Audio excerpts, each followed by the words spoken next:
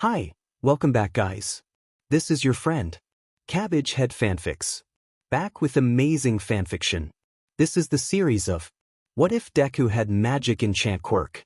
Now before starting, please give this video a like and subscribe to the channel if you want more videos like this.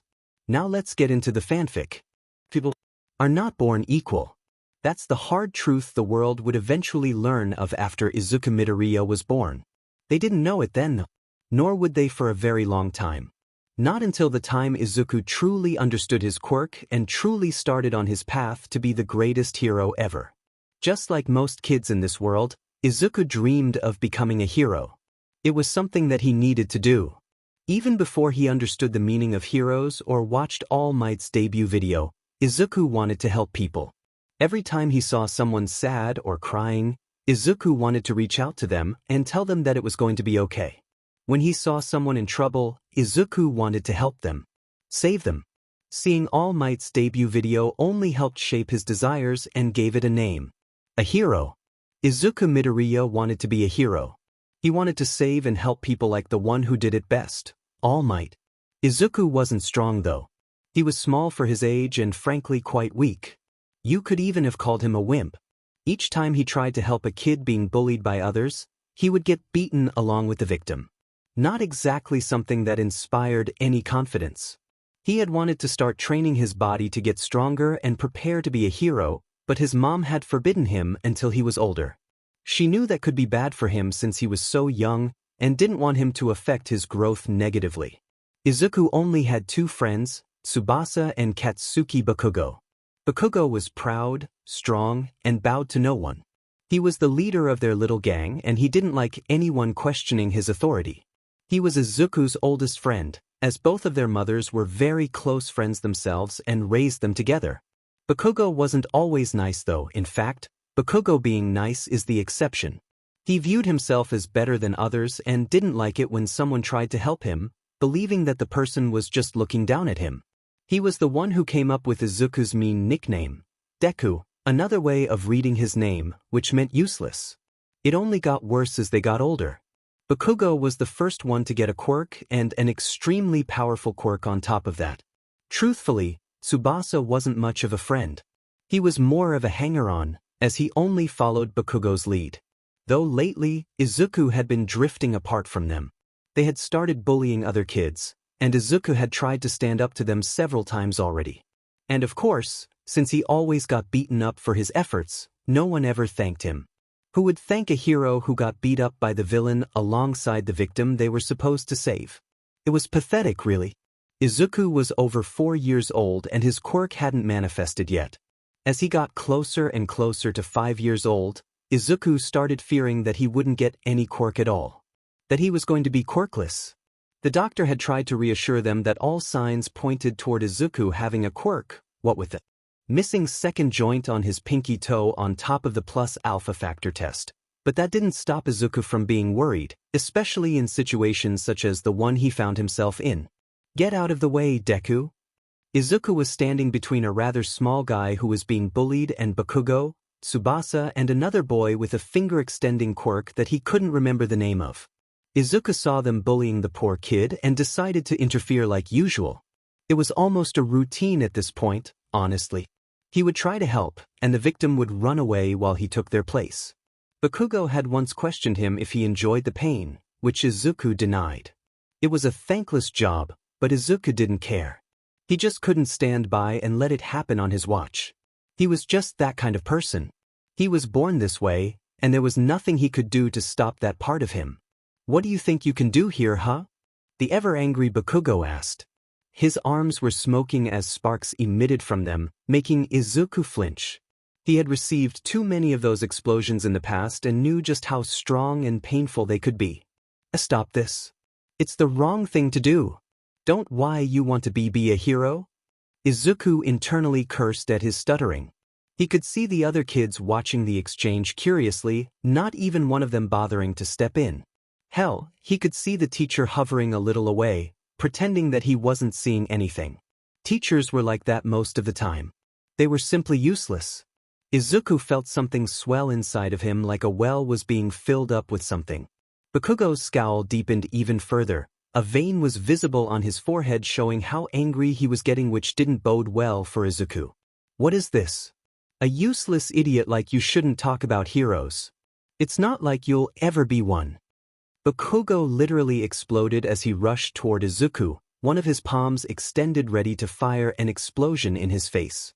The bubble of something fought inside of Izuku, swelling further and fighting to get out as Bakugo got closer. He yelled, out of fear or frustration, he knew not. He was surprised, however, that instead of releasing a pathetic scream, a beam of emerald energy erupted from his mouth, striking Bakugo and sending him flying. What was that? Was that a quirk? Before Izuku could celebrate his quirk, the finger guy used his to wrap his fingers around Izuku's mouth. Unable to open it, he couldn't use the same attack as before. However, Izuku still felt the energy swell inside of him. On instinct, he pushed out his palm. A green blast of energy was launched as it struck the finger guy, making him release Izuku. Deku! The scream of pure rage made Izuku turn toward his former childhood friend. Bakugo was roughed up, his shirt ruined and nose bleeding. The hateful glare that he had eclipsed anything that Bakugo had given him before now. Bakugo was furious. Before things could escalate even further, the teacher finally stepped in. All right, Bakugo Midoriya. That's enough. He said as if he wasn't watching the whole thing from the start. Bakugo, go to the nurse's office. Bakugo looked ready to object, but a stern look from the teacher made him huff and comply. Not before he gave Izuku a withering glare. There was a promise of future pain in it. Izuku, on the other hand, was swarmed by other students who expressed their happiness and excitement for Izuku's quirk. People asked to be his friend, and some started asking about his amazing quirk. For a few moments, Izuku was happy that he finally had a quirk. He finally had friends. Until he remembered that none of them bothered to help just a few moments prior before he could use his quirk, and the happy feeling disappeared. Negative emotions were a part of everyone's life. They played an important role in making people appreciate the finer parts of life. They made it even more beautiful. After all, one would value the sun more after spending days in the dark. They gave meaning to the lovely parts of life as, without it, they'd become rather dull after a time. It was once said that no one appreciated what they had until it was gone, and people don't truly cherish happiness until they've tasted sadness. One of these negative emotions was loneliness. For some, it was perhaps the worst of it all and the most painful. Izuku was very lonely. It had been more than a year since he awakened his quirk, and the other kids had immediately flocked to him. After having been ignored and mistreated by his peers for years, suddenly everyone thought he was the coolest. It had been overwhelming. He had stopped being friends with Bakugo and Tsubasa after that fateful day. He realized they had never been his friends at all. That they had always looked down on him in truth and treated him as a minion, not a friend. They thought of him as a funny joke. Maybe they thought him a charity case? The realization that he was all alone had driven Izuku to accept everyone else. At least at first. It quickly became clear that the other kids were barely better than Bakugo and Tsubasa. They only cared about his quirk, not him. They wanted to see Izuku with the flashy, powerful quirk, not the nerdy Izuku. Not wanting to be used by fakes, he distanced himself from them and treated them as classmates. Nothing more. Yet still, Izuku longed for some true friends. Having no one to play with. No one to trust. No one to laugh and enjoy life with. It wasn't a happy feeling. Izuku looked at the figurine in his hands. It was one of a not-so-well-known heroine. In fact, Izuku was barely able to find anything about her. The figurine was of a beautiful woman with a slender yet voluptuous frame, and at the same time, she was well-built as befitting a heroine. She was fair-skinned and had a small mole below her bottom lip and sharp eyes. Her hair was dark and straight, kept shoulder-length with the exception of a clump of short bangs hanging above her forehead, styled in a half-up half-down bun. Izuku thought that she greatly reminded him of his own mother, and he wondered if they were distantly related. He doubted that, of course, but the thought endeared the figurine to Izuku more. Her hero costume consisted of a dark, sleeveless bodysuit with a high collar, yellow elbow-length gloves, and white knee-high boots. Around her waist was a belt with an angular golden buckle, a small cape attached around the back which hung down to her knees, and over her shoulder was a longer cape, buttoned to the shoulders of her bodysuit. The heroine struck an impressive pose with her hands on her waist and a grin that matched All Might's. The few articles, low-quality photos, and videos that he had found indicated that she was a pro hero over 30 or 40 years ago. Not much was known about her or her fate, but given that she had disappeared a long time ago, she most likely was either dead or retired to a quiet place. Her hero name was apparently Sky Gal, Nana. She seemed able to float, hence the name, and had great physical power that reminded him of All Might. Not to the same level, obviously, but she had been much stronger than her frame would have suggested. Izuku found out that All Might had financed the release of this line of figurines, making him wonder if they were related. He wasn't sure if it was because it was one of a kind, or because it reminded him of his mother, but Nana was one of his favorite figurines in his collection. Hero merchandise about pro heroes from long ago was quite rare, so in a way, it reminded him of himself. "You're lonely just like me, aren't you?" People might think of him as an idiot for talking to a figurine, but Izuku was still only a 6-year-old kid with no friends. And he was really frustrated and bored. "I wish that people would stop trying to be my friend just for my quirk. I really want some real friends. People who don't want to use me and who don't go around trying to put me down." A certain explosive blonde kid came to mind. That frustration made Izuku lose control of his quirk as emerald energy started surrounding the figurine. Not that Izuku noticed. "I really want a friend. You want one too, don't you? I wish you could be my friend. I want you to be my friend so that I can talk to you." Finished Izuku with a frustrated yell, his eyes closed, so he never noticed the brief green flash of light. "You're really squeezing me too hard. Ease up a little, buddy." Izuku blinked at the unfamiliar sound. He looked around the room and saw nothing. He shrugged, thinking that he was imagining things. "Down here, Izuku." Izuku blinked as slowly looked down to the figurine being held in his hands, seeing it struggle to get out of his grip. He blinked and blinked again before he fainted. Izuku came back to the world a few minutes later as he opened his eyes. "That was a weird dream." Izuku heard a voice. "You're finally awake."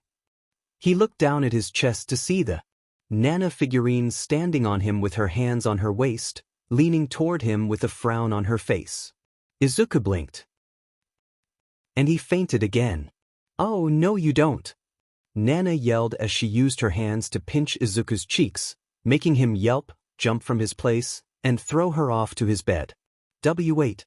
This is real." Izuku screamed as he stared wide-eyed at the talking and moving figurine in front of him. He was thankful that his mother was out of the house for the time being. "Of course I'm real." The figurine stomped its foot, showing its anger. Izuku looked at it in disbelief. "How? Is this some kind of feature? Like, take care of this figurine for an X number of months and she'd talk back to you? What kind of feature is that? And you think that this kind of technology exists?" Nana questioned with a raised eyebrow. "I'm like this because of you." Izuku was taken aback by that.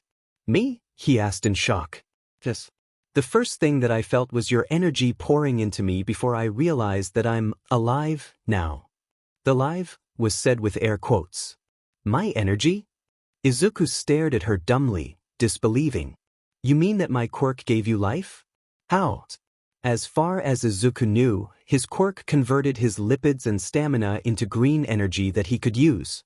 While it was powerful, it never displayed any special powers as far as he knew. Though to be fair, it wasn't like he ever tried it before. Even then, going from an energy blast that could destroy a rock to even thinking that it could give life was pretty far-fetched. He only used it as a form of attack.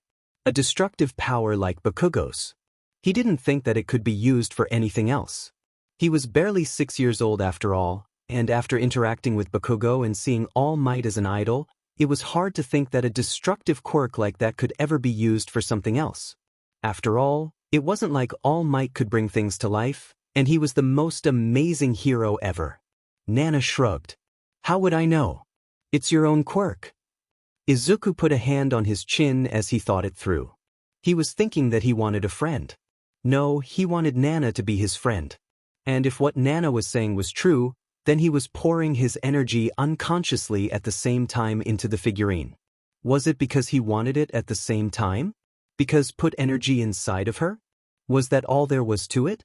Is it limited to giving life to inanimate objects? Izuku, you're mumbling like crazy. Answering Nana. I can call you Nana, right? Nana nodded happily with a smile. Of course. You wanted a friend, didn't you? That's what I am. Nana is my name, and it'd be weird if you called me Sky Gal. Izuku felt a brief warmth at finally having a friend, but the situation demanded his attention as he realized something important. Are you the real Sky Gal somehow or what? Or are you simply her figurine which can talk and walk? I'm not really sure. I know that Sky Gal's real name is Nana Shimura. I have a few memories here and there from her. A friend called Torino and a blonde boy I called Toshi. I know that I or she was killed by a villain, but nothing more than that. It's like there is something missing. I know things that happened after that, or I know what you know. Izuku pondered that for a few moments. There wasn't enough information for them to paint a full picture. The fact that she knew information that he didn't know suggested that maybe his quirk worked on compensating for what he couldn't have known somehow. Was she Nana Shimura? If yes, then how? Or did his quirk somehow get some memories of the real thing? Was it because he was thinking of the hero and wanted her figurine to be his friend? Was it because she was already dead? There were too many unknowns for that.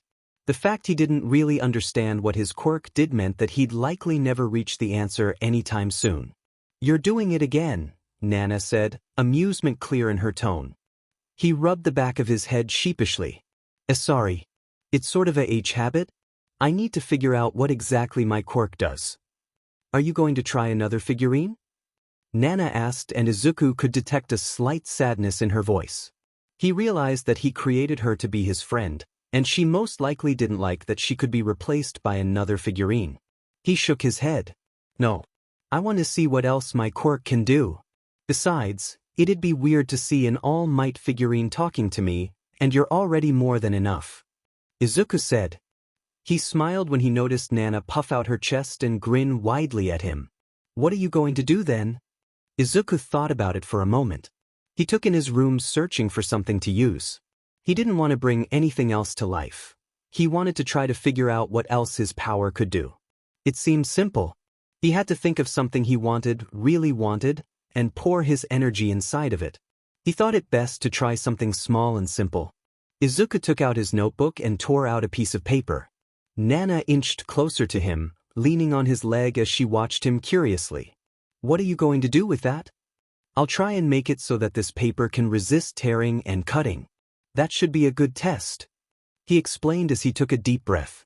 He concentrated as emerald energy surrounded his hands and enveloped the paper. No matter what anyone did to the paper, it would not rip.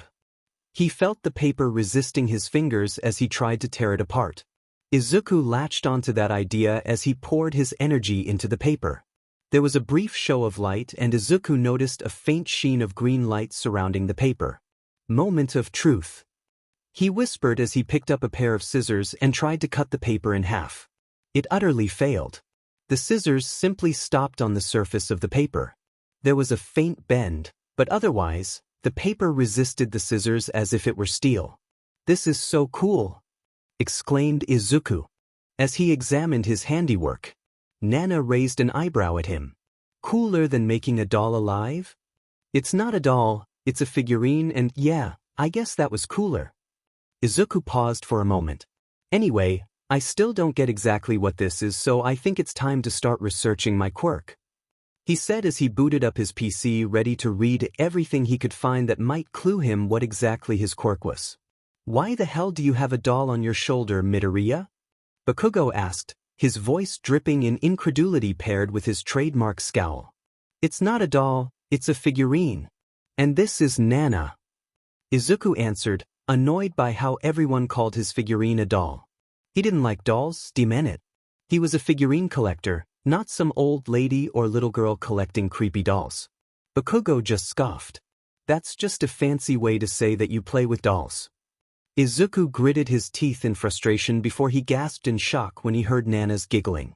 His first friend betrayed him. The students around them, including Bakugo, stared wide-eyed at her.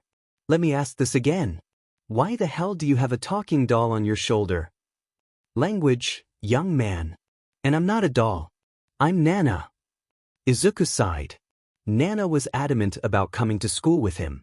Nothing he could say swayed her mind as she clung to him, saying that friends don't leave each other alone. He didn't want to take her with him precisely for this kind of situation. My quirk brought her to life. He grinned at the looks of shock and amazement in the crowd. This was definitely something he could be proud of. Of course, that only served to make Bakugo angrier, going back to using his old nickname for Izuku every time whenever he was said. The hell are you talking about, Deku? Since when can your quirk do that? Explain. Sparks started flying from his clenched fists. Izuku pushed down his old fears from before he had a quirk as he shook his head, crossing his arms over his chest. I don't owe you an explanation, Bakugo. Bakugo snarled, looking like he was about to charge at him, but the teacher entering the classroom stopped them both. Bakugo, Midoriya. Please sit down and don't start a fight first thing in the morning. Midoriya, please explain why you have a doll on your shoulder and how that was thanks to your quirk. If I remember correctly, your quirk allows you to turn your lipids and stamina into energy that you can use to do various attacks. It's not a doll, HIATUS-sensei. Izuku grumbled as Nana snickered at him again. Why are you laughing? You're the one they're calling a doll. He whispered at her, making her shut up. As for my quirk, I'm sorry, sensei, but I'd like to keep that a secret for now until I can understand it better. It was a recent development. His teacher frowned but nodded. The rest of the class were obviously disappointed by that. Izuku didn't feel like explaining his quirk to these people. The reactions when he discovered his quirk the first time gave him an indication of what their reactions would be now. He didn't owe them an explanation, and Nana had advised him against freely giving information about his quirk just yesterday. You don't want me to update my quirk registration files? Izuku asked, surprised by what Nana had just asked of him. After he realized what his quirk really was. He planned on updating his quirk registration files, but Nana objected to it. Izuku, your quirk is incredibly powerful and versatile. Its potential dwarfs many quirks. As a child now, not many would be interested in you. However, as you grow up and people know about it, many will seek to use it through you. Villains, shady characters, governments, etc. Most would merely check your files and rarely dig further into your life unless they were interested in the first place. So, don't give them a reason to. Her serious expression showed that she believed that the topic was serious enough. Even her usual grin wasn't present. They're going to discover about my quirk eventually anyway. What's the point? He eventually would go to a hero school, become a sidekick and then a pro hero. It wasn't like he could hide it forever. Nana nodded. True, but that gives you time to prepare first. Plus you'd have your own hero school to protect you against such things. UA especially if you decide to go there. As it is now, you're just a 6-year-old kid with no allies or pro heroes around. You're easy pickings for anyone who would exploit you, she said. And as far as I know, there isn't any penalty for that, is there? Izuku shook his head. No, there aren't. I guess you're right. Nana smiled smugly. Of course I am. Nana. Izuku. The dinner is ready. His mother's voice came before he could whine or grumble at Nana. The first time his mother had met Nana was hilarious. It took them more than half an hour to get his mother to finally calm down after a series of panicking, fainting, and screaming at possessed dolls and something about Annabelle. After they explained everything they knew about Nana at the time, his mother was quick to accept her and treated her like her own daughter. Nana herself had taken a liking to his mother. She had said that his mother reminded her of her own back when Nana Shimura was a little girl. Nana was also fond of his mother's cooking, especially her katsudon, which led to a lot of food competitions between her and Izuku as they fought over who'd eat more katsudon than the other. It was weird seeing a former figurine eat food and drink water like any normal person. Nana didn't need to eat food, but she chose to because she enjoyed it. The dinner was katsudon, which was Izuku's favorite food. Inko, Is there an open space nearby where Izuku can train? Nana asked suddenly a few minutes after they started eating their dinner. Izuku was already clearing his second bowl.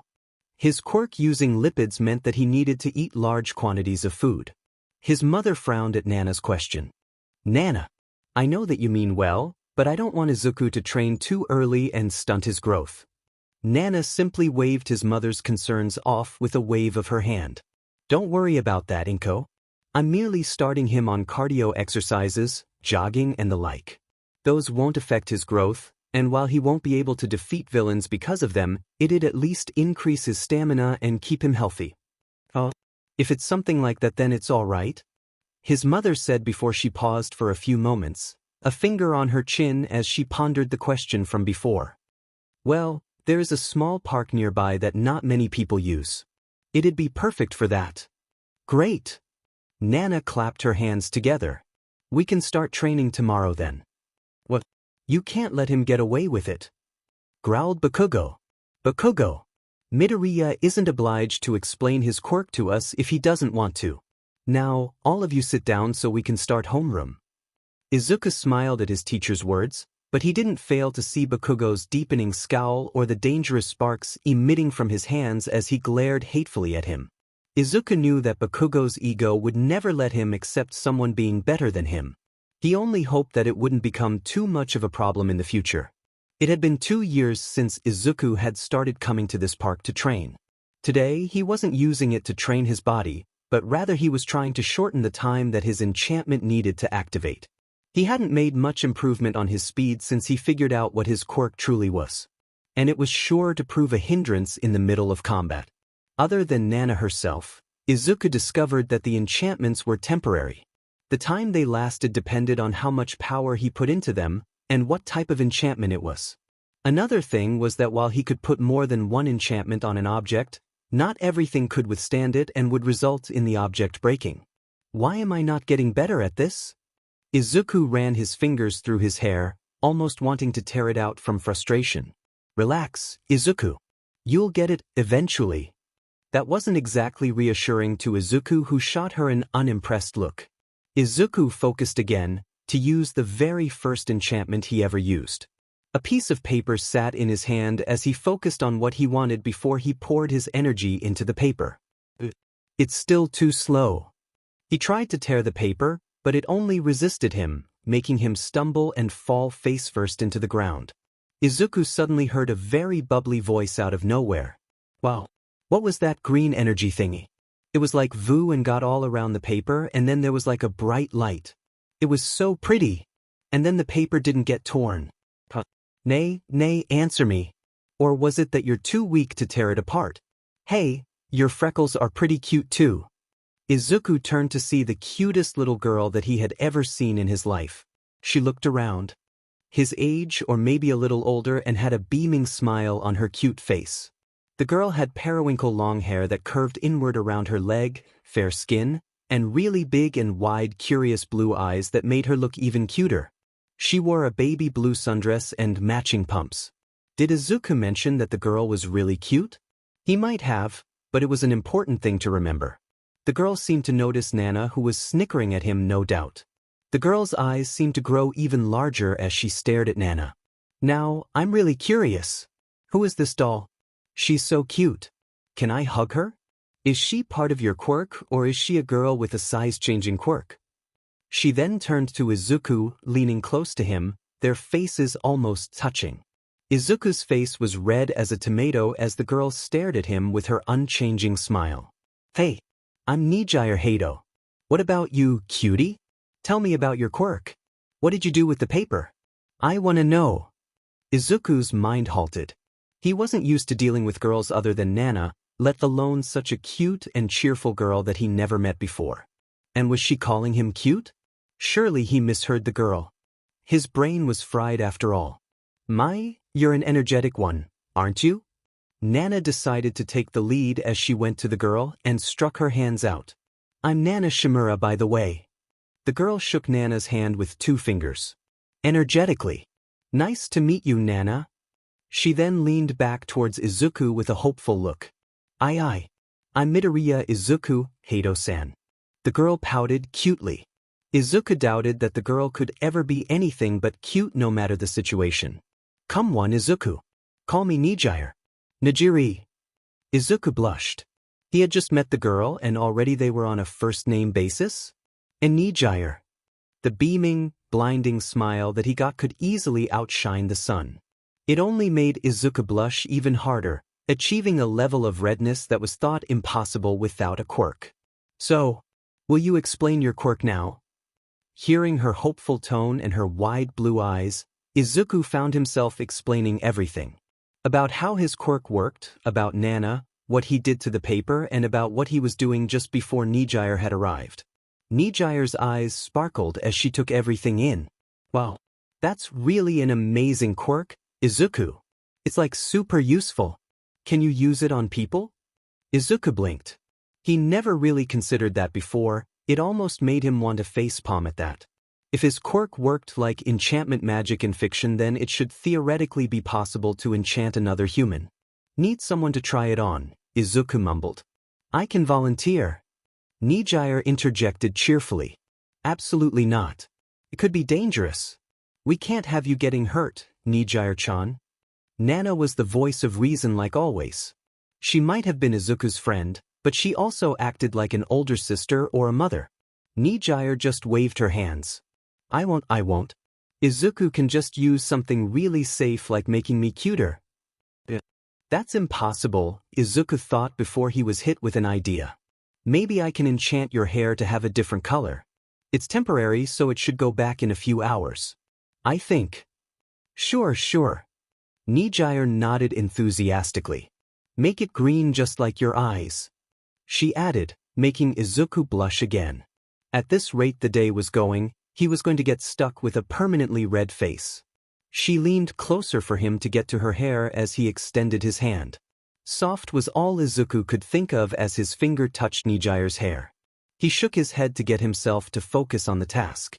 Izuku focused on gathering his energy before he began concentrating on imagining her hair green.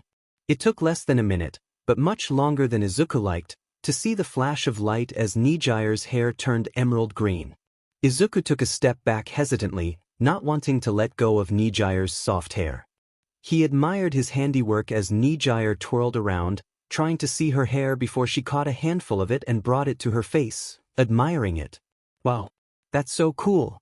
I really like my hair like this. I think green is going to be my favorite color after blue. She gushed before she hugged Izuku. See, I knew you could do it. Izuku could only nod dumbly as he was hugged for the first time by a girl. He could hear Nana snickering at him, but his mind wasn't really in the right state to even get angry at her. Not when he felt so peaceful and warm. He almost whined when Nijire released him. Izuku suddenly had a thought. And Nijire, you didn't tell me about your quirk. Nijire blinked dumbly for a moment before she hit the palm of her hand with the other, her mouth forming a perfect, "Oh, how could I forget? My quirk is called wave motion. I can convert my own VVV something," the sight of her struggling to remember the word was adorable, "into energy and release it like this." She aimed her hand at the tree and a spiraling torrent of yellow power shot at it, cracking the tiniest bit of bark. She let out a cute little groan. "Mao, it's really slow and makes me tired when I use it." She pouted. Izuku's eyes sparkled as he heard about her quirk. Wow, that's amazing. That's a seriously powerful quirk. The more you train, the better your attacks should be. I can easily see you being a great pro hero. Maybe you could even fly if you shoot it from your feet. That would give you greater mobility and mumble dash. Izuku was brought out of his mumbling spree when he heard a cute giggle. He looked at Nijire who was giggling at him before she leaned forward.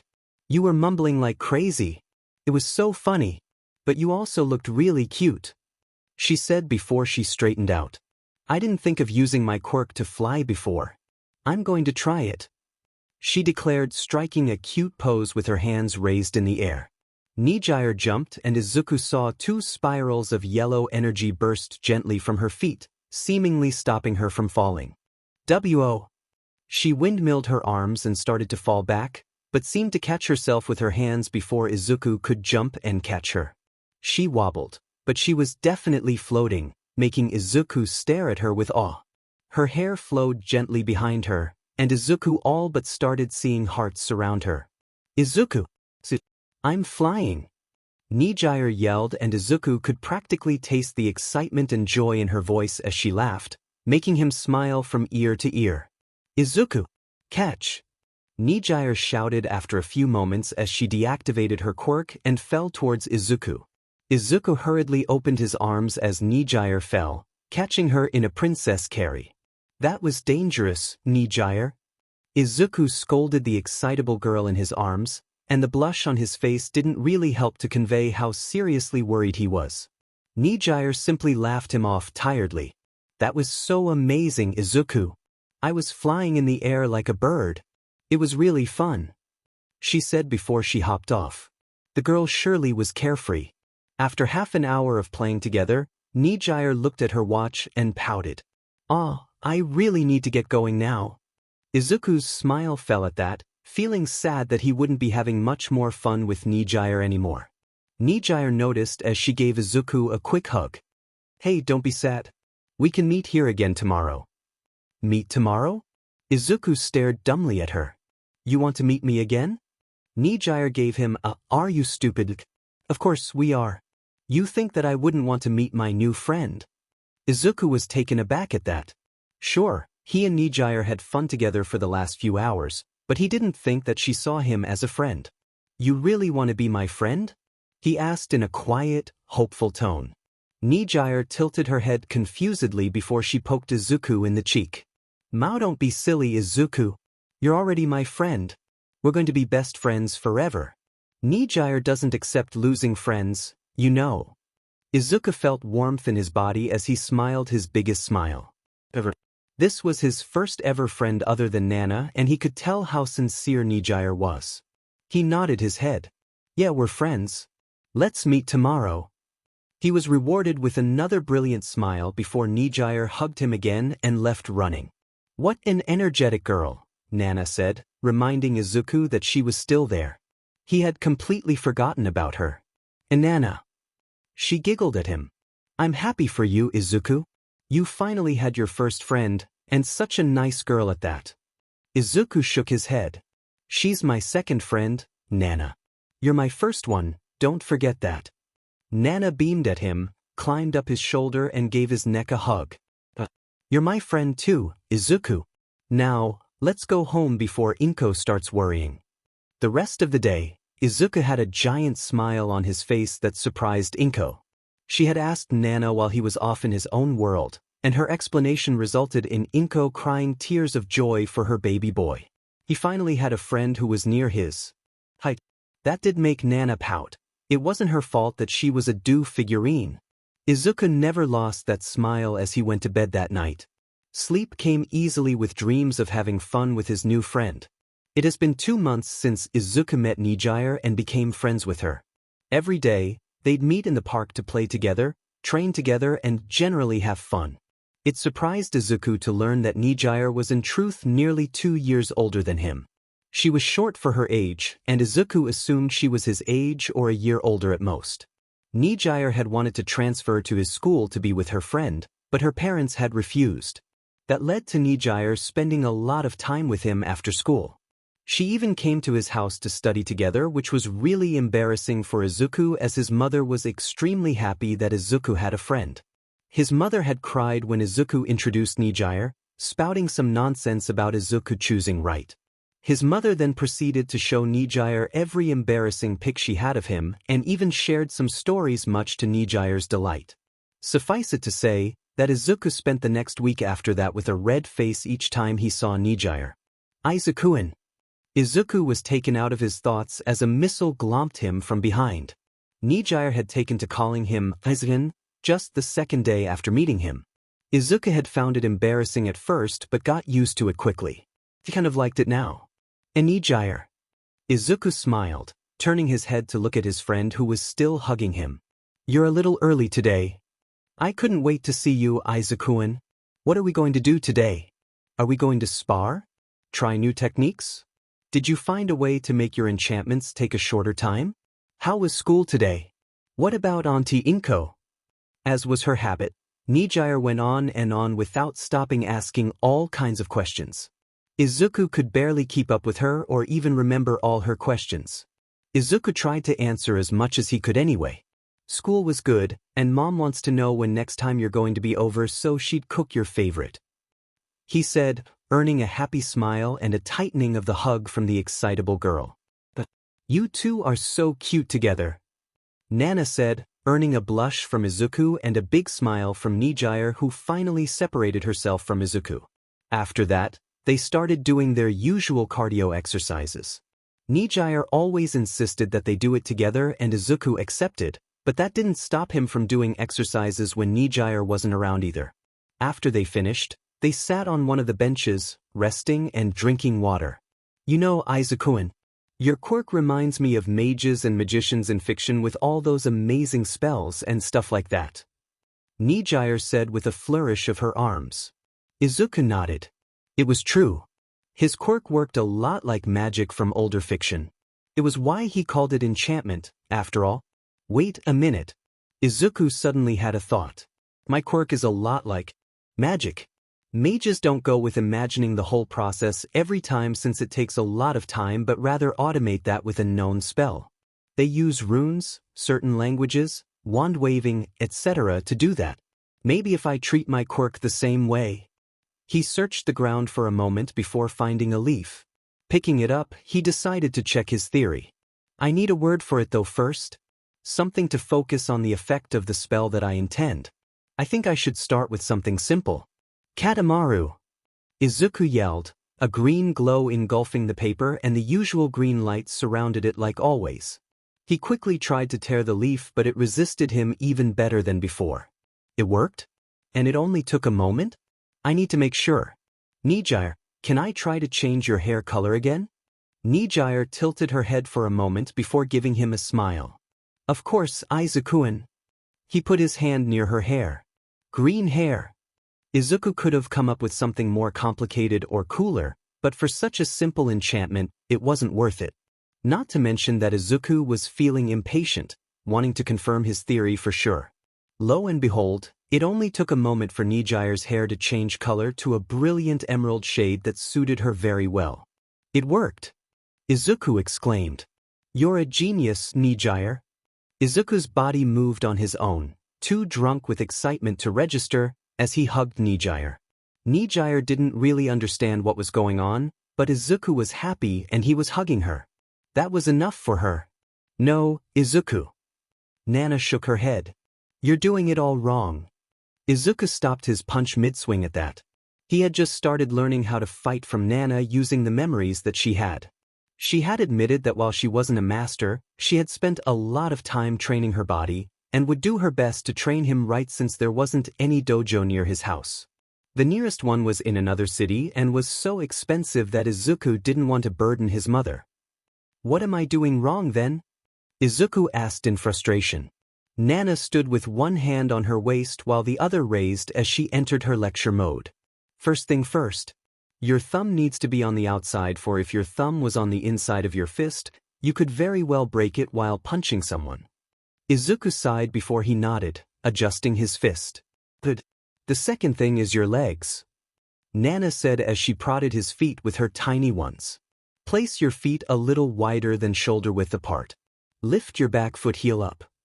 I'm doing this right, Nana? Asked Nijire, who had decided to join in Izuku's training. Nana shook her head. Point your toes in the direction of your punch. Pointing your feet away from your target will result in a less powerful punch. And keep your knees bent.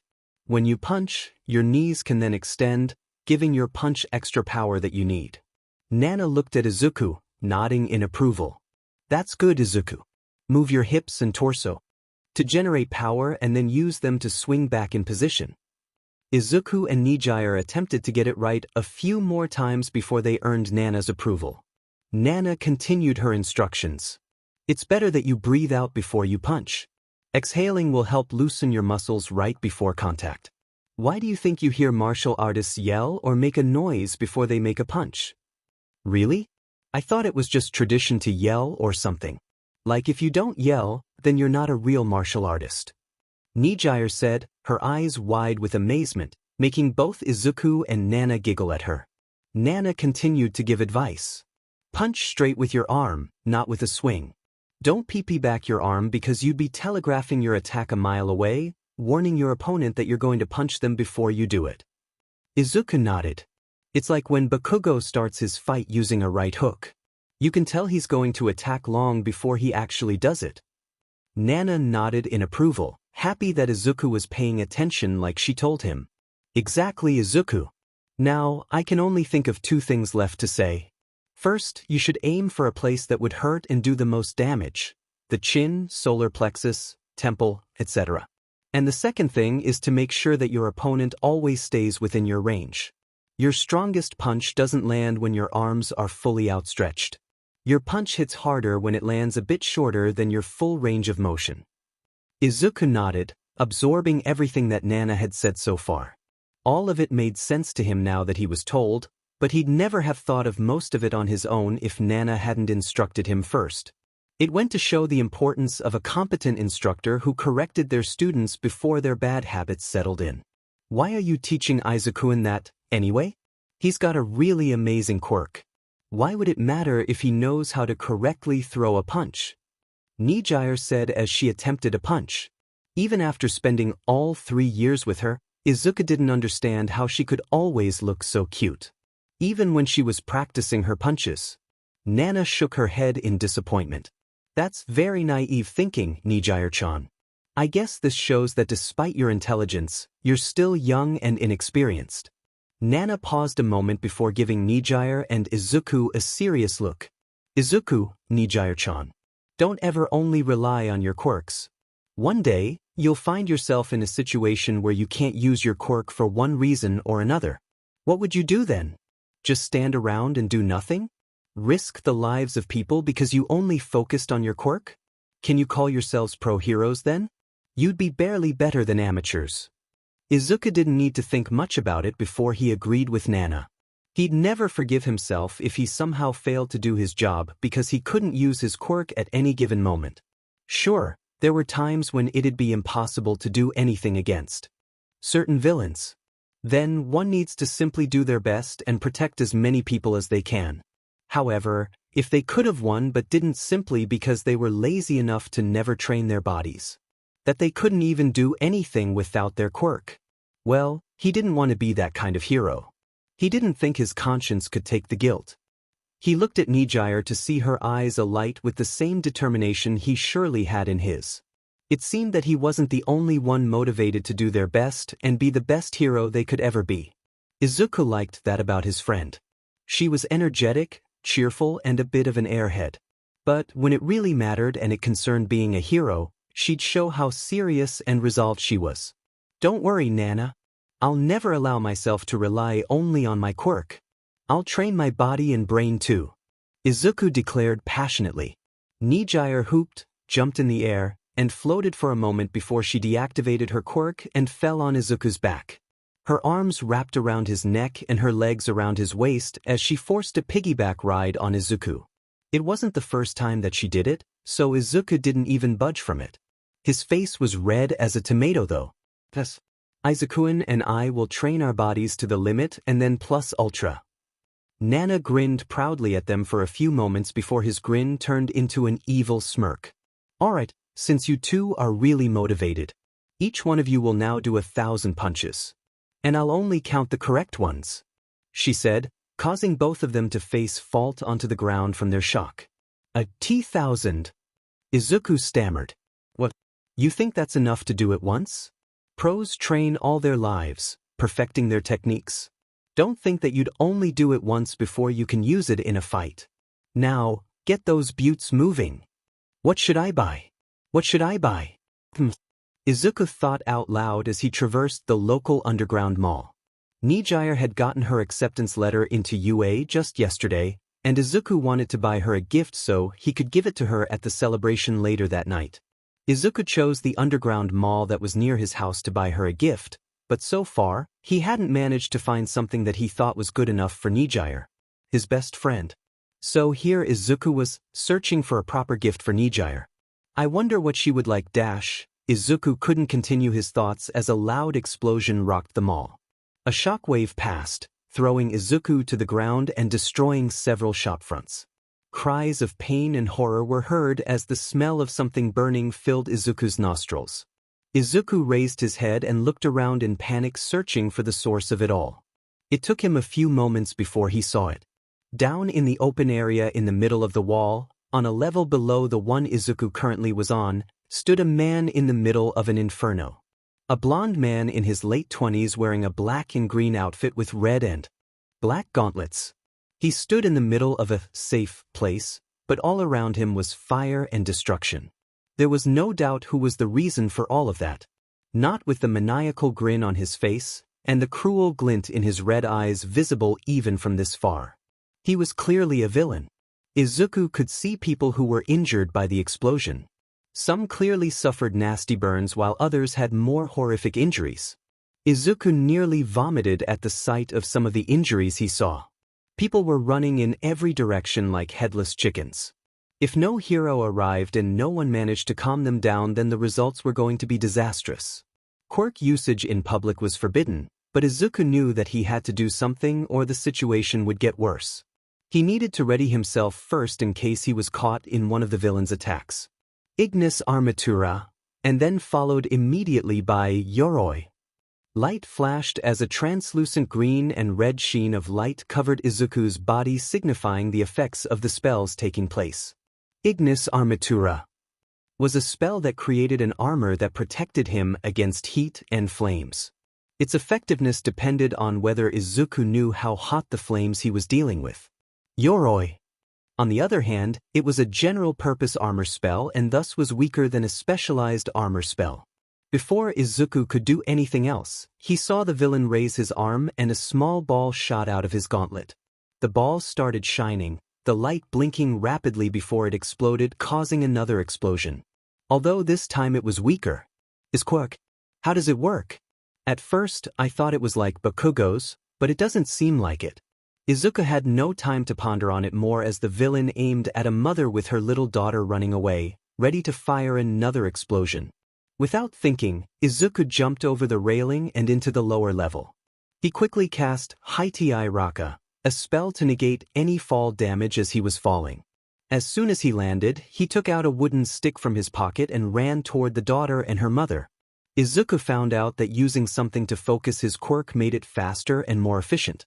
He also found out that a normal stick couldn't take more than a few enchantments before it broke. Izuku raised his wand as he took aim. Kenmon! He yelled just as the villain threw another of his exploding ball. A shimmering green semicircular barrier surrounded the mother and her daughter just in time for it to intercept the ball. The ball exploded as soon as it hit the barrier, sending fire and shockwaves all around it, unable to penetrate it. The villain saw that his attack didn't work and took notice of Izuku. He scowled at him. "You little sheet. That was your doing, wasn't it? You want to be a hero? How about I kill you too?" "I won't let you, villain."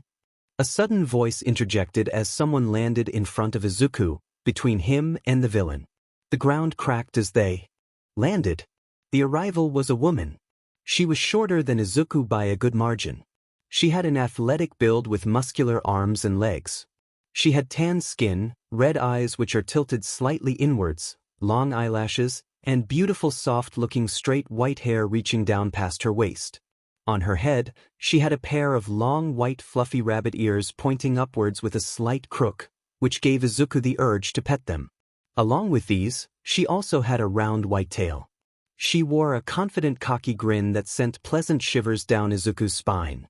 The girl was extremely beautiful, maybe the most beautiful girl he had ever seen, but her beauty wasn't the only reason that made Izuku extremely flustered, his face turning an unhealthy shade of red. No, it was what she was wearing.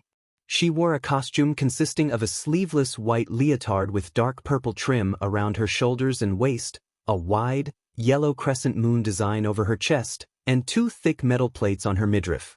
She also had purple thigh-high boots to complement her leotard, with more plating around the heel and two areas, making her feet look like those of a rabbit.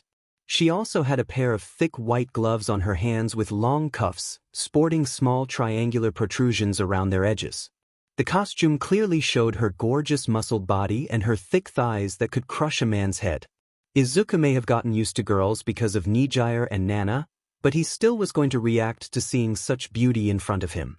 A beauty he recognized as the rabbit hero, Miruko. A new heroine that started working with the pro hero, Lion King, Lionel as his sidekick. The new heroine was vocal about her dislike of working with others, but she was required to work as a sidekick for a certain time before she was allowed to debut as a pro hero. Miruko looked at him, a grin on her face. That was a good save, kid. I saw it but couldn't make it here in time.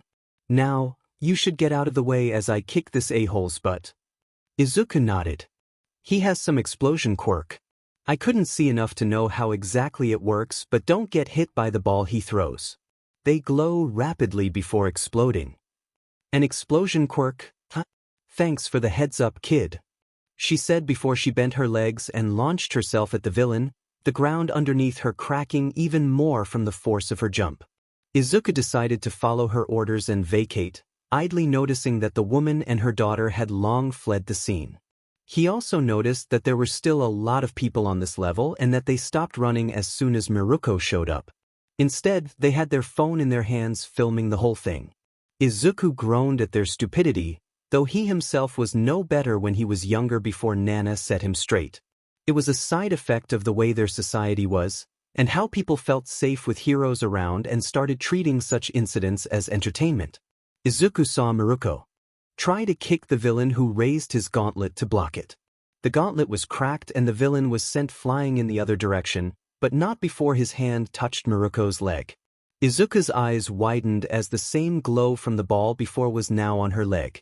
A moment later, a large explosion engulfed Miruko, sending her flying into a wall with a cry of pain. Izuku stared horrified at the sight of Miruko's burned leg. Burned and mangled skin and meat, and her leg's covering was completely destroyed. Other parts of Miruko's body suffered slight burns, but it was a miracle that her leg was still intact. Sheet! Miruko cursed, standing on her feet, blood dripping from one leg.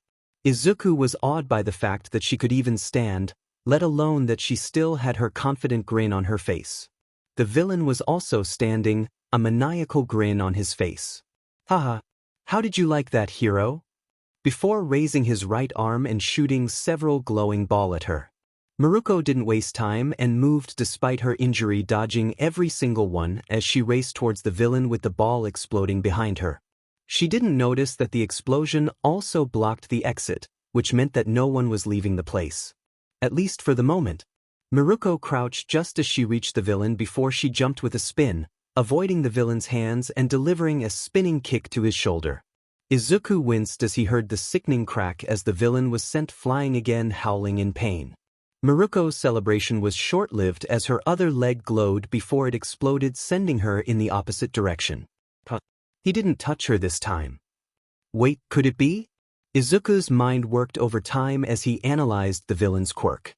He looked at Miruko to see that she was in a worse condition than before. Now her other leg was as bad as the first one. Izuku gazed wide-eyed, admiration clear in his eyes as Miruko yet again stood, ready to attack the villain again. She was a true hero, that one. He shook his head, however, to dismiss his awe of her. Now wasn't the time, as he needed to tell her what his hypothesis was. Miruko, I think his quirk lets him turn anything that touches him into a bomb. Izuku yelled as he racked his brain, searching for a way to deal with this villain. Miruko didn't have any long-range attacks and relied on close-range combat. It'd be suicidal of her to face him like that. Miruko clicked her tongue. Didn't I tell you to run, kid? She growled at him. Izuku pointed at the exit. The exit is blocked by the explosions from earlier. No one can leave here for now. Miruko's eyes widened as she looked at the exit before taking in everything around her. She scowled at the people who were still standing like morons, filming the fight. What the F are you doing, you morons? Get your sorry buttes inside one of these stores. She shouted at them. The pure rage in her voice and the furious glare sent them running inside a nearby store. Even Izuku feared for his life. Before everyone could enter the store, however, several glowing balls were seen flying in their direction. Izuku acted fast, using his energy breath attack to explode the ball long before they reached their targets. Izuku turned to the heroine who was standing now in front of the villain, ready to tackle him again. Miruko, you can't take him on alone. You're not suited to dealing with his quirk. Izuku was already casting the next spell, Velox Motus, that allowed him to enhance his body's speed and reflexes.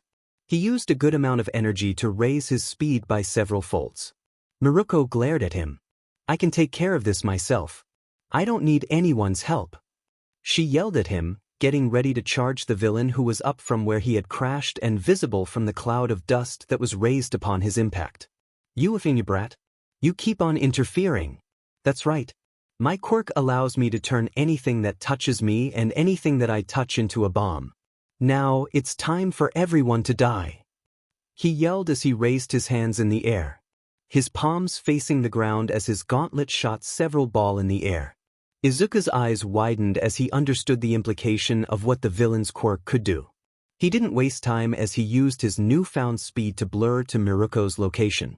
He put an arm on her back and the other behind her knees as he forcibly carried her and ran as fast as he could to the same store that the others had gone into. The ball exploded, sending fire and shockwaves everywhere and bringing more destruction. What? A shocked Miruko shouted. What the F-? Let me down. I don't need your help to move. She snarled, struggling to get free. Izuku held onto her tighter as he made it inside the store, closing the door behind him, just as the villain was bringing his arms down, aiming his hands toward the ground. Mentally apologizing, Izuku non-gently put Miruko on the ground before he aimed his wand at the storefront. Aegis. Himamaru. Deus Armis. He quickly cast 3 consecutive enchantments. He felt the huge drain in his reserves as he enforced the storefront to withstand the explosion, fire and shockwaves. He made it in time just as the villain's hands touched the ground. The ground glowed for a moment, blinking rapidly before a massive explosion went off, shaking the whole mall as fire, debris and shockwaves slammed into the enchanted storefront. The people behind him shrieked and yelled in fear as they dove to the ground hoping to escape certain death. However, while the storefront shook and was bathed in red light from the fire, nothing made it inside as Izuku's enchantments held, successfully stopping the explosion from destroying the store and roasting everyone inside. Sheet. Miruko cursed as she shakenly stood up. See why I told you that you're not suited to face him? Izuku rounded on her. Miruko huffed, crossing her arms and averting her gaze. I don't need anyone's help to defeat him. Izuku raised an eyebrow, idly amused by her childish reaction. How were you planning on fighting after you knew how his quirk works? I'd have just continued on attacking him. A few hits and his body would have been too injured to fight anymore. Either my body gave up first or his quirk. Izuku goggled at her answer. What the hell? That's suicidal. Miruko glowered at him. Putting her arms on her waist, she leaned closer so that her face was directly in front of Izuku's. Izuku almost took a step back. If it meant taking him down and protecting the civilians, then I don't mind dying for the greater good. Izuku stared at her in total shock. A part of him admired her conviction and her will to pay the ultimate price to save people. She was a true hero. Another part of him was annoyed at her pride. That she'd throw her life away just because she didn't accept anyone's help. I wonder what the hell happened to her that she's so against accepting anyone's help. He narrowed his eyes at her, preparing himself mentally. Now isn't the time for your pride, Miruko? Why should you die for scum like him? You should live another day to save more people. Please, let me help you. I don't know why you refuse to work with others, but I promise that I won't let you down. Izuku pleaded with her to understand while outside the fires raged on as more explosions were heard. Miruko held his gaze for a few moments before she averted it. Her hand moved through her hair, rubbing her head angrily, a scowl on her pretty face. She growled before sighing in defeat. Fine. I'll trust you to help me this one time, she said, clearly embarrassed that she needed someone's help, a dusting of pink on her cheeks. The sight of the blushing beautiful heroine brought red to Izuku's own cheeks. Let me use some enchantments on you first. The wand was getting worn out, Izuku noticed. It'd last until he finished enchanting Miruko, but no more. Jujutsu Kenko.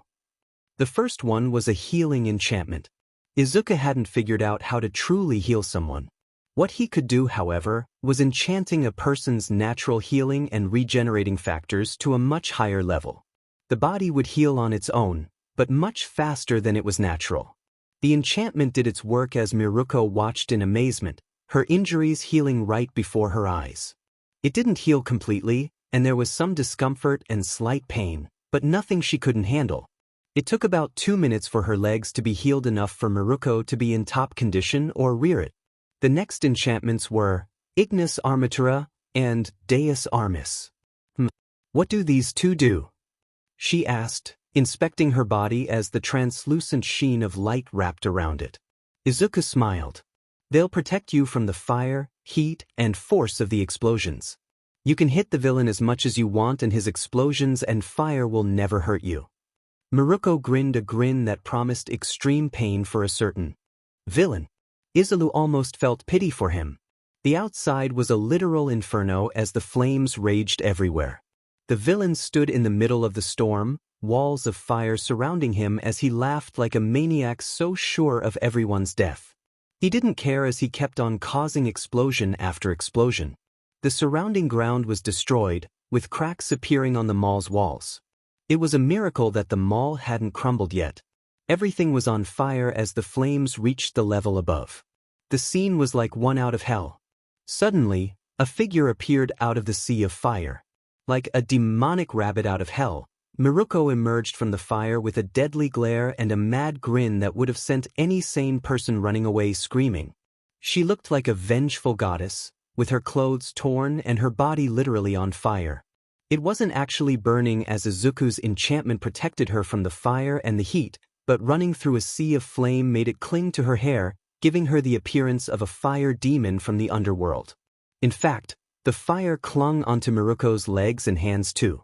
The villain didn't get to fully comprehend what happened as Miruko used her incredible leg strength to perform a cartwheel, delivering several flaming kicks to the villain.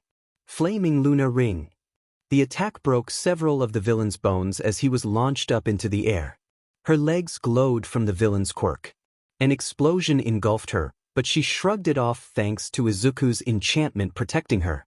Miruko wasn't feeling merciful as she planted her leg into the ground and bent her knees before launching herself into the air, shattering the already destroyed ground into pieces.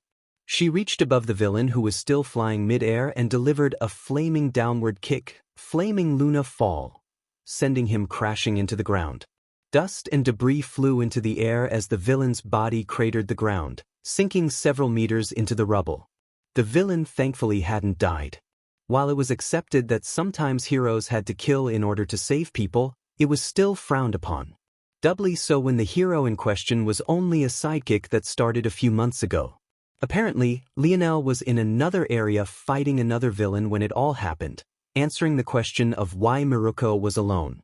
After that, the firefighters and the police arrived at the scene alongside rescue heroes. They managed to put out the fire and get everyone out, including the injured. The night wasn't all sunshine and roses since more than 7 people actually died and there were a dozen more injured. It made Izuku feel that he didn't do anything in the end, that he wasn't good enough. What got you so down, kid? Izuku was snapped out of his thoughts when Miruko approached him. This was the second time she talked with him after he had enchanted her. The first was when she explained to the police officers his role and how she was the one who asked him to help her to avoid him getting into trouble. He was thankful for that as despite why he did it, it was still counted as vigilantism and he could kiss his dreams of UA goodbye if it went as a black mark on his record. Izuku frowned, his head dropping slightly. So many people have died. If only I was better or ouch. Izuku yelped as he was slapped on the top of his head before a gloved hand grabbed his chin and brought him down. His face was inches from Miruko's and her eyes staring at his. Izuku blushed red at the close proximity of the gorgeous woman's face. She glared at him. Don't be a moron. You saved a lot of people today. Biba. Miruko squeezed his chin to shut him up. Don't. If it wasn't for you, that daughter and mother would have been dead. If it wasn't for you, then I and the people you protected would have been dead. If it wasn't for you, then I wouldn't have been able to beat that villain as easily. Your quirk is really amazing." Miruko's hand on his chin, her words and the intensity of them left Izuku a blushing mess. I guess you're right. I am right," Miruko retorted smugly. "Be proud of what you've done today. Those who died are on the villain's hands, not yours nor mine. I'd have liked to save them all, but reality and ideals are two different things. You better remember that." Izuku nodded. Miruko's words of course were right and made sense, but it didn't stop Izuku from feeling a little bit guilty. It wasn't as much as before though. "Yeah, thanks, Miruko." She gave him one of her grins. "Now, get going. I'm sure your parents are worried about ya." Izuku paled knowing that both his mother and Nijire would be worried sick about him. He said a hurried farewell to Miruko and was about to run to his home before she stopped him. "Wait." Izuku stopped, turning toward her. "What's your name, kid?" Izuku blinked and stayed silent for a moment, having not expected that. "Izuku. Izuku Midoriya." Miruko gave him a beaming smile that made Izuku's face go nuclear. "Well then, Izuku. I'm Rumi Usajiyama. You can call me Rumi if we ever meet again," she said before she jumped away. Izuku made his way home, mentally preparing himself to deal with a worried mother and a best friend, with a smile on his face the whole way. "Get out of the way, extra." Bakugo stormed into class as charming as an eel. Izuku simply rolled his eyes at the explosive boy's lovely personality. "Say, Bakugo, you keep calling other people extra, does that mean that you think of yourself as the main character? The hero?" Bakugo gave him an "are you seriously asking this" look. Of course, who else? One had to admire the arrogance that the teen had. Izuku rolled his eyes at Bakugo's ego. "It doesn't fit, you know. You have a loving family, incredible talent, and an amazing quirk, and yet you're a big a-hole. That would either make you the villain character or at best, the a-hole rival that is always a step behind the hero," said Izuku with a smirk. He knew that would generate an amusing reaction from the teen in front of him. He wasn't disappointed. Bakugo was fuming now, and Izuku was impressed by the particular shade of purple that he could achieve when angered. "What the F did you say about me, you little sheet? And what, doesn't that apply to you too?" Izuku raised an eyebrow with an amused smirk on his face. "What's that, Bakugo? Are you implying that my quirk is as amazing as yours, or that I'm talented, or both?" He snickered at Bakugo, who started to emit sparks from his hands. "However, you forget that I have 3 things that almost every main character needs in their backstory." It wasn't as if he saw himself as the main character of some story, for that was absurd, but he enjoyed Bakugo's reactions. "What's that?" Izuku smiled smugly just to make Bakugo angrier. "At least one absentee parent, courtesy of my father that disappeared when I was 3, and a jerk-ass rival. Not to mention the mascot character, Nana. Thankfully she wasn't around to hit him for calling her a mascot. So, it'd be me who's the main character while you're a rival at best, so, an extra. Deku!" Boom. Bakugo finally exploded and rushed an amused Izuku who didn't bother moving from his seat. "Kanmon," Izuku whispered as a small semicircular light green barrier was acted around Izuku, effectively blocking Bakugo's explosion. It immediately disappeared after that since Izuku didn't bother to put more energy into it to block more than one attack. "Deku, you effing coward. Fight me!" Bakugo screamed at him, his anger rising even more. "Bakugo-san, Midoriya-san. Please don't fight inside the classroom or inside the school. And, Bakugo-san, please go back to your seat." Their teacher interrupted as he entered the classroom carrying a stack of papers. Bakugo clicked his tongue in annoyance but complied with the teacher's orders. Izuku knew that if Bakugo was attacking a student other than him, then the teacher most likely wouldn't have interfered at all. After all, both he and Bakugo were seen as the hope of this miserable school. They had amazing quirks and so they could do whatever they wanted. Who wants to negatively affect the career of a kid with the most potential to be a pro hero after all? And for the sake of kids with weak quirks? They disgusted Izuku. He didn't like receiving preferential treatment just because his quirk was better than the next kid. It was the type of thinking that Izuku abhorred even if he was one of the lucky ones blessed with a strong quirk. He saw how the teachers treated anyone who didn't have a strong enough quirk. How he and Bakugo were treated better than the rest and allowed more leeway. Bakugo of course basked in the attention and saw it as his right.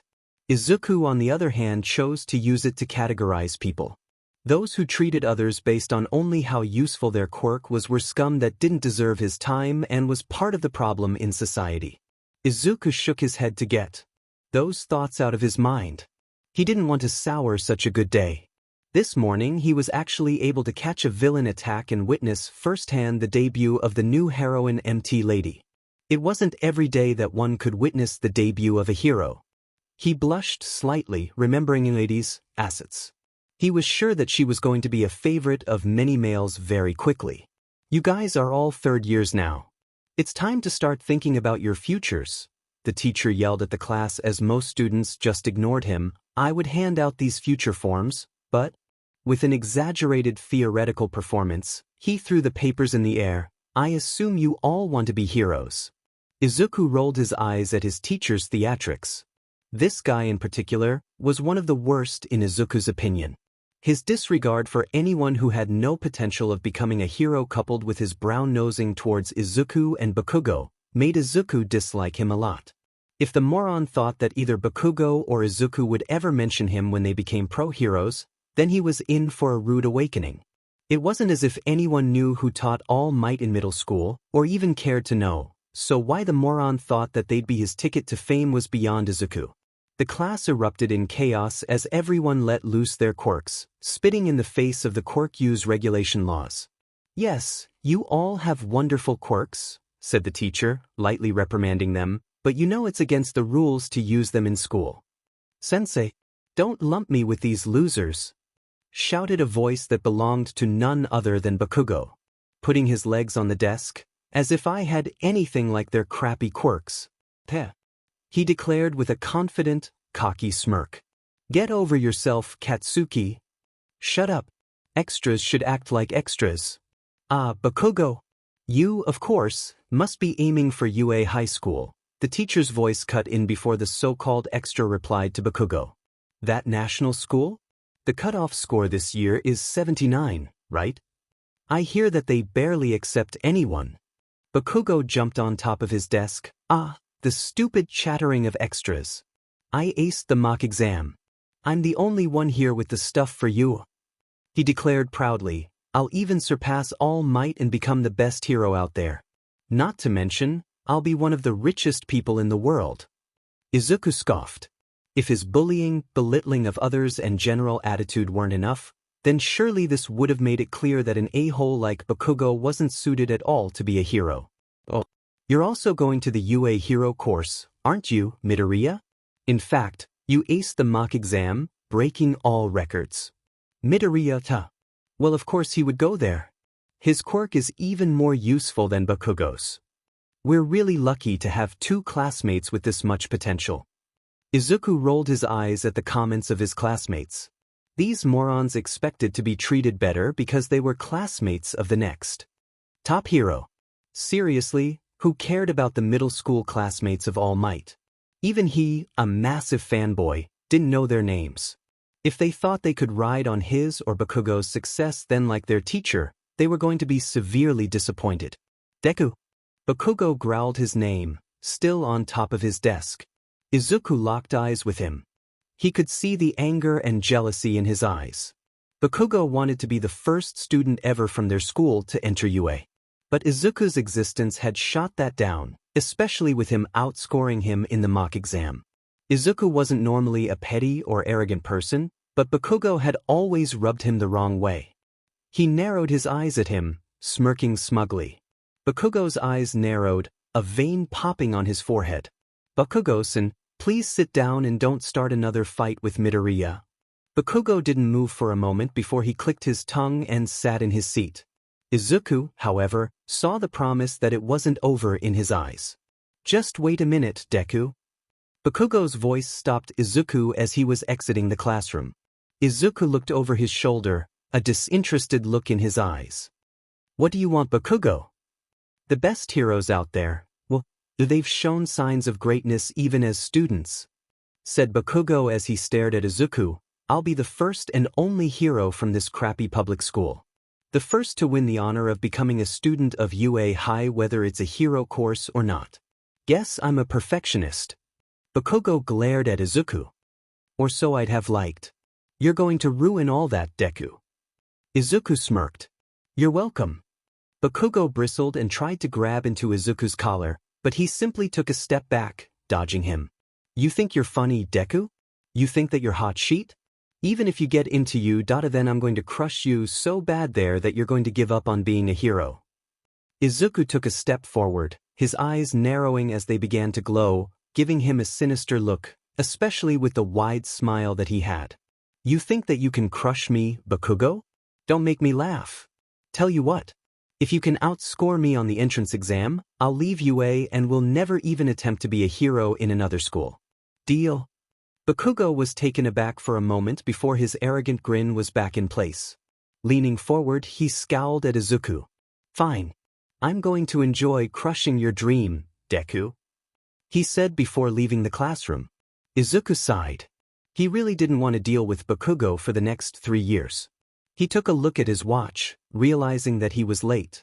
Izuku chose to use another path back home since it was a shortcut. Just a couple of blocks away from his house, Izuku went through an old deserted tunnel. Suddenly, Izuku felt a presence, but before he could even move, something attacked him. A large amount of slime-like substance suddenly was all around him, restraining his arms and legs as it wrapped itself around his body. What?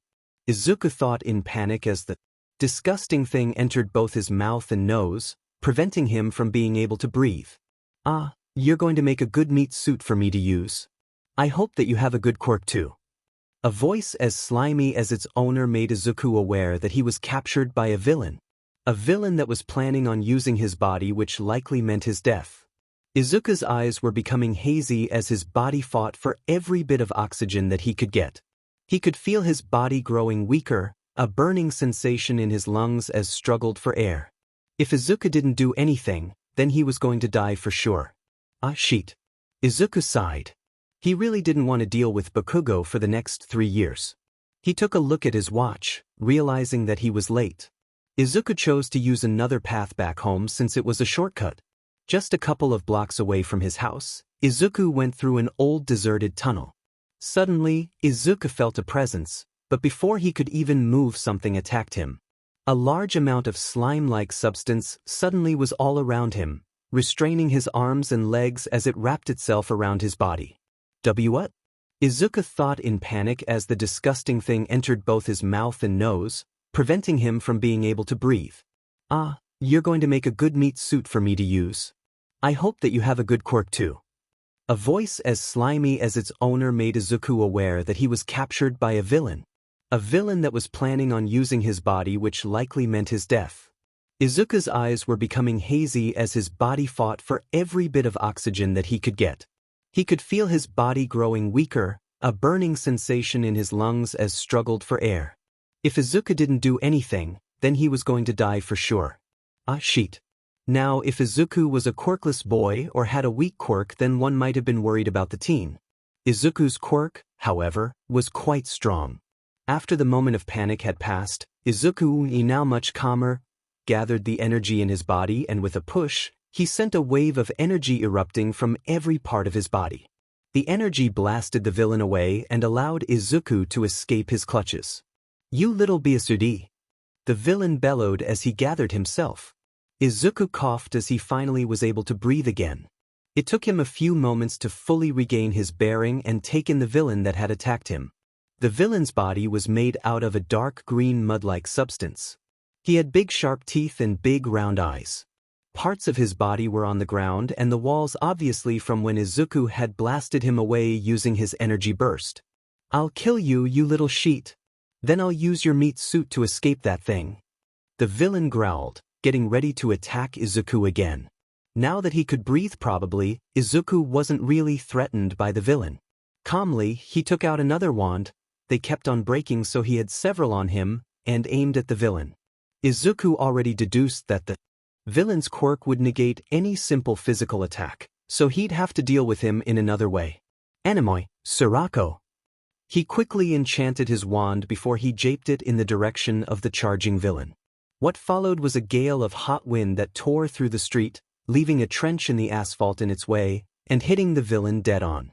The strong wind literally blew the villain apart as his body was reduced to mere chunks on the street and nearby walls. As soon as the villain was down, a manhole just behind where he stood opened and a large figure jumped from it. "Fear not," the figure declared in a familiar voice.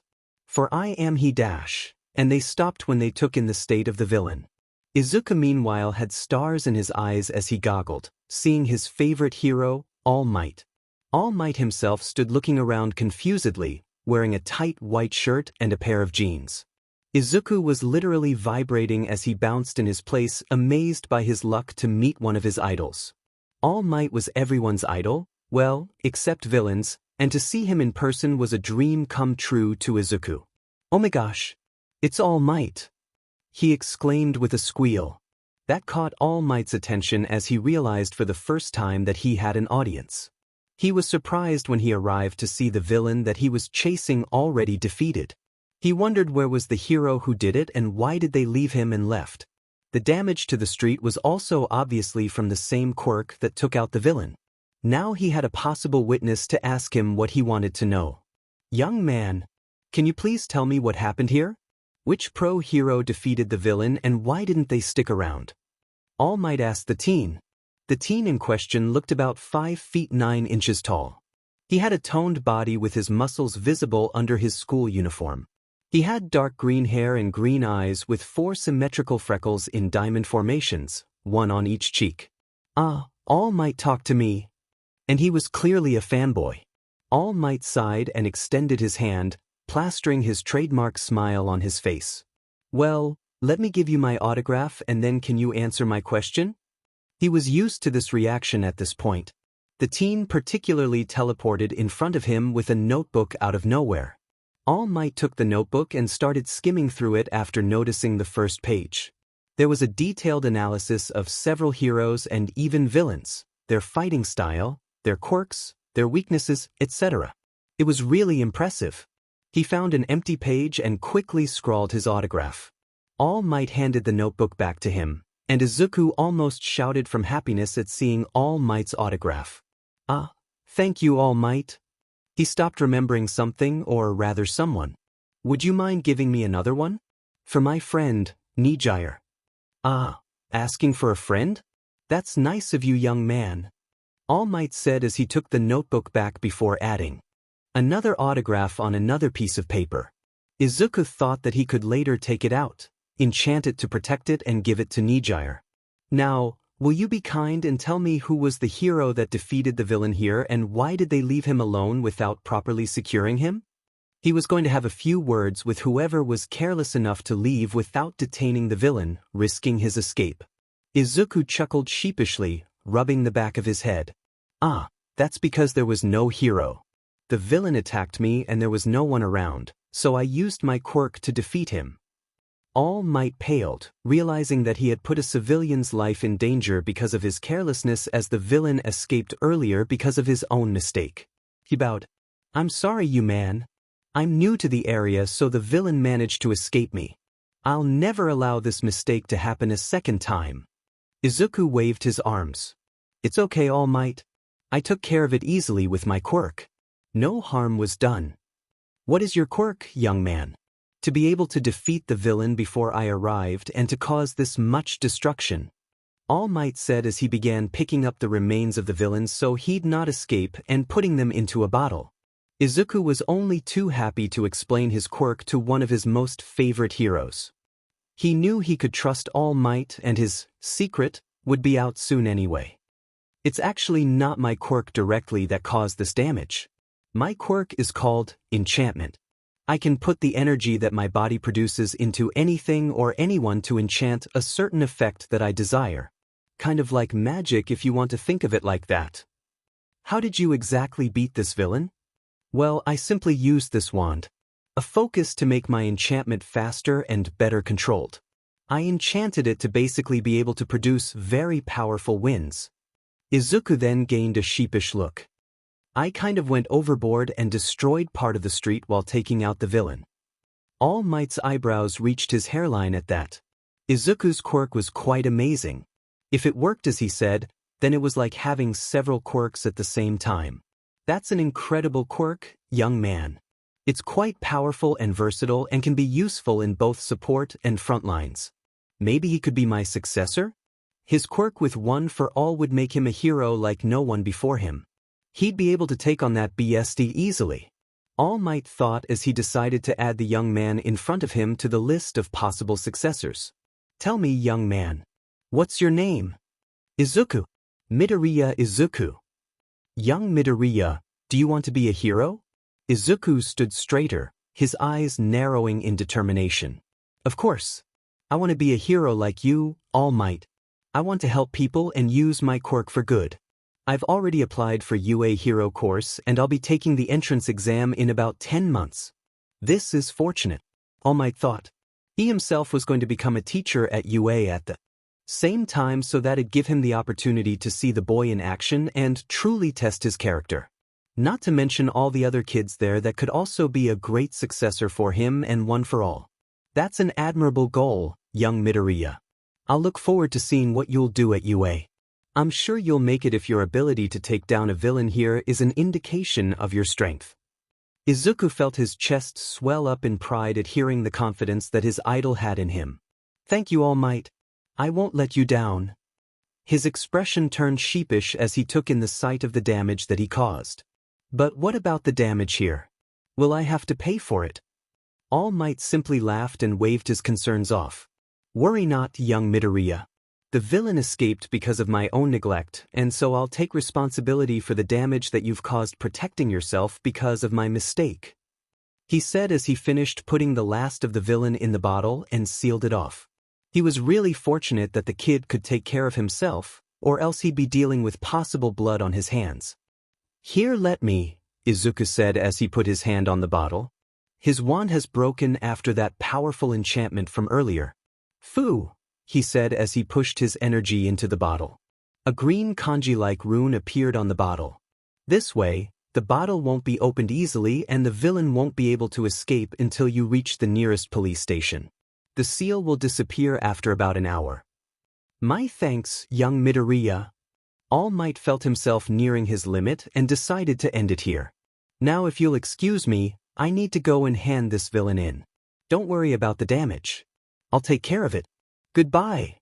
All Might said before he bent his knees and jumped rocketing off the ground and leaving a large crack in it. Izuku simply smiled as he hugged the notebook. This was one of the best days of his life.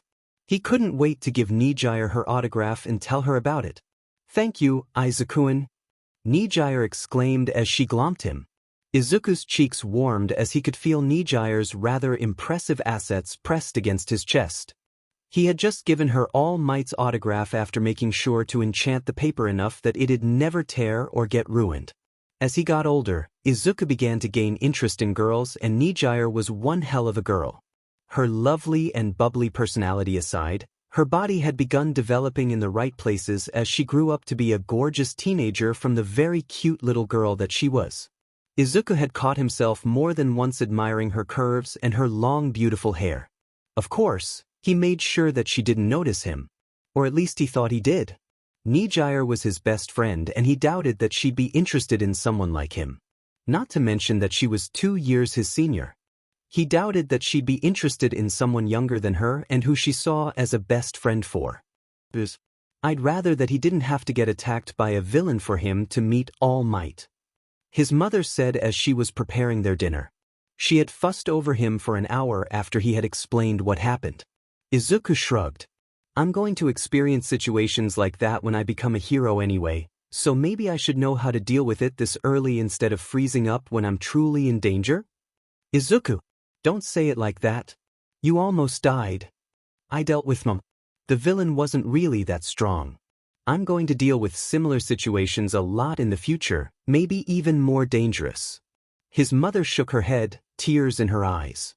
That doesn't mean that I won't be worried about you each time, Izuku. Izuku gave his mother his best smile to reassure her. Don't worry, Mom. No matter what villain I am facing, I'll return here safe. I promise. Oh, Izuku baby. Inko exclaimed as she rushed to hug him. And Nijire, since she was still hugging Izuku. It's good to be confident, Izuku. However, don't let it get to your head or it could cost you. Arrogance is your enemy. Nana said as she watched the family hug from her seat, red throne, on the table. Made of an old coffee cup, some pencils, a bit of sponge, paper and other stuff. Izuku nodded as he hugged both Nijire and his mother. Of course, Nana. After a few minutes, his mother and Nijire released him. His mother went back to continue working on dinner while he and Nijire sat at the table. So, how was it? Suffocating? How did it feel? Were you scared? Was the villain's quirk disgusting? Nijire rambled her questions non-stop. Izuku really admired how blunt and oblivious Nijire was. If anyone heard her now, they'd think that she didn't really care about Izuku. That's because they didn't see how worried she was and how much she fussed over him just a few minutes earlier, hugging the life out of him. Of course, now that she was sure that he was safe. Her curiosity took over. Izuku smiled as he began describing what had happened to him and what suffocation felt like. Obviously, Nijire had paled at that though her curiosity was too much for her to ask him to stop. Itadakimasu. They chorused as they dug into their food. They were having katsudon. Izuku's favorite food. Ah, Nijire. I found us a new place to use for training. Why? I found a certain beach near here that is filled with junk. If we clear it out, it could both be of help to the city and use it as training to build our strength further. Nijire clapped her hands excitedly. That's a great idea, Izuku-kun. People will surely appreciate cleaning the beach. Maybe we can enjoy it together after we finish. Izuku blushed as an image of Nijire in a swimsuit entered his mind before he shook his head, forcing it away. Why? Also, the junk isn't owned by anyone anymore, so I can use it for my experiments for the staff. Nijire tilted her head cutely. Staff? Yeah.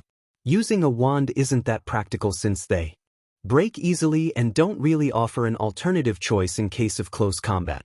I was thinking of using the junk in there to try and find out the best material for the staff and try to design some prototypes.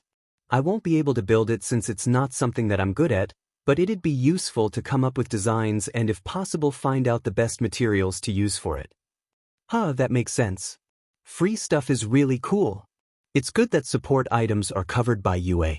We won't have to worry about the costs as long as we're students of the hero course. Izuku nodded.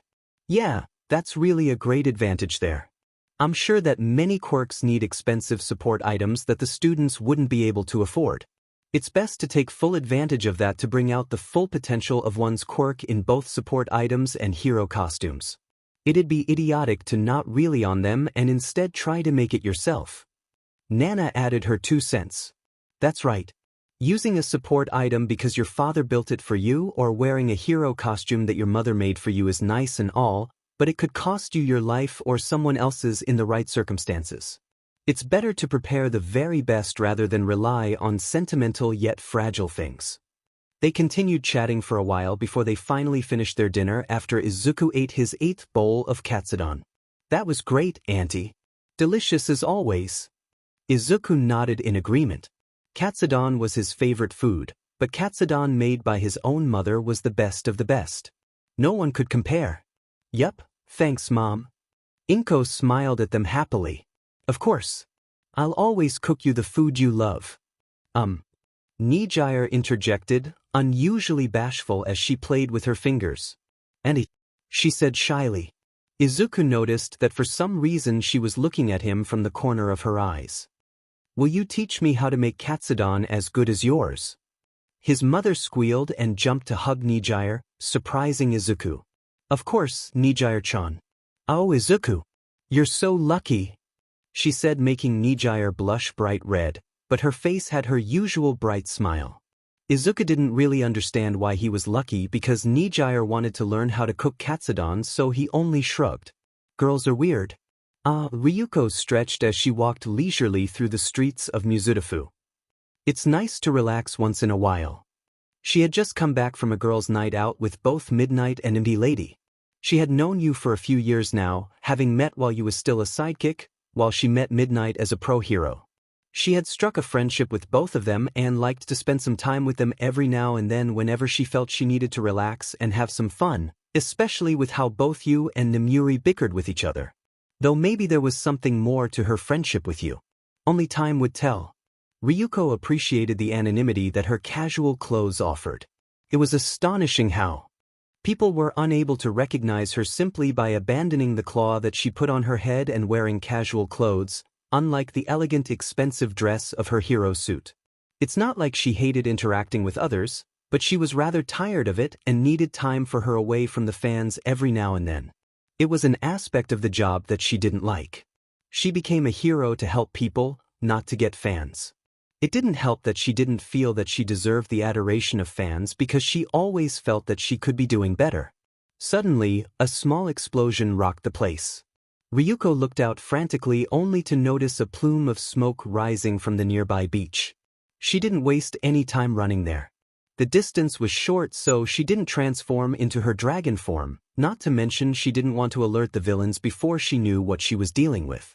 Upon arriving, she noticed that the smoke was rising from an area of the beach that was covered in piles and piles of trash and junk. It seemed that people had thrown away anything they didn't need anymore. She could see an old bridge, a broker bicycle, and even an 18-wheeler. She made her way past the heaps of trash to check out just what happened here, and the first thing she saw. Nijire-chan. Ryuko yelled in shock as she saw her favorite intern in a clearing between the mountains of trash wearing a blue tank top and black compression shorts. The girl in question widened her eyes in surprise before she glomped Ryuko. "Ryukyu, what are you doing here? You're not on a patrol, are you? You don't seem to be wearing your hero costume." "How are you?" Ryuko simply chuckled as she briefly returned the hug. "I'm fine, Nijire. No, I'm not on patrol and simply relaxing for the night." "What are you doing here though?" Before the girl could reply, a series of coughs caught her attention as a teen emerged from the smoke. The teen in question was quite tall, standing easily 10 centimeters above her. He had fluffy long dark green hair that was pulled into a messy ponytail with 2 short bangs framing his face. Large green eyes that gave him an innocent look, especially with the little baby fat that he had left on his face. The teen was quite handsome, and Ryuko could appreciate the lean muscled body of his that was visible from his shredded and signed tank top. The teen obviously trained his body, and the results were showing themselves clearly with the muscles on his arms, chest, and the beginning of a six-pack. Besides him was a small person, not bigger than some of the figurines that Ryuko saw, floating in the air. Unsure of who he was or what he was doing here, Ryuko tensed as she prepared for the possibility of a fight, only to be surprised as Nijire left her side and jumped on the boy. "Izuku-san, you're all right?" asked Nijire before she began fussing over the boy, searching for anything wrong with him. The teen's cheek colored slightly pink, but he didn't appear much affected by it, as if it was a normal occurrence. Ryuko coughed to grab their attention. Both of them separated immediately, with the boy looking confused, obviously not recognizing her, while Nijire was a bit sheepish. "Ah, Ryuko, this is Izuku-san." She mentioned the boy before she gestured towards her. "Izuku-san, this is Ryuko." The teen's eyes widened in surprise before an excited gleam appeared in his eyes as he teleported in front of her, taking her by surprise as a notebook appeared out of nowhere. "You're Ryuko? The Dragoon hero, Ryukyu. Nijire talks about you a lot, but I never imagined that I'll meet you in person. I'm really a big fan. Your quirk is really amazing and looks so cool. Dragon quirks are very rare and people don't appreciate them enough. I didn't recognize you at first in your casual clothes, but you look as beautiful as ever even in them." Ryuko blushed slightly at the praise.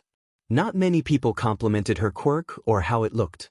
Many people actually feared her quirk, especially when she was younger, back before she became a famous pro hero. Now that she was a hero, compliments were a dime a dozen, but they never felt genuine to her that people would act like this toward her now that she was a hero. Compliments for her appearance were always appreciated, of course, but Ryuko met them with wariness normally, as they often were accompanied by ulterior motives. The teen in front of her, however, didn't appear to be hiding anything behind his comment and was clearly sincere. Then, it finally dawned on Ryuko who the boy was. Thanks. You're Izuku Midoriya, aren't you? The boy's eyes widened in surprise as his jaw dropped, apparently shocked that she would know of him. Nijire-chan doesn't shut up about you at all at the agency. The boy blushed a little before his mouth gave a playful smirk as he turned towards Nijire. Oh, I didn't know that you talk about me a lot, Nijire-chan. Ryuko watched in amusement as Nijire's face lit up like a Christmas tree. The girl hurried to deny her accusations. That's not true. I don't talk about you at all. The girl denied vehemently, earning a mock-hurt expression from Izuku. So, you don't talk about me at all? Am I not your best friend, Nijire? To think our friendship meant so little for you. Izuku's shoulders slumped in obvious depression as the small floating person started patting his shoulder. Nijire grew even more flustered as she launched herself at Izuku, hugging him closely. No, I didn't mean it like that, Izuku-in. You're my best friend. Ever. Ask Ryuko. I talk about you a lot. Like, Izuku-in is amazing or Izuku-in is really smart and stuff, like that. Ryuko had to force herself not to laugh as she tilted her head with a blank look on her face. Really? I don't remember hearing such things. What? But you just dash. Ryuko couldn't help herself as she started laughing, quickly joined by Izuku and the small floating person. She really needed to ask about it. Making Nijire pout cutely at them. Ryuko didn't get much chance to tease anyone, let alone an intern at her agency, as she preferred to act professionally, so she appreciated this opportunity. Nijire was a girl who caught her eyes 2 years ago at the UA Sports Festival. She had approached her with an internship offer which Nijire accepted, and the rest was history. Nijire had become an intern at her agency ever since, always choosing to come back to work with her rather than go to Better Heroes, something that Ryuko treasured. She had grown close to the hero trainee and was even going to offer her to be her future sidekick officially after she graduated from UA. Nijire was someone that Ryuko deeply cherished and recognized her potential as a future pro hero. Despite being an airhead, she was still a competent individual when it counted and had a bubbly, lovely personality that made it impossible to hate her. While Nijire was stretching Izuku's cheek, the small floating person approached Ryuko. Hey, I'm Nana. You can say that I'm Izuku's helper and friend, she said as she extended her hand for Ryuko to shake. Ryuko shook her hand with 2 of her fingers. I'm Ryuko Tatsuma. Nice to meet you. She paused for a moment before she added. Can I ask what exactly your quirk is? You can fly, but you're also so small. She added softly, fearing to offend Nana. Nana simply laughed. I'm not really a person. Seeing Ryuko's confused face, she explained. I'm a figurine that Izuku had given life to with his quirk. Ryuko's eyes widened in surprise at that. He made a figurine alive with his quirk? Just what the hell is this, his quirk? So, his quirk can give life to inanimate objects? Nana simply smirked. Well, that can be part of it, I guess. If you want more, you need Izuku to explain it to you. Izuku interrupted them after mollifying Nijire somehow. Not that I mind, but Ryukyu, why are you here? Ryuko finally remembered why she arrived at this beach in the first place. I saw the explosion and I came to investigate, but I was surprised to see Nijire here. What was that explosion? I thought it was a villain attack, but it obviously wasn't. Izuku rubbed the back of his head sheepishly. That was me. I was experimenting with my quirk, but it went wrong. Another failure. You guys are experimenting on your quirks alone without any supervision? Don't you realize how dangerous that is? Nana put a hand on her waist as she smirked smugly at Izuku. See? What did I tell you? Izuku sighed and ran his hand through his hair. It's not like we have any choice. We don't have anyone to supervise us while we train. Why are you doing it here anyway? Asked Ryuko. I can't imagine this mountain of trash to be an ideal place for training. Actually, it's perfect, Nijire interjected. We use moving the junk around here to help clean the beach while giving us physical training at the same time. The junk is also free to use for Izuku's quirk to experiment on. Ryuko smiled softly at the pair. Not many people paid much thought of doing something like this. Everyone just ignored the beach, including her, she guessed, and just assumed that it would stay that way. These two were cleaning the beach and providing a valuable service to the community while also using it or their training. It certainly showed their character. If you promise not to experiment on your quirks when I'm not around and only work on moving the trash, then I'd not mind overseeing your quirk training whenever I have free time. I can't allow you as a pro hero to endanger yourself and others in your quirk training, and it's my duty to help you. Ryuko didn't exactly know why she suggested it, but she supposed that she wanted to help these two. Both of them goggled at her offer for them being unexpected. While Izuku preferred to work more on his quirk, he understood Ryuko's and Nana's argument and he actually agreed with it. The explosion from earlier only reinforced their point. But he was astounded that a pro hero like Ryukyu offered to supervise their training. Ryukyu was a heroine that he admired and maybe had a slight crush on. How could he not? She was an amazing heroine, humble, gentle, and professional. Someone that many looked up to. It didn't help that she was incredibly beautiful. She, Lady, and Mirko both were his biggest crushes. We'd love to, Ryuko. Both of them exclaimed at the same time. Ryuko smiled, feeling that her decision was the right one. Great. Now, if you'll explain to me your quirk. Nana here said that your quirk made her alive, and somehow you caused an explosion. I'd like to know what I'm dealing with. Izuku was only too happy to explain his quirk to her. Help please. Izuku was on his way home from another day at school when he heard a cry for help.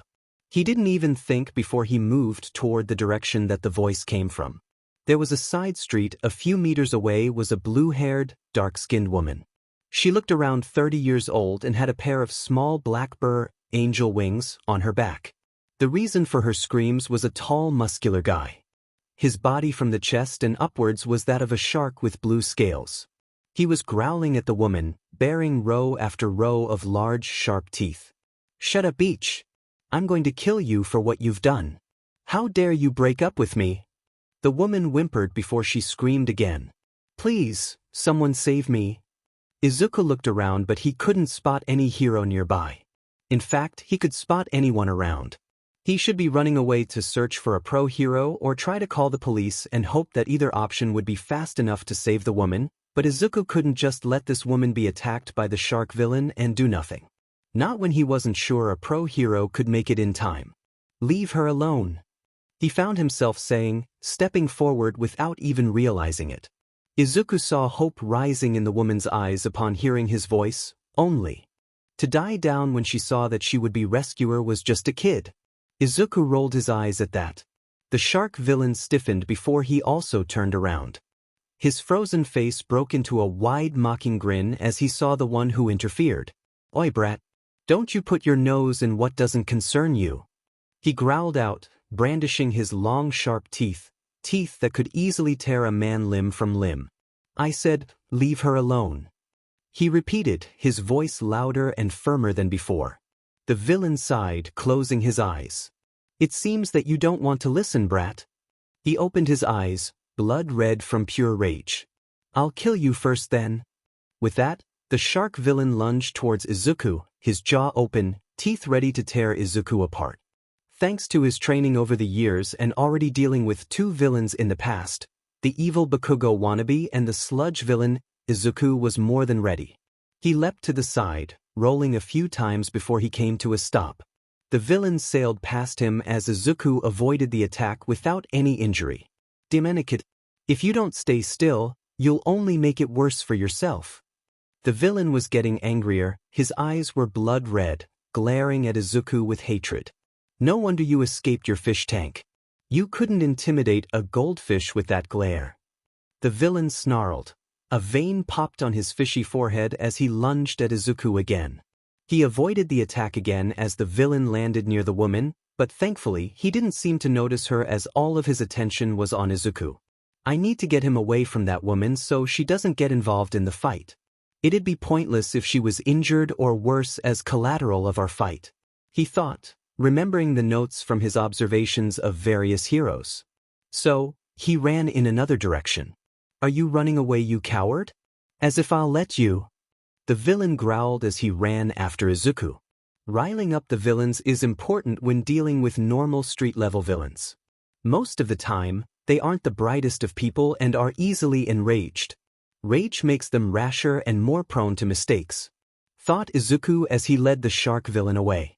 Running away? From a mere fish? If I wasn't allergic to disgusting meat, I'd eat you for dinner, Izuku said, mentally apologizing for all the fish out there. The shark villain bellowed incomprehensibly as he ran even faster after Izuku. Once he was far away enough, he turned to face the villain. The criminal was glaring at him, spittle flying from his mouth, his sharp teeth gnashing against each other. He prepared to leap at Izuku, but Izuku was faster.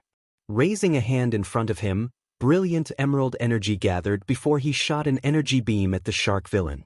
The villain was surprised by the sudden attack that it hit him directly in the chest, sending him flying a few meters backwards with a yell of pain. Emerald energy surrounded Izuku's body to enhance his speed, strength, and durability. It wasn't as effective as using a spell specifically for that, but for the level of the villain he was dealing with, it was more than enough. Rocketing towards the villain, who was just standing back up, Izuku sent an uppercut to the villain's jaw, sending him floating in the air for a moment before he followed with a sidekick. As soon as Izuku's kick connected to the side of the villain's chest, emerald energy burst forward, enhancing the kick and sending the villain flying into a wall.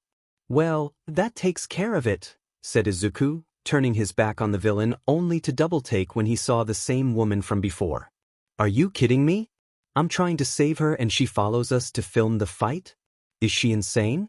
Before he could give her a piece or two of his mind, the villain groaned, catching his attention.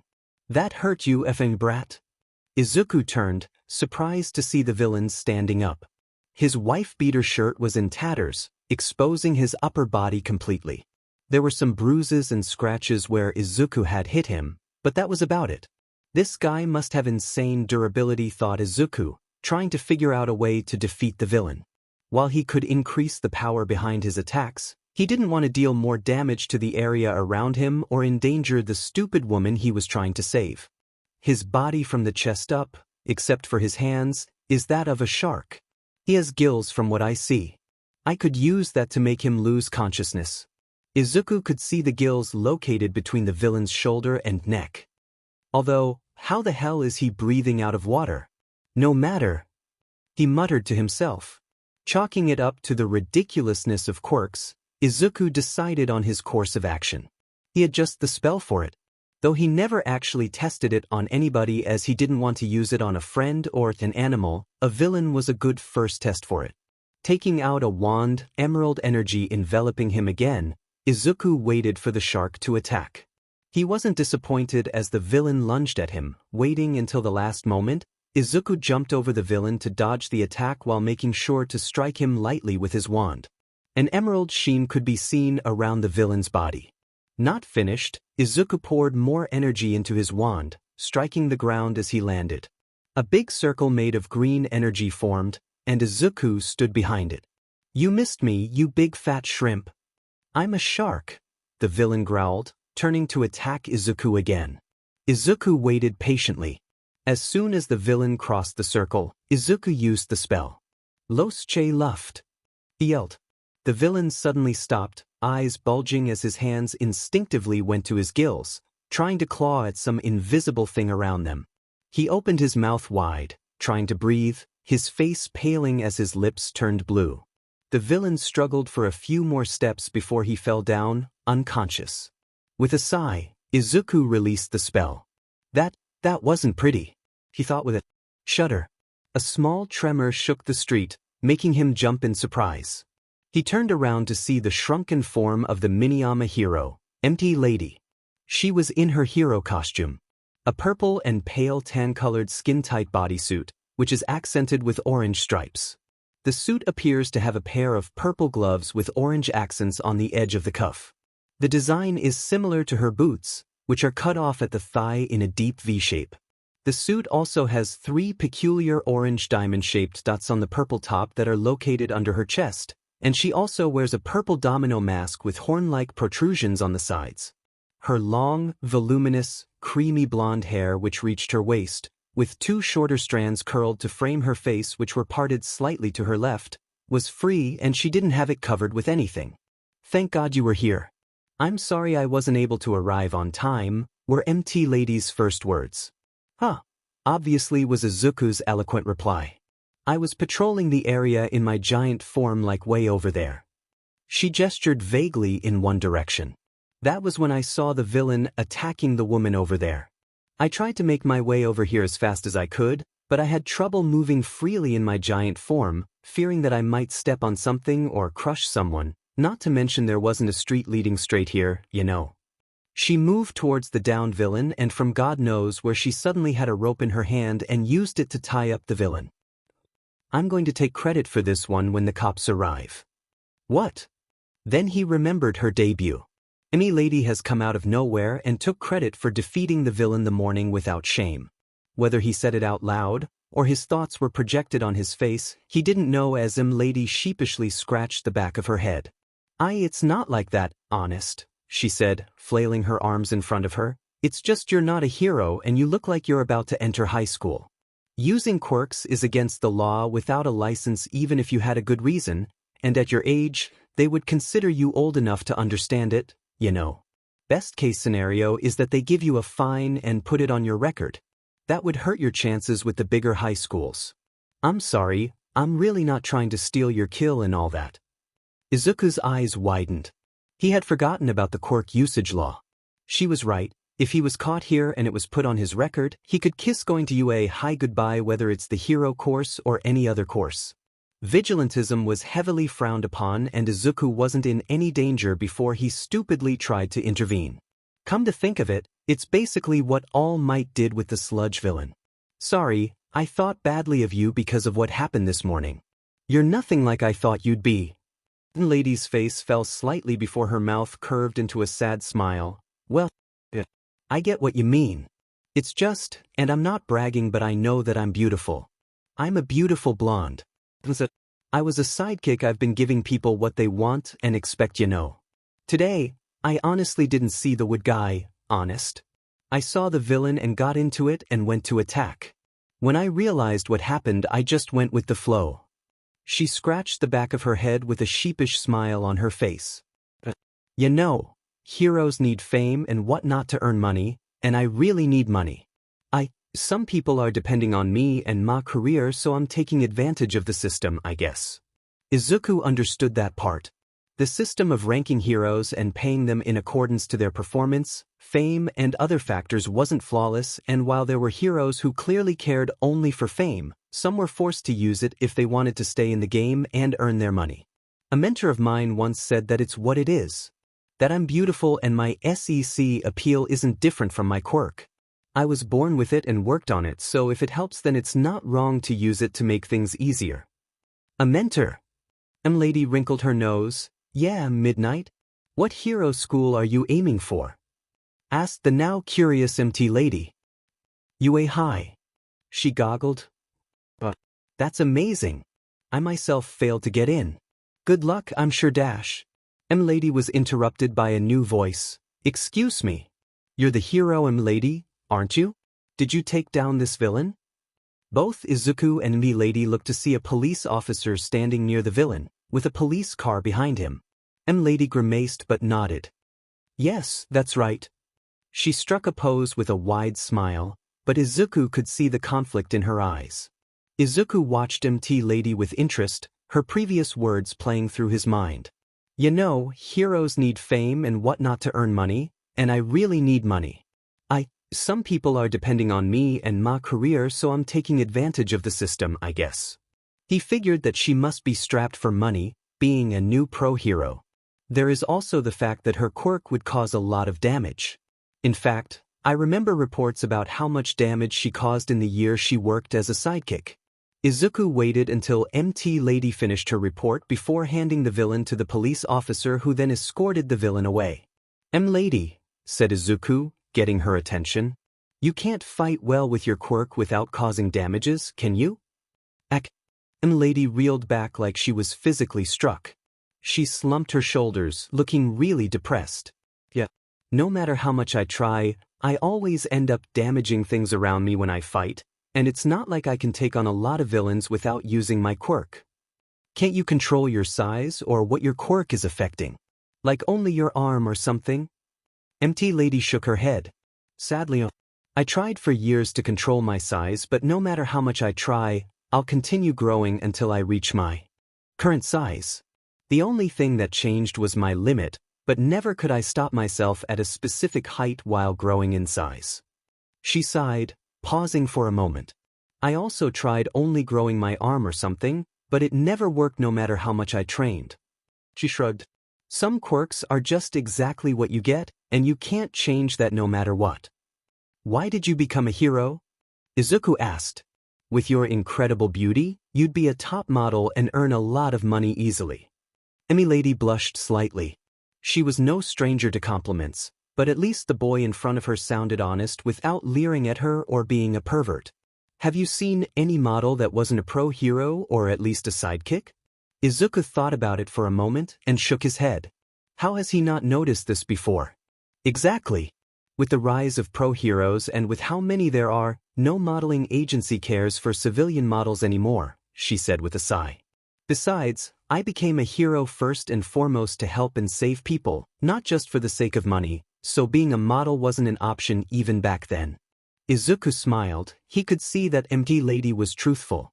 Well, I'm already working on developing items with various effects to prepare for my support item. Maybe. Lady, said Izuku. I can't promise you for sure nor can I give you a time frame for now, but I think I have a solution for some of your problems. What do you mean?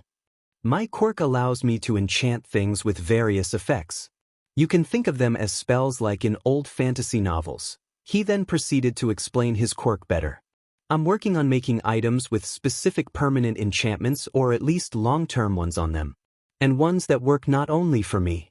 I'm mainly working to develop my quirk and create my own support item that maximizes my usage of it. Lady perked up, a small smile on her lovely lips. I see, and you're saying? I can't promise you anything, but I think I can make some items to help you fight villains without needing your quirks. Something to enhance your physical stats like strength, endurance, speed, etc. so you'd be able to fight villains without your quirk and only using your quirk when it's absolutely necessary. MT Lady couldn't believe her ears. You do that for me? Izuku nodded. Yes. Not only do you want to help and save people, genuinely, but you have people who are depending on you, right? MT Lady nodded, remembering her slip-up. Then I'd love to help someone like you, MT Lady. Don't worry about money. I wouldn't take any, and it'd be part of my training anyway. Oh my gosh! Lady exclaimed, bouncing on Izuku and hugging him, burying his head in her heavenly chest. Thank you. Thank you. Izuku blushed intensely, enjoying the feel of her soft pillows secretly. Why, you're welcome. He managed to stammer out. It has been several months since Ryuko started overseeing Izuku's and Nijire's training. She had grown closer to the two of them. In the last few months, Nijire was Nijire and she already had a good relationship with her before and she adored the bubbly teen a lot. Nijire had become an important person in her life beyond merely being an intern. It's why she wanted her to be her sidekick. Izuku, on the other hand, was an amazing person as she discovered. He was nice, gentle, humble, and very kind despite having such a powerful quirk. He was someone who was born to be a hero. He was also smart and his analysis abilities astounded her when she first read through one of his notebooks. She had already used his notes on her to help improve her work as a hero. She and Izuku had grown closer. Not as close as it was with Nijire, of course, but it was closer than she thought she'd have with the teen. She could easily call him a friend. They had bonded over their love for fantasy novels too, as they'd discuss it over the phone or in person and exchange novel recommendations. Most of the time watching them consisted of her sitting around, just watching what they were doing and offering a bit of advice here and there while they experimented on their quirks, or Izuku worked on finding the best material and design to use for his staff or other projects. Time passed quickly as Ryuko enjoyed her time with them, and now only a week remained before Izuku needed to take the entrance exam for the UA Hero course. Currently, she was reading through one of his notebooks while she watched a shirtless Izuku discreetly carrying a fridge out of the beach. It was the last piece of junk that existed on the beach.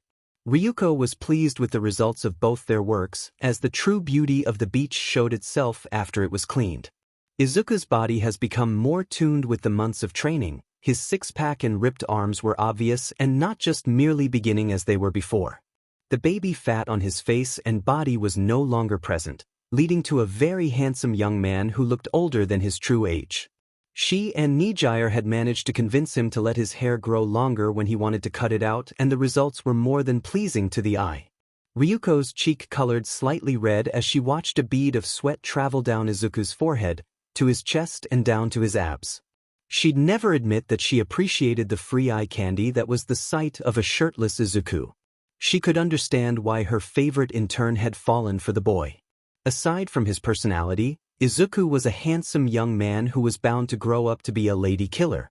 Though despite being quite the charmer when he wanted, he was still dense, as he never noticed that Nijire thought of him as more than a friend. She might have been 8 years older than him, but she could admit that she found him attractive.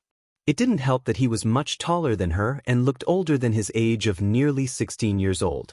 Ryuko didn't have a crush on the boy, and neither did she have any special feelings for him. She merely acknowledged his good looks and great personality. The teen simply ticked off the right boxes for her, but Ryuko understood that she was quite older than him and didn't entertain the thoughts of anything more than a friendship. Even if she were to at any point, she'd crush it down. Izuku was Nijire's crush, and she'd never get in the way like that. Not to mention, Ryuko herself was in a relationship with you and wouldn't cheat on her girlfriend no matter what. It wasn't like you would also fall for Izuku and Nijire, and they'd all be together. That was impossible. Though I admit it's a hot thought. She shook her head to dismiss the ridiculous thought. You hadn't even met either of them, and their relationship was a secret for now, so it was better not to think of such fantasies. Ryuko was brought out of her thoughts as she heard Izuku roar while standing over a pile of junk that was waiting to be loaded into a truck before they were shipped off.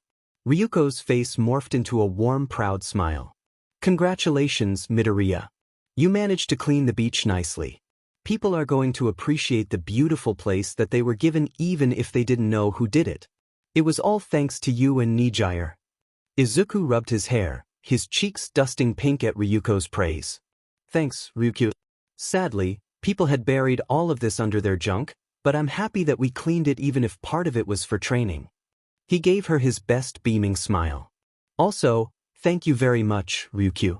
You didn't have to waste your free time with us, but you did anyway. I'm really grateful. Ryuko averted her face so that he'd not see the blush on it. It's my duty as a pro hero to ensure that you're safe. And I never thought of it as wasting my time. It was a pleasant time for me to spend with both of you. I'm happy I could help in any way two young promising heroes such as you two, and you even helped me with my own quirk. Izuku smiled, his admiration for the heroine in front of him growing. He watched her stand up from her place and stretch her body as his mind froze.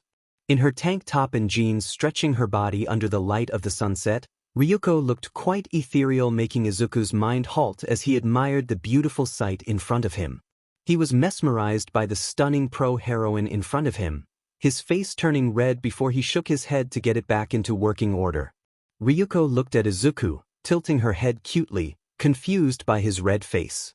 Is something wrong, Midoriya? Izuku shook his head quickly, too quickly for his liking. No. Ryuko was still confused but simply shrugged. Anyway, the entrance exam is just around the corner. How are you feeling? Izuku shrugged. I feel like I've done everything that I could to prepare myself, and I'm pretty confident of myself and my quirk, although I can't help but feel nervous after all. As if something bad might happen. Ryuko smiled, putting a hand on his shoulder. I guess it's natural to be nervous. But I'm not worried at all. I'm more than sure that you've got what it takes to get into UA, Izuku. In fact, if there is anyone that deserves to be there, then it's you.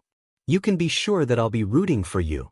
Ryuko saw Izuku's face turn a shade darker as he gave her a beaming smile that made her feel warm inside. Thanks, Ryuko. I won't let you down, he declared, as intense as ever. It took him a long time, but Izuku finally finished the first version of the support item that he was working on. The ones he made for MT Lady. After calling her, Though without telling her why he needed to meet her, she told him to go to her hero agency. So that's why Izuku was now standing in front of an old, run-down building that housed MT Lady's hero agency. MT Lady didn't even own the whole building and was just renting a floor for her agency. It showed how difficult her money situation was compared to other pros. Stepping inside, Izuku took the stairs, as the elevator wasn't working, and moved towards the 6th floor where MT Lady's agency was. Knocking on the door, a sleepy, pretty, middle-aged woman with black hair and gray eyes opened the door. She looked like she was about to collapse at any moment. "Yes? How can I help you?" "I'm here to meet MT Lady. I have an appointment with her." The woman tilted her head. "You're Midoriya Izuku?" When Izuku nodded, she opened the door further, allowing him in. "Just go to the end of this corridor and enter. You'd find you there." Izuku followed her instructions. He found Lady, looking like she hadn't slept, working on a mountain of paperwork. Izuku idly noted that there were some kids' toys in one of the corners of the rooms. Lady?" he called out, snapping the woman out of her work. "Oh, Izuku. You're here!" she exclaimed happily, taking the distraction from her never-ending work. "Are you busy?" he asked, not wanting to take her attention from her work. MT Lady snorted. "This." She gestured for her paperwork. "This never ends." "What are all of those?" he asked, taking a seat while putting the gift box in his lap. MT Lady didn't appear to have noticed the gift yet. "Being a pro hero isn't just beating up villains," explained MT Lady. "There is a lot of paperwork included, AR to the police, the HPSC, and other organizations. Bills, contracts, and deals. Stuff to do with sponsors, PR teams, media, and many other things. It's never-ending. Top heroes have people to handle this stuff, but not everyone can afford it." Izuku hummed. No one talked about this side of hero work, so he was actually surprised by how many things heroes have to deal with aside from saving people and defeating villains. "Why did you want to meet me?" asked MT Lady after a momentary pause. Izuku smiled widely. He put the box in front of Lady on top of her desk. "Well, I have something for you." Lady's eyes widened, looking at the box for a moment before looking back at Izuku. "Is this what I think it is?" Izuku nodded, opening the box revealing 4 purple bracelets with golden-colored etching on them. MT Lady snatched them up. "This is the first version of the support items that I promised," he said, and MT Lady hung on every word. "You wear these on your arms and legs, and they'll give you a boost to your speed, strength, and endurance." He pointed toward a rune-like etching. "See this? This activates the enchantment by just pressing it, and if you press the rune just behind it, you can take off the bracelets. It's important because I don't know how to make them grow with you, so you can't use them and your quirk at the same time for now. I'm working on a better second version, but these should last you for months. If anything happens to them, then please tell me and I'll get you a replac dash." Izuku didn't get to finish as Lady bounced on him, hugging him tightly. He blushed, but he went nuclear when he felt 2 soft wet lips land on each of his cheeks. "Thank you, Izuku," MT Lady exclaimed happily. "This is one of the nicest things that anyone has ever done to me. These will help a lot." Izuku rubbed the back of his head sheepishly. "And no problem. I'm happy to help, MT Lady." MT Lady let him go, taking a step back. "None of that. Call me you've earned it." "Okay, Izuku said with a smile. "I must go now though. Mom wants me to buy a few things for dinner." MT Lady nodded. "Thank you again, Izuku." Before he left the room, she called out to him. "Izuku." "Yes. I don't know when we'll meet again, but I'll be rooting for you. I'm sure you'll get into you." Izuku smiled. "Thank you." Standing in front of UA's main building was a teenage boy staring in awe at the tall all-glass building. It was his first time seeing it in person. The teen in question was about 6 feet tall. He had long, fluffy dark green hair pulled into a messy ponytail with 2 long bangs framing his face. His ponytail now reached below his shoulder. He had lost the last of his baby fat, leaving him with an angular face that made him look older than he was. His eyes were a little sharper and narrower but still had that innocent look to them. The teen had symmetrical freckles, fur on each cheek, in diamond formations. A unique feature for him. The teen wore a black screen uniform that barely hid his toned, muscled body. This was the place for the written part of the entrance exam before they explained their practical part. At each side of the path leading towards the main gate stood out the busts of great, famous heroes of old, welcoming the new students and reminding them of the heroes who took these same steps before them. Izuku had done everything he could to be here. He had trained his body, his quirk, and his mind for this day. He wasn't going to let anyone who believed in him down: his mother, Nijire, Nana, All Might, Ryuko, and even you. This was the first step toward achieving his dream. "Okay, here we go," he said as he took a single step forward. The first step of many on the path of his journey toward becoming the best hero in history. Standing in front of UA's main building was a teenage boy staring in awe at the tall, all-glass building. It was his first time seeing it in person. The teen in question was about 6 feet tall. He had long, fluffy dark green hair pulled into a messy ponytail with 2 long bangs framing his face. His ponytail now reached below his shoulder. He had lost the last of his baby fat, leaving him with an angular face that made him look older than he was. His eyes were a little sharper and narrower but still had that innocent look to them. The teen had symmetrical freckles, fur on each cheek, in diamond formations. A unique feature for him. The teen wore a black school uniform that barely hid his toned, muscled body. This was the place for the written part of the entrance exam before they explained their practical part. At each side of the path leading towards the main gate stood out the busts of great, famous heroes of old, welcoming the new students and reminding them of the heroes who took these same steps before them. Izuku had done everything he could to be here. He had trained his body, his quirk, and his mind for this day. He wasn't going to let anyone who believed in him down: his mother, Nijire, Nana, All Might, E-Lady, and Ryuko. This was the first step toward achieving his dream. "Okay, here we go," he said as he took a single step forward. The first step of many on the path of his journey toward becoming the best hero in history. Izuku took a step forward, then had to sidestep as an angry blonde barged forward, uncaring if he hit other people on his way or not. "Get the F out of the way, Deku," the teenage bomb exclaimed angrily. Izuku rolled his eyes.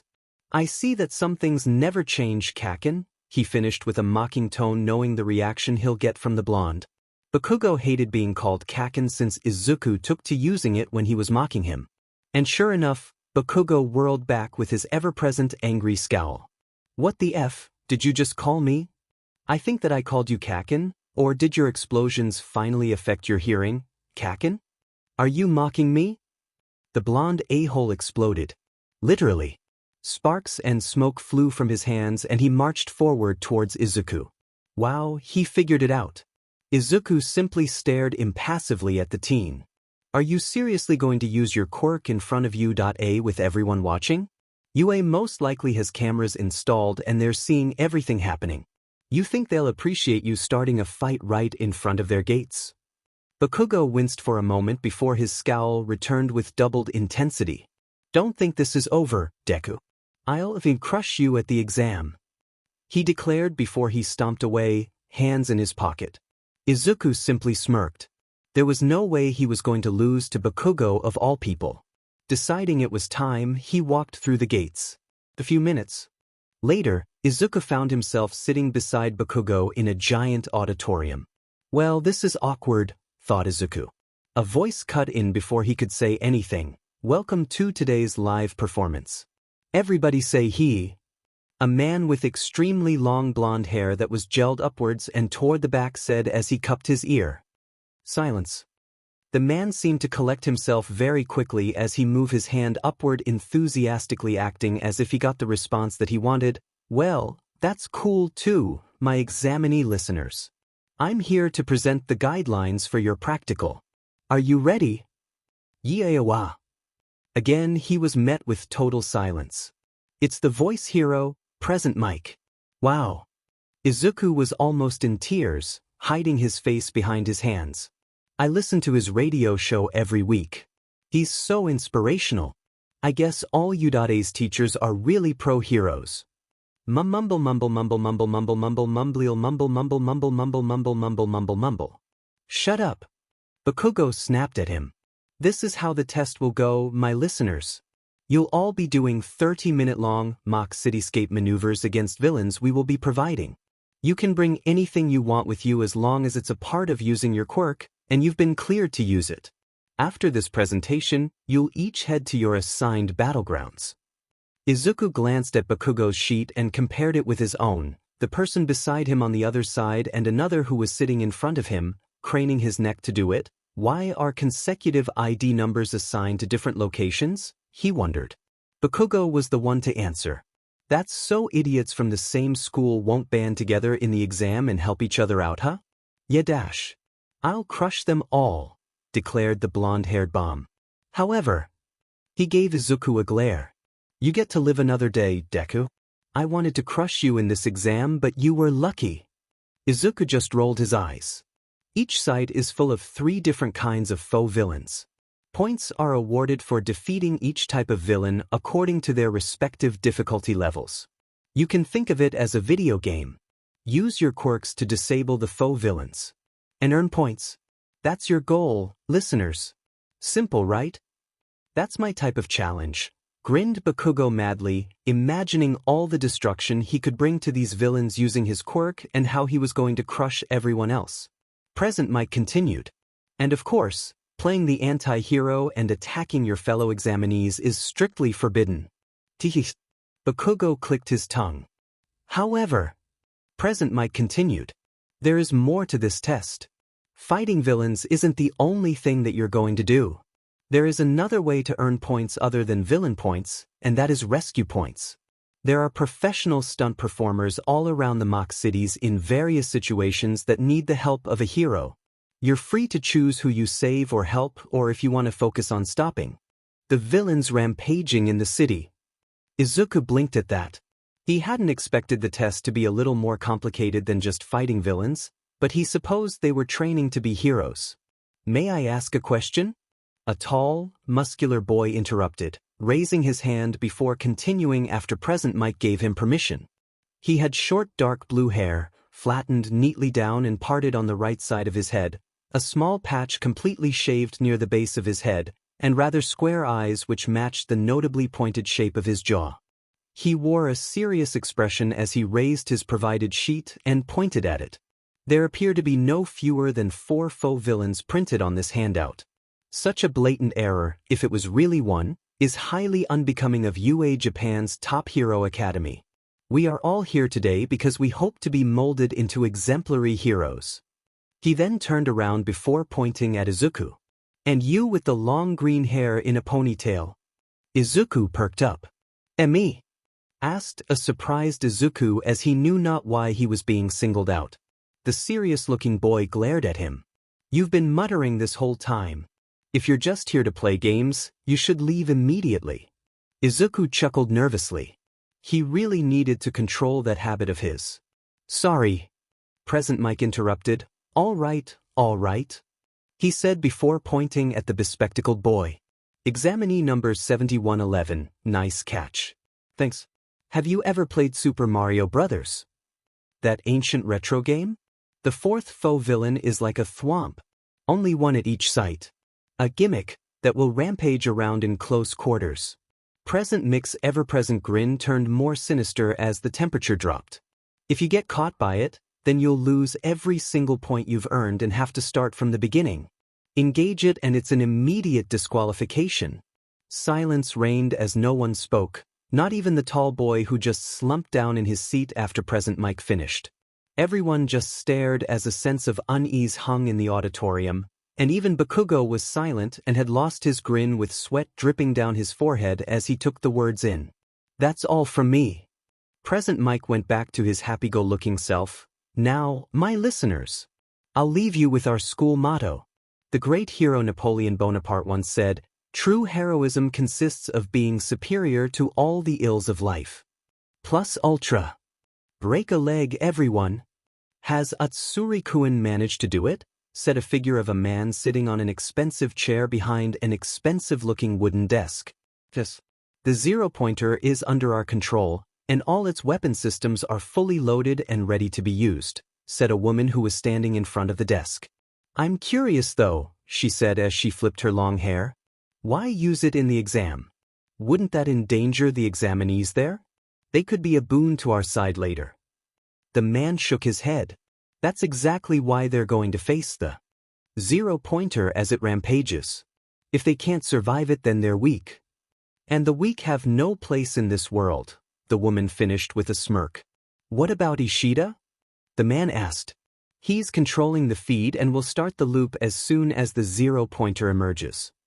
The woman assured him. That will give us a few minutes window. Enough to weed out the weak and hopefully put a dent into UA's image with a number of casualties. Like a whole city. And they've got a bunch of these on the grounds? As expected of you, said one boisterous boy. I have nothing to fear. I trained with Nijire, Nana and Ryuko. I've done everything that I can. After having changed his attire, now wearing a green tracksuit with white accents, Izuku got onto the bus which drove them to the exam site. He looked around him, taking note of the others' appearances and their equipment, seeing one blonde kid with a belt that probably had to do with his quirk and another with several limbs, and there was a girl who was clearly nervous. The girl in question was a really cute short girl of a rather thin build, with honey-brown hair, curved inward in a mushroom-shaped bob that reached just below her narrow shoulders. She had a long fringe that completely covered one eye. The uncovered eye was wide and rather cat-like, tilted inwards with rather long lower eyelashes, and her iris was a warm brown color with a little white cross on it. Her mouth was notably large, making her appear cuter. She was indeed a nervous wreck as she was shaking and fidgeting with a sullen look on her face. Feeling his hero's senses tingling, Izuku started making his way toward the girl to try and help her. He gently tapped her shoulder. The girl gave a startled yelp as she turned around. She stood still for a moment, her eyes barely even reaching his chest from the height difference. Slowly, the girl raised her head up until her eyes met Izuku's. Izuku gave her a gentle smile, and the girl blushed prettily. Are you all right? He asked. Dabu, she squeaked out. I noticed that you're really nervous just now, so I'm just checking if you're okay. I'm Izuku Midoriya, by the way, Izuku explained himself. The girl's eye widened a fraction. Why? I'm Kinoko Komori. She managed to stammer out. I guess I'm a little nervous.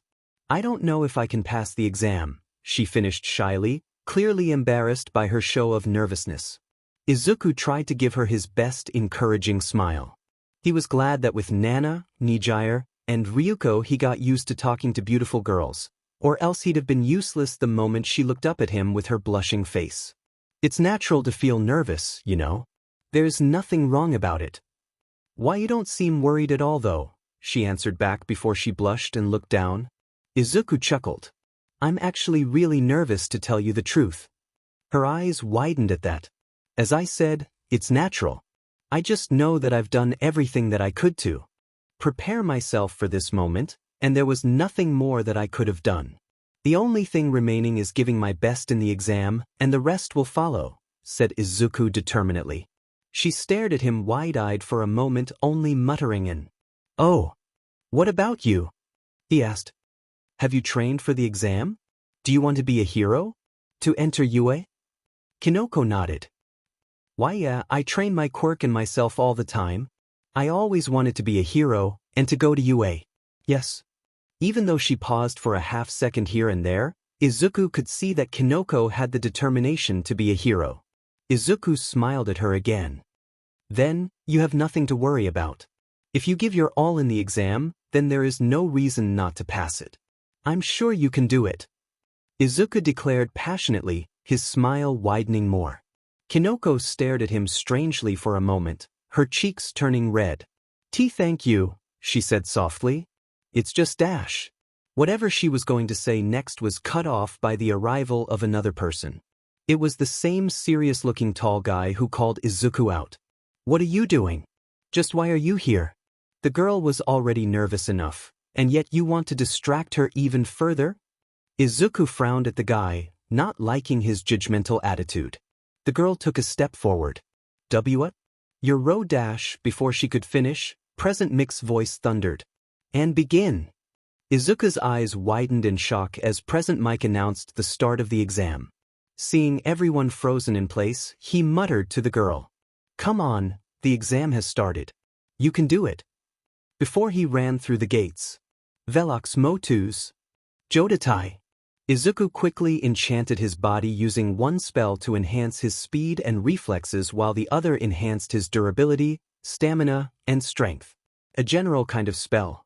He couldn't use a foci, wand, unless directly related to the work of one's quirk. No items were allowed in the entrance exam since Yude didn't want them to just bring a weapon or some fancy support item and rely on it.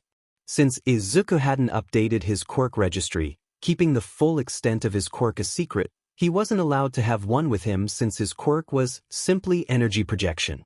It didn't matter though.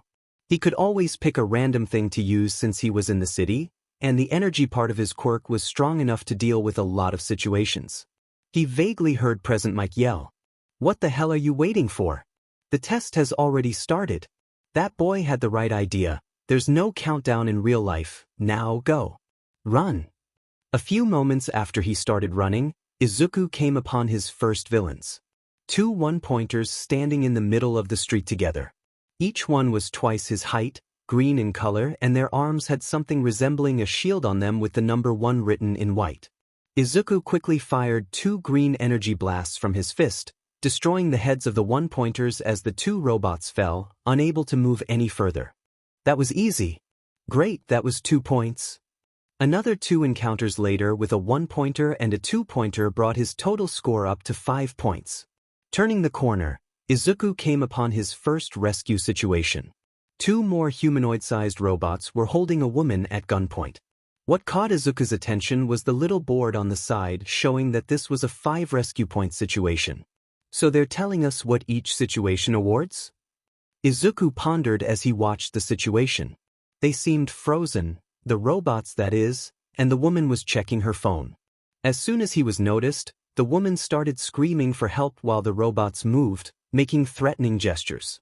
Already preparing a spell since it took a little more time without a foci, Izuku yelled, "Hey villains!" Robots looked at him. One of them pointed his gun at him while the other still had his gun on the woman. Izuku was finished, however, as he extended his hand. Kenmon.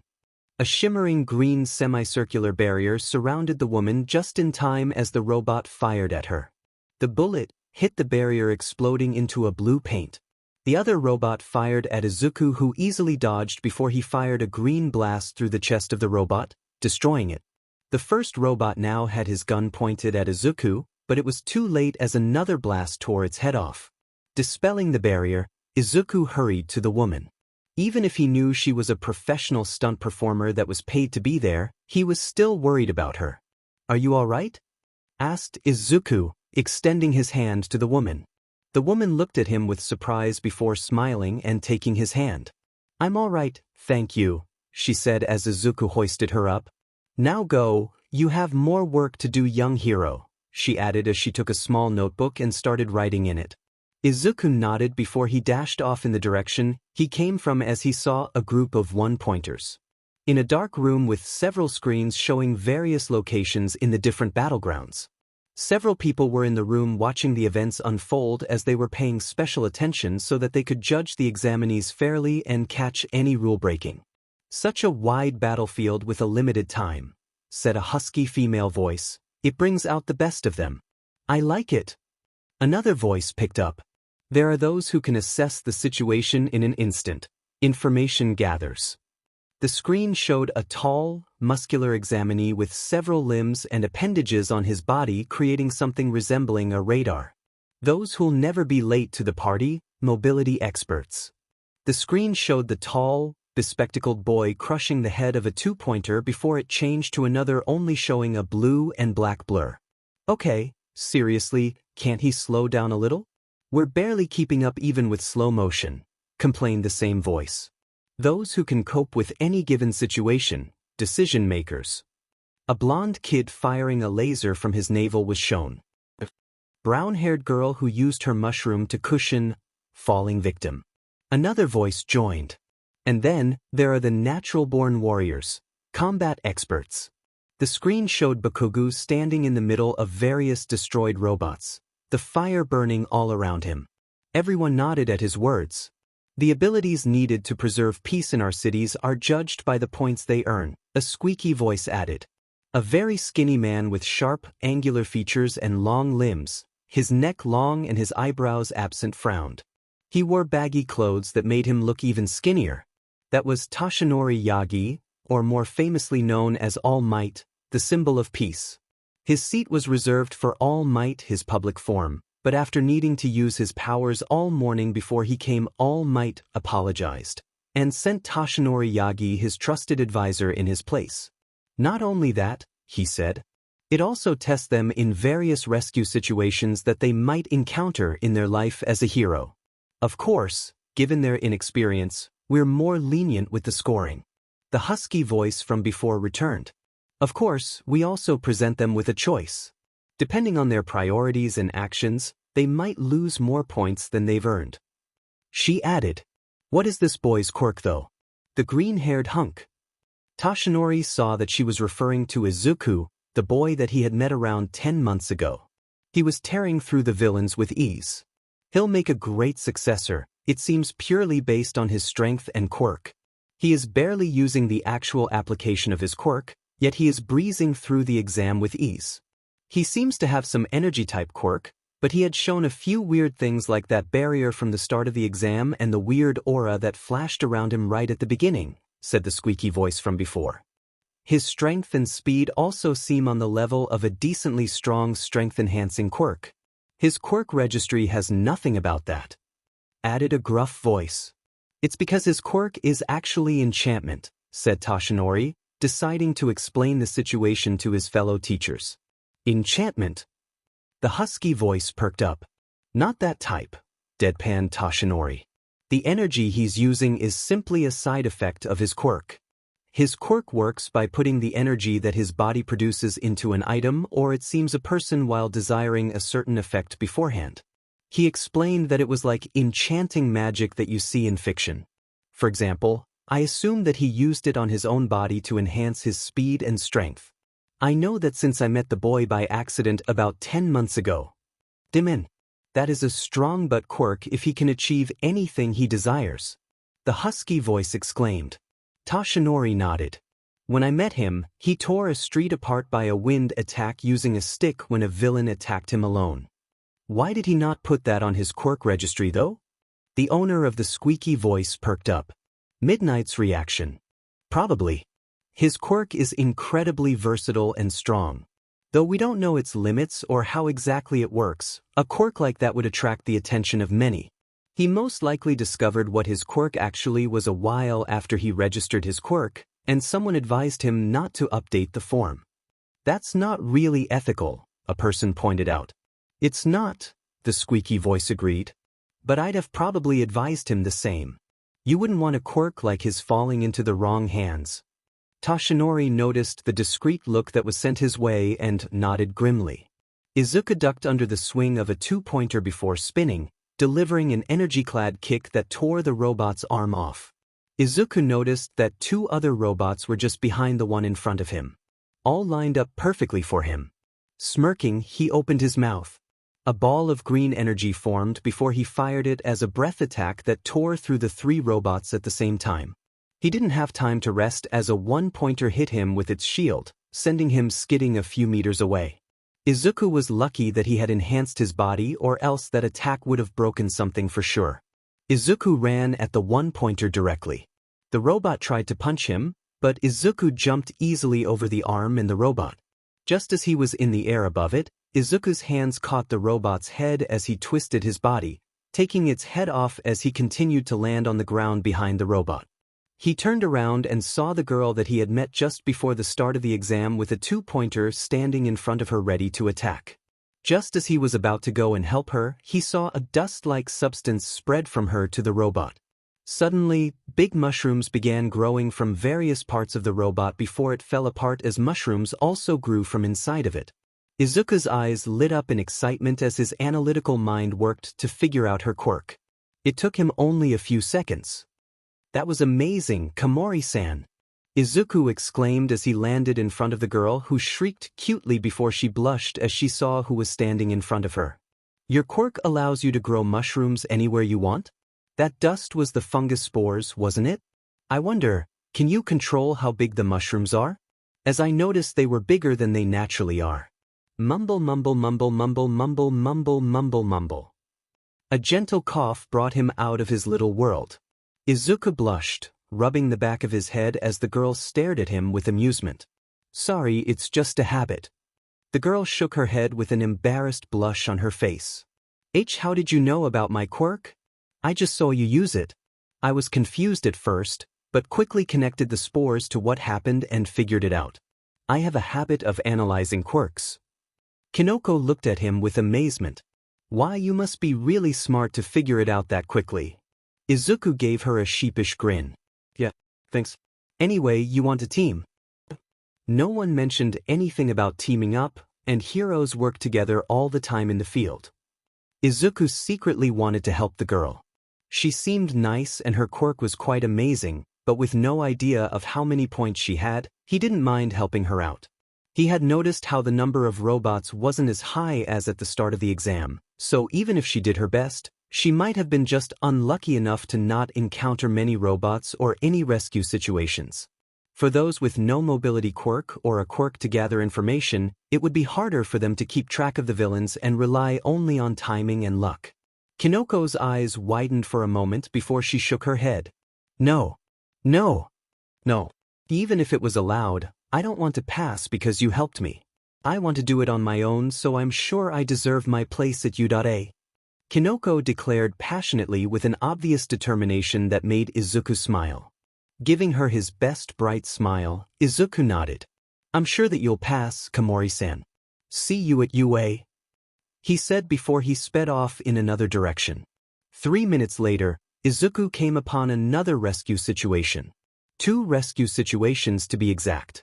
The first one was a simple cat stuck on a tree, while the other was a half-destroyed building with a collapsed entrance, and there was even a floor that was on fire.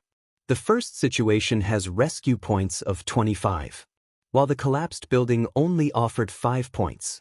Izuku raised his eyebrow at the numbers but didn't even give it any thought as he raced toward the collapsed building.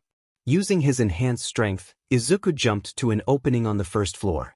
Unknown to him, a shield-like barrier rose around the cat rescue situation behind him as the artificial tree's branch lowered to let the cat jump off safely. Izuku saw 2 men collapsed, actually just pretending to be unconscious, under large pieces of debris. Izuku immediately went to them.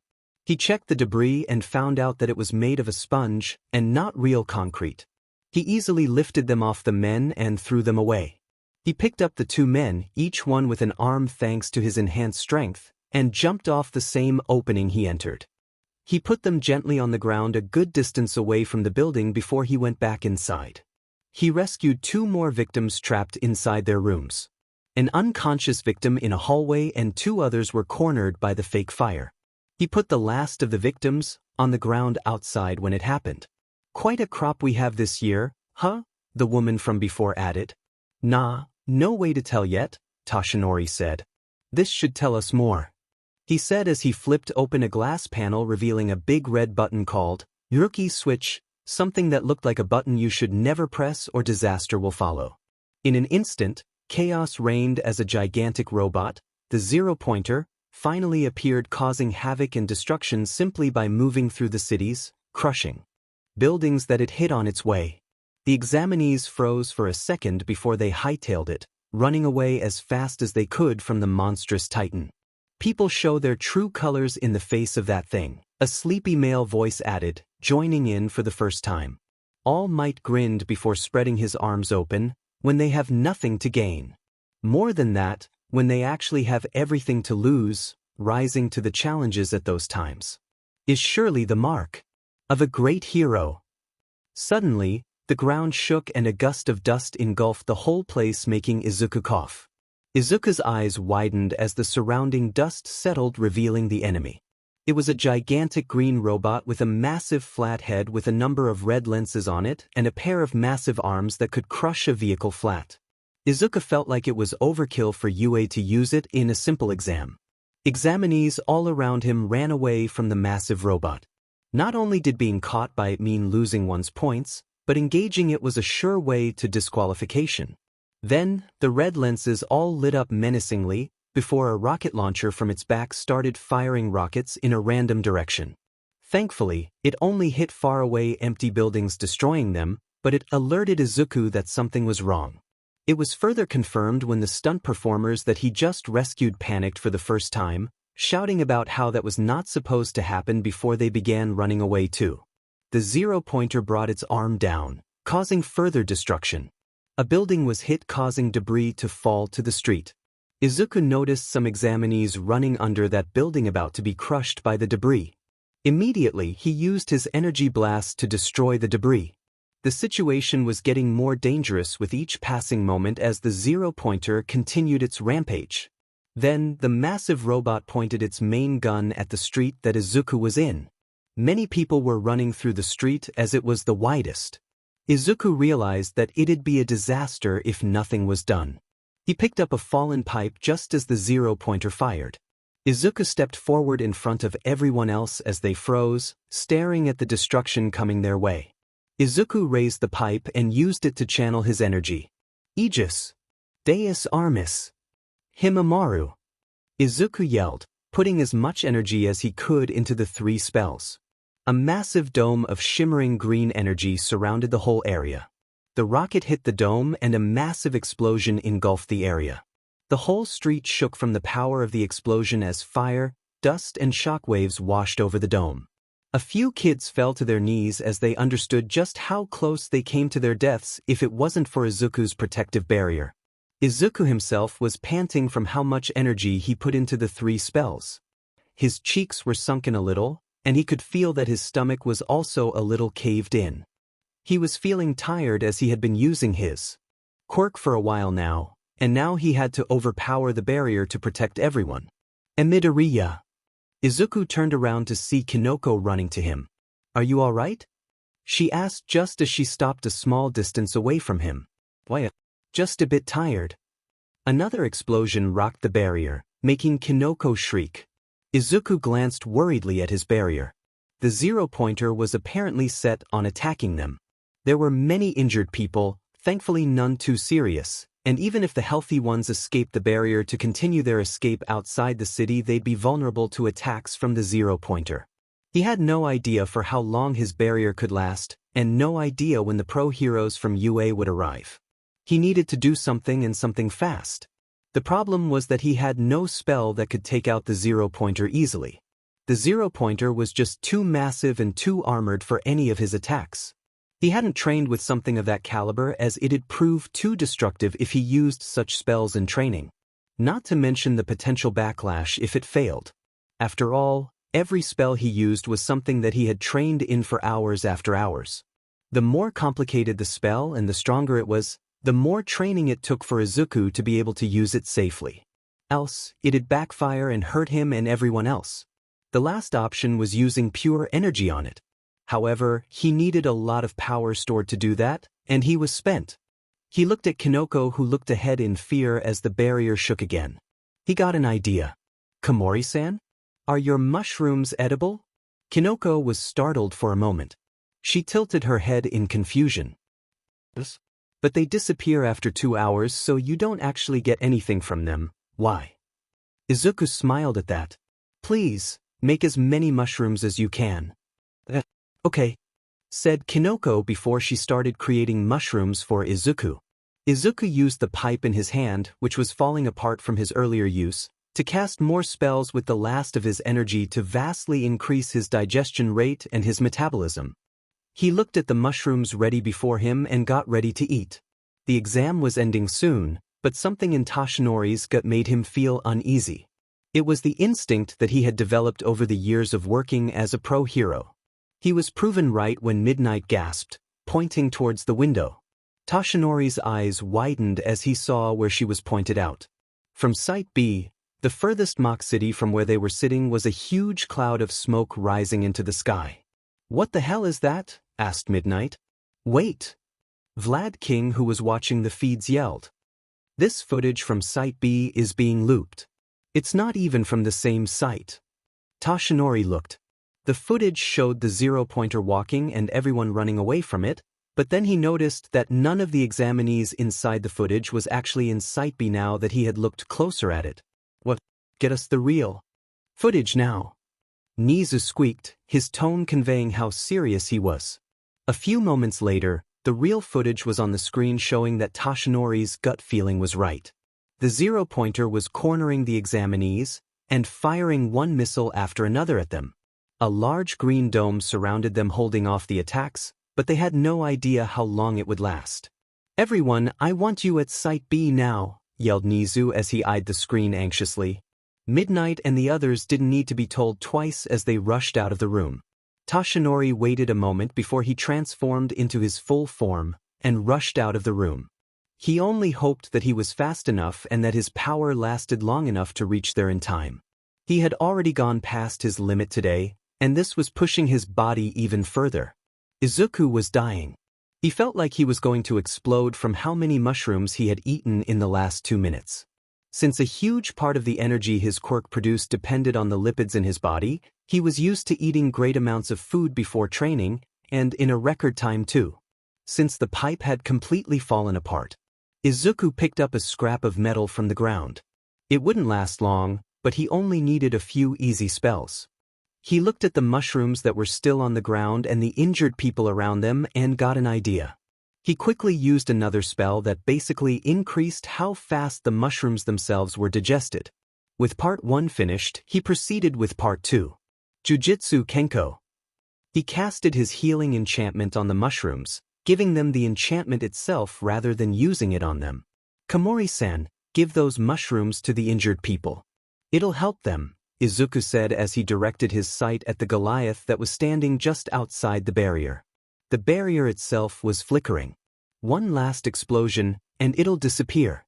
Quickly, Izuku redoubled the enchantment on his body before he cast an additional Fetterlight to make his body much lighter. He used his new enhanced strength to jump to the wall of a nearby building, cracking the pavement underneath him as he jumped. He jumped as soon as he hit the wall, using it as a platform to jump much higher in the air. As soon as he reached the apex of his jump, Izuku was out of the barrier. The zero-pointer noticed him as it aimed at him. Izuku gathered as much energy from his body as he could, drawing all his reserve for one massive attack. Just as the zero-pointer fired, Izuku roared. "Dragon Roar!" Izuku roared with all his might, naming his energy attack for the first time. A massive beam of pulsing green energy erupted from his mouth, completely eradicating the missile before engulfing the zero-pointer. Izuku cried out of pain as the energy made it out of his body through his throat and mouth. Pain like no other coursed through his body as he felt his throat and mouth tear apart from the massive energy that went through them. It only lasted for a few seconds, but for Izuku, it felt like it lasted an hour of agonizing pain. The roar had destroyed massive chunks of the robot, reducing it to a pair of limbs, its arms, but also started a massive explosion as the missiles and ammunition exploded along with the remnant of the robot. The explosion was big and strong enough to finally destroy Izuku's barrier, creating a massive shockwave and winds that sent Izuku's body flying through the air.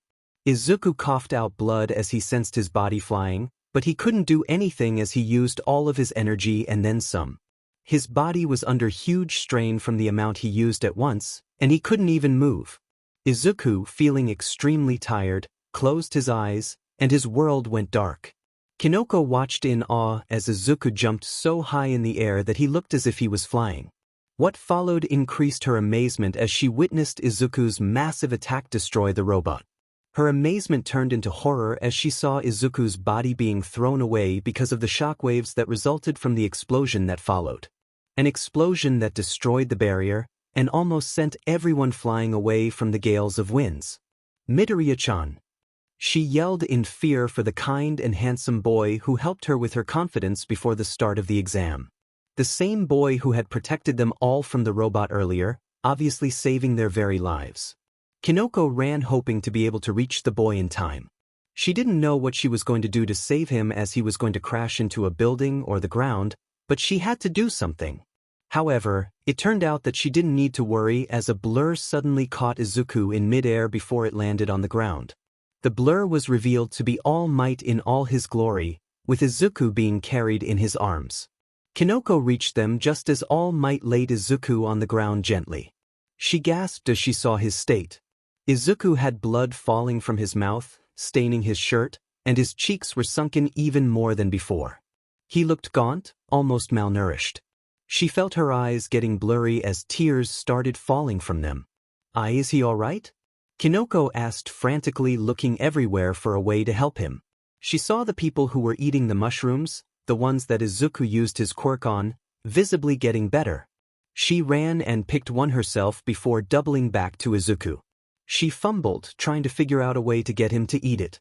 She was about to try and open his mouth when a voice stopped her. "I'd not do that if I were you."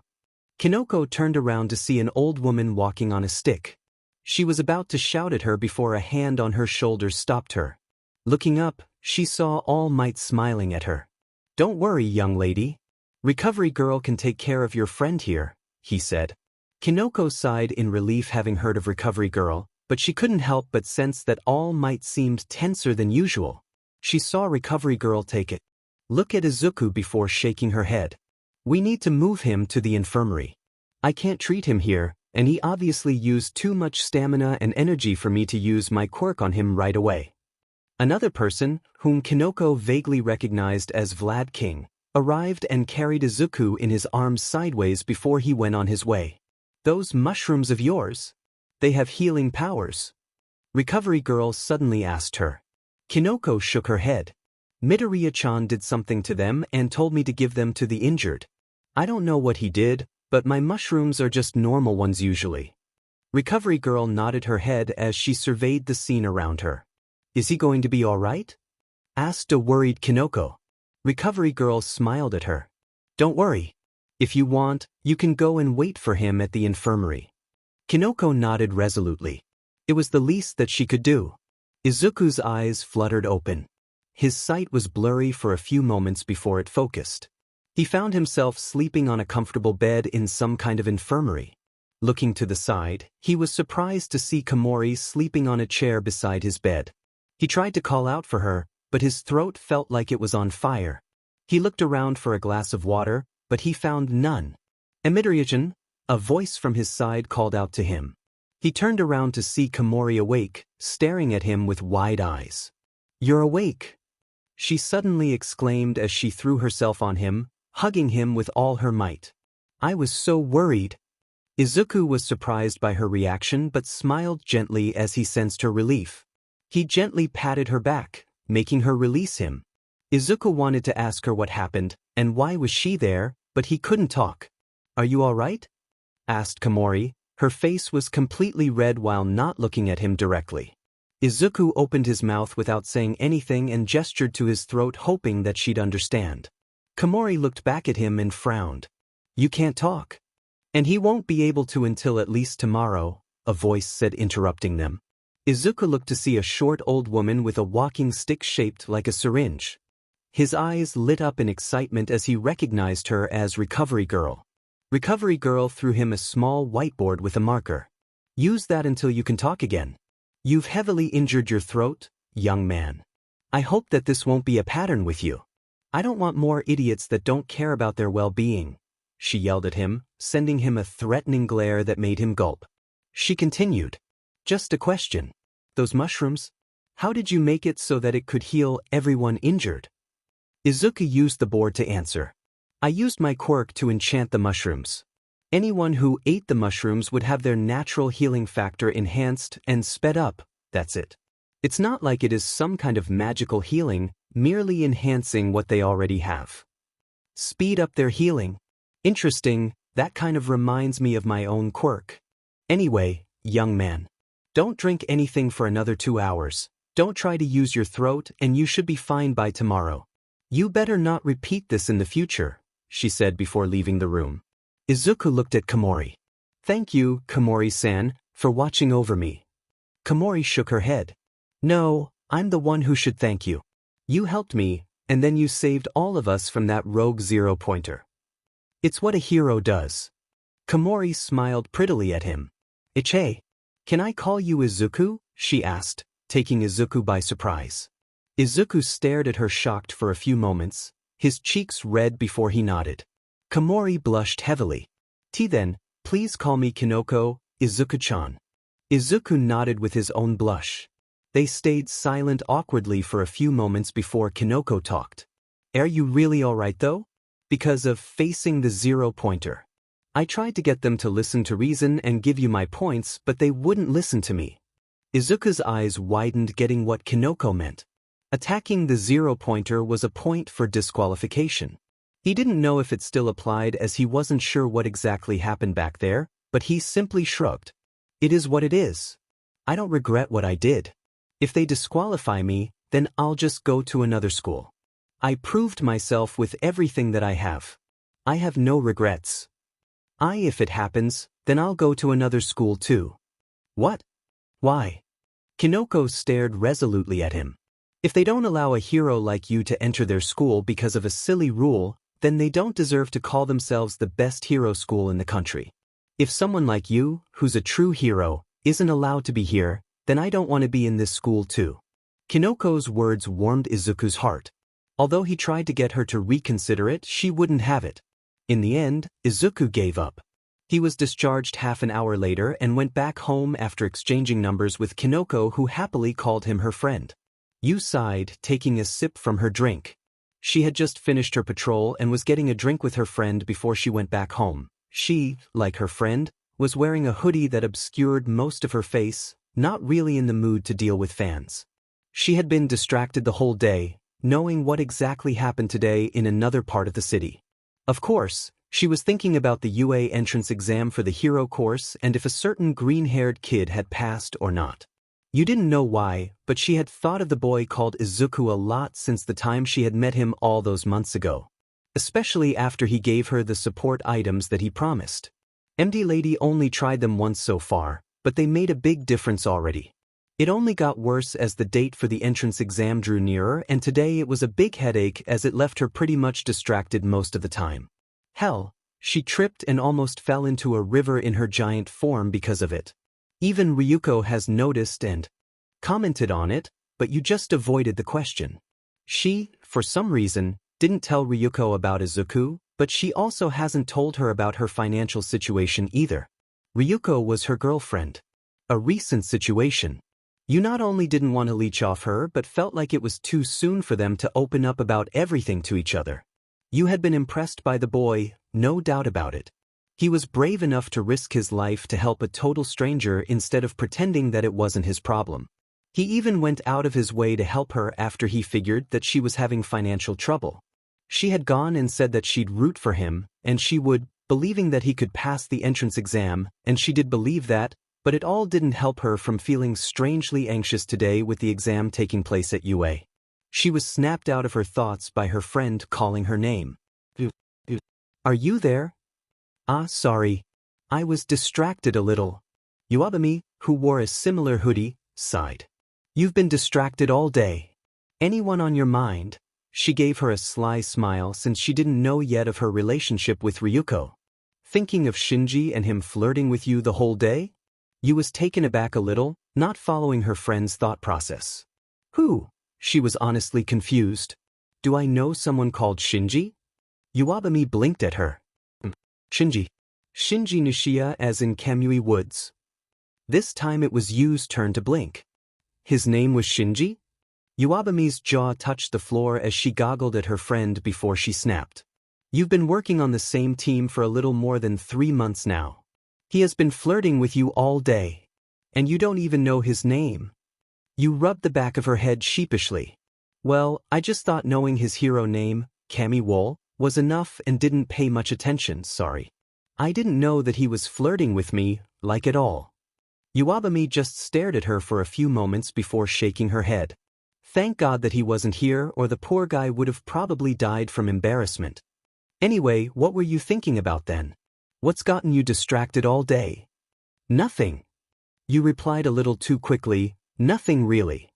Yuabami didn't appear to have believed her but thankfully had dropped the subject. Anyway, I have a new commercial coming that'd get some really sweet money, want in? Yu perked up at that. She needed money, after all, she had 12 kids to take care of and spent the rest of the time before going back home discussing it with her friend. You opened the door. I'm home, and braced herself. It didn't take more than a moment before 3 missiles collided with her as she kept herself from falling to the ground, wrapping her arms around the 3 little brats that glomped her, 2 blonde boys and a girl with black hair, her 5-year-old triplet siblings. Sis, you're home, the kids exclaimed happily as they buried themselves in their older sister's bosom. You smiled warmly as she hugged them closer. Up. Y'all didn't cause problems for Yumiko and Yukio, did ya? Seeing them avert their eyes, she gave them a stern look. Yuji, Yugo, Yuka. What have I told ya about listening to your eldest brother and sister? Putting them on the ground, you tried to glare at them. Tried being the key word as the 3 used their puppy eyes on her before they exclaimed in unison. Sorry, sis. You sighed before she gave them a warm smile. Fine. Just don't do it again. Yes, sis, the 3 little menaces said before scurrying off to cause some more mischief. You're too soft on them, you. You looked to see Yumiko, who looked like a younger version of her only with black hair, standing at the entrance of the living room. You sighed. I try, and you know. Before she shook her head, anything interesting happened today? Yumiko shook her head. The usual, but... She trailed off grimacing before she continued. The landlord came asking for money. The grocer asked me to pay up what we owe him, and Yui's, and Yuzu's schools are asking for money too. You walked towards the living room with Yumiko trailing behind her, seeing the rest of her siblings either watching TV, lazing around on a sofa, or studying, and was greeted with a cacophony of, "Welcome home, sis." She smiled at them before she reached the kitchen. She filled a cup with water and drank before she began rubbing her forehead. Fine, I'll take care of it tomorrow. Do we even have the money for that, you? I told you I could see if I cowl dash. No. You cut her sharply. You are too young to work, and I swore that I wouldn't let any of you work before you have to. She took a breath to calm herself. Uabami hooked me up with a commercial that'd get us enough money for the rest of the month, and hero work is picking up these days. We'll be good, don't you worry. But sis, you don't have to do everything yourselves. You're not responsible for all of us. You glared at her. Of course I am. I'm your older sister. Before she went to one of the only 2 bedrooms in the apartments to change her clothes. A few minutes later she was out, wearing purple pajamas, making her way back to the kitchen to start preparing food for her siblings. She began preparing the vegetables, rice, and chicken she needed for the meal and started working on it. I want the new All Might toy.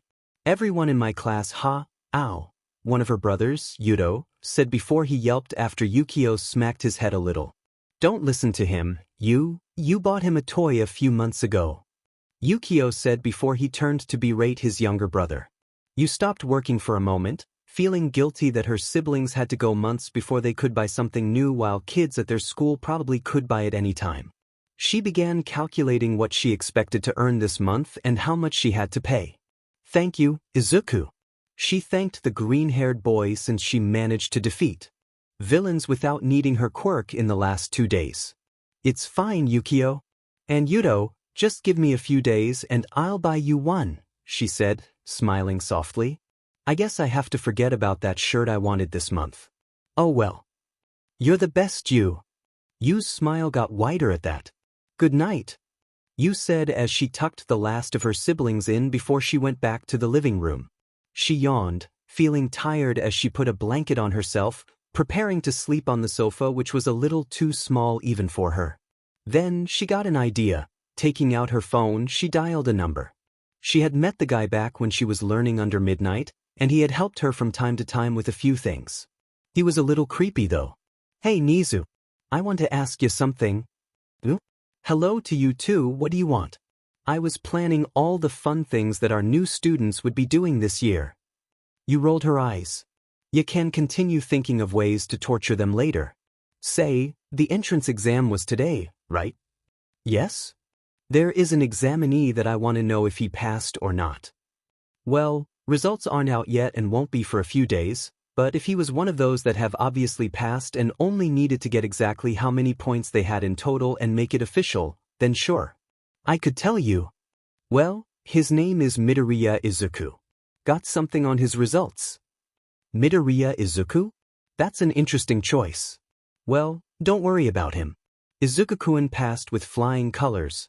He's going to be a great hero. Yu smiled brightly at that and was about to yell yes before remembering that her siblings were sleeping. Thank Nizu. Can I ask you for a favor? Can I be the one to tell him that he passed? I kind of owe him for something, and I promised I'd root for him to get into you. Well, I guess I can do that.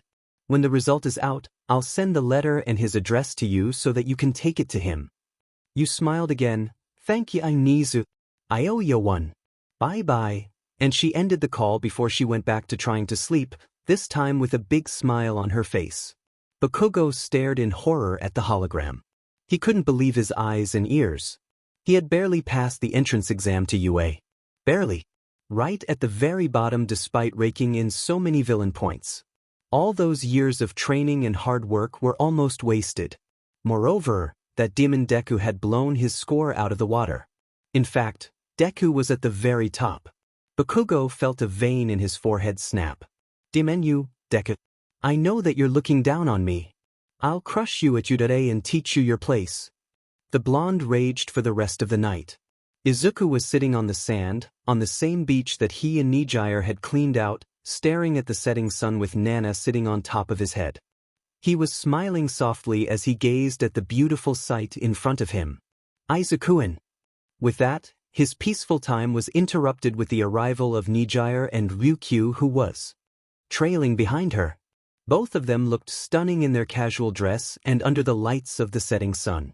I've heard about everything from Nijire, said Ryukyu as she sat beside him a decent distance between them.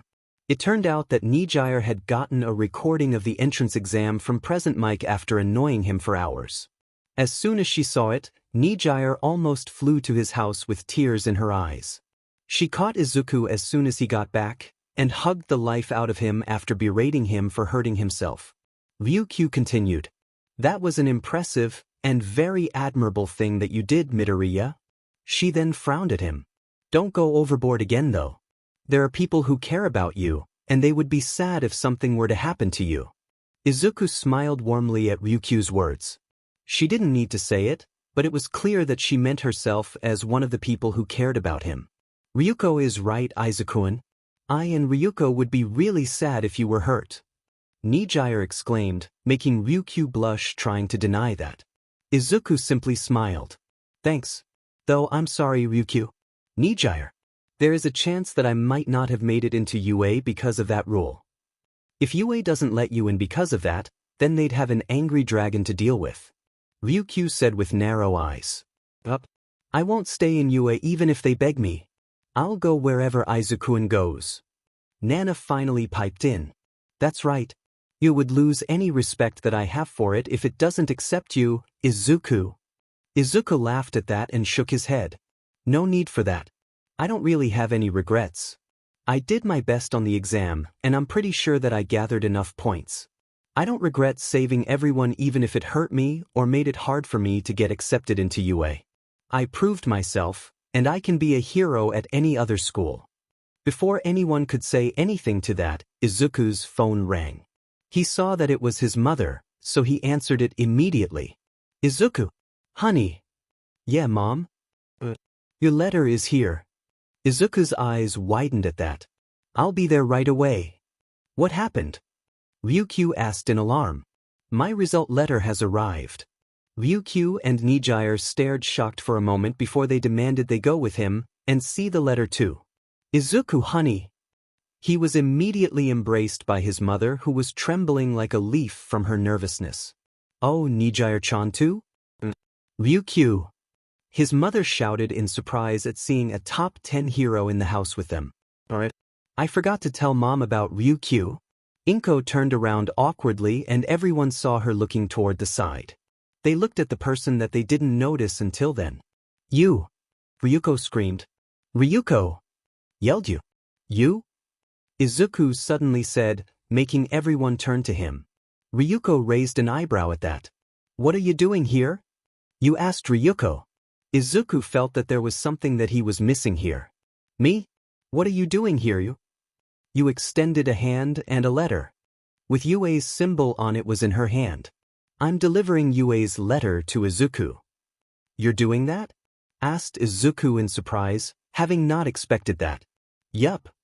You confirmed with a bright smile, enhancing her beautiful features. I've asked Nizu to get it to you personally so we can open it together. She turned towards Ryuko, who was staring at her with a frown. I didn't expect to have Ryuko with you though. I didn't expect you here either, said Ryuko with a sigh. It doesn't matter for now, we can talk about it later. You nodded before she handed the letter to Izuku. Now that he had the letter in his hands. Taking a deep breath, Izuku opened the letter and a disc fell from it. The disc then lit up. It's me, Nizu, the one who could be a dog or a mouse or a bear, but more importantly, I'm the principal. I'm sure you've been waiting impatiently for your results, and in fact, they were actually all ready to be sent 3 days ago. I just wanted the students to feel extra nervous. Nizu said before he started cackling madly, making them sweat at his antics. You've really impressed me and other staff members with your performance in the practical exam, and you scored a perfect score on the written exam. You'd have easily got into UD if it weren't for your actions in the last moments that made us disqualify you. I'm truly sorry. Nizu bowed his head. Izuku was shocked, but he nodded silently, having prepared himself for this moment. Nizu continued. Did you really believe that? Ha ha ha. After 3 minutes of Nizu's mad cackling. I swear. Your face must have been hilarious. Everyone deadpanned at the mad rat. Izuku could even hear Ryukyu gritting her teeth. Suddenly, All Might entered the screen too. I'm here as a recording. He then looked at Nizu.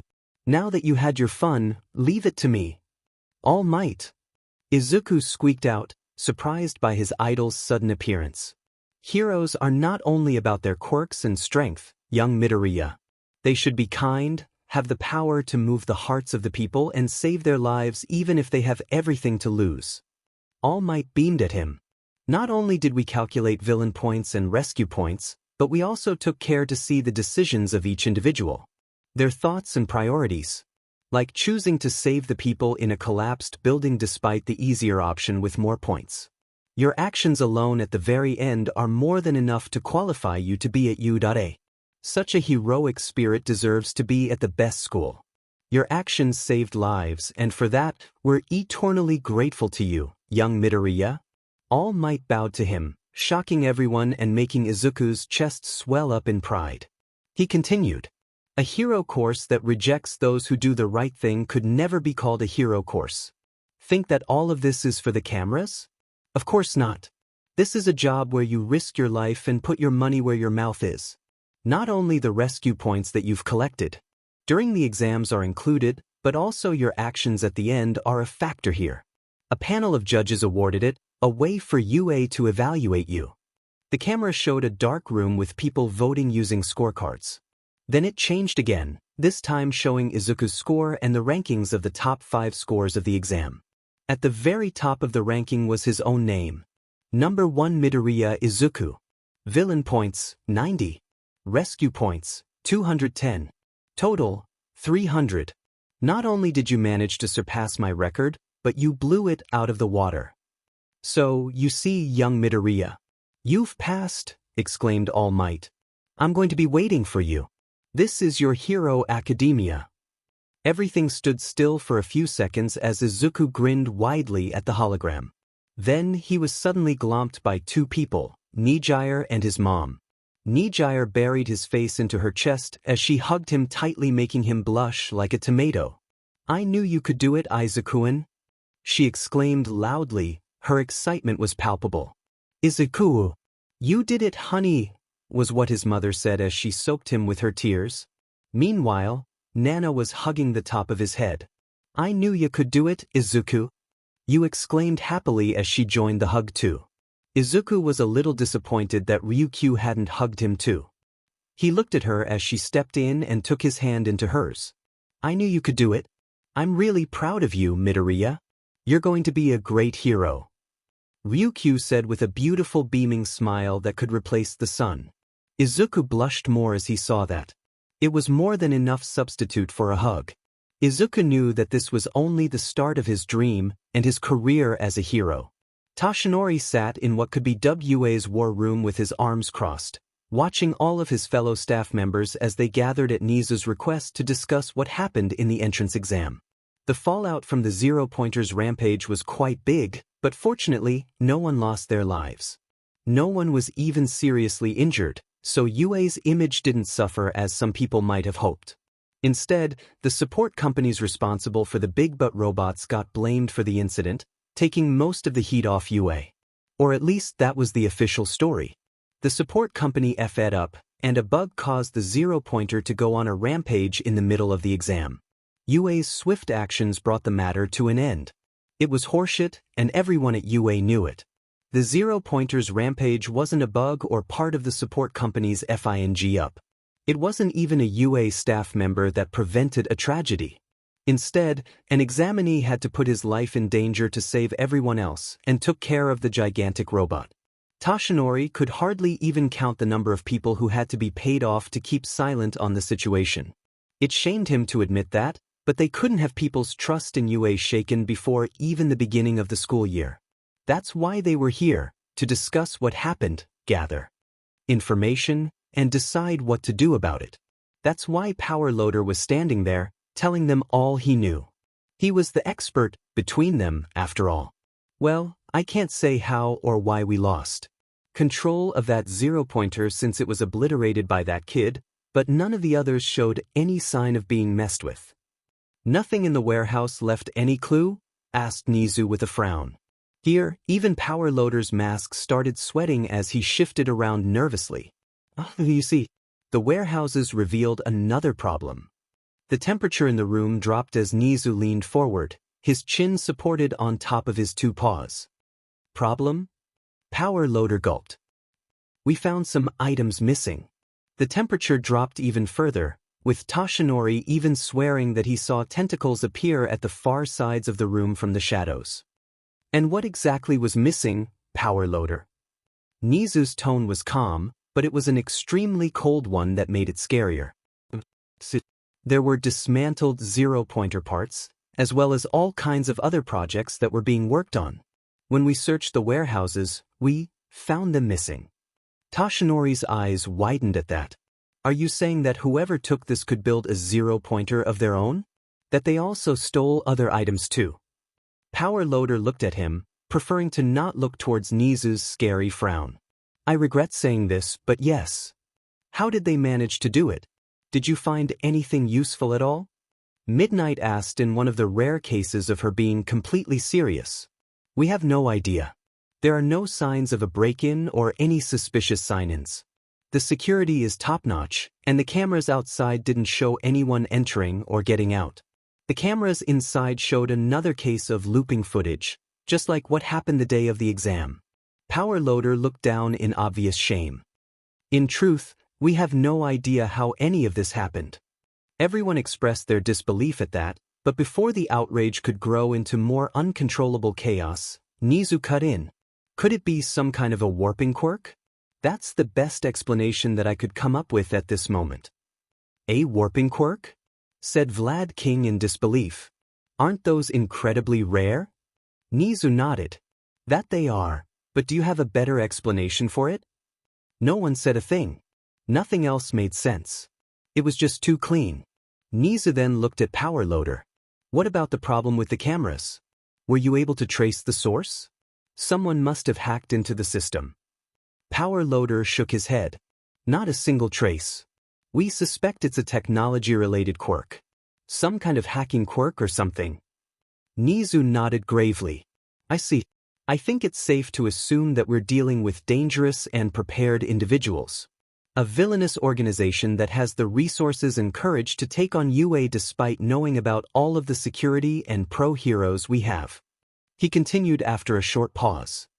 Power Loader, need you to have security teams prepared to deal with anything inside the warehouses too. All the time. I also want a list of everything that they've taken, he said before he looked at Aizawa. Eraserhead, did you hear of any suspicious villain activity during your work? Aizawa nodded slowly. There is a rise in general villain activity due to All Might's obvious decrease in patrols, he said, making Toshinori wince at his weakness. Other than that, there are whispers of some kind of team or league between the villains. It seems to consist of low-level villains that won't pose any problem even in large numbers, but the true concern is whoever is behind them all. We still haven't found anything about the identity of their leader, their name, or their objectives. He continued. Missing person cases are rising too. Maruko is currently investigating a lead in a nearby city. There are even whispers of a hero killer appearing north of Kyoto. The atmosphere in the room grew more somber with every word. It seemed that the situation was slowly, but surely taking a turn toward the worst. Toshinori didn't want to sound arrogant, but he blamed his time limit for that. Already, society was feeling the effects of the symbol of peace slowing down. He needed to find a successor and find him fast. His thoughts brought him back towards Izuku Midoriya. His amazing and versatile quirk was the thing that first caught his attention, though the fact that the boy managed to defeat a rather tricky villain on his own was also impressive. He also appeared to be a kind and nice kid, and his actions in the entrance exam proved that he had the right attitude to be a hero and the next wielder of One for All. Though Toshinori didn't want to rush his decision, so he thought of waiting maybe a few more months to see how he'd fare at UA and to check for other candidates. The meeting continued for a while longer before all of them, except himself, were dismissed. Nizu approached him with a thoughtful look on his face before he asked, "Do you think it's him behind all of this?" Toshinori's blood ran cold at the reminder of that monster. He could still see it, the blood that soaked his hands, and the scattered remains of that thing's head. The devastation that was left in the wake of their fight, and the injury that caused the end of his career. He could still remember the rage at seeing him and hearing his taunts about Nana. How his blood boiled when the monster described how he killed his beloved mentor. He shook his head to get out of his thoughts. That BSTRD was dead for sure. No one survived that. No. He is dead. I'm sure of it. If he can survive that, then I don't think that anything could kill him. I blew half of his brain away. Nizu nodded in understanding, patting Toshinori on the shoulder to calm him down. As a hero, Toshinori obviously wasn't fond of killing, even if he had permission to should the circumstances not allow for another solution. However, Toshinori was ashamed to admit that in this case, it was his first solution to the problem.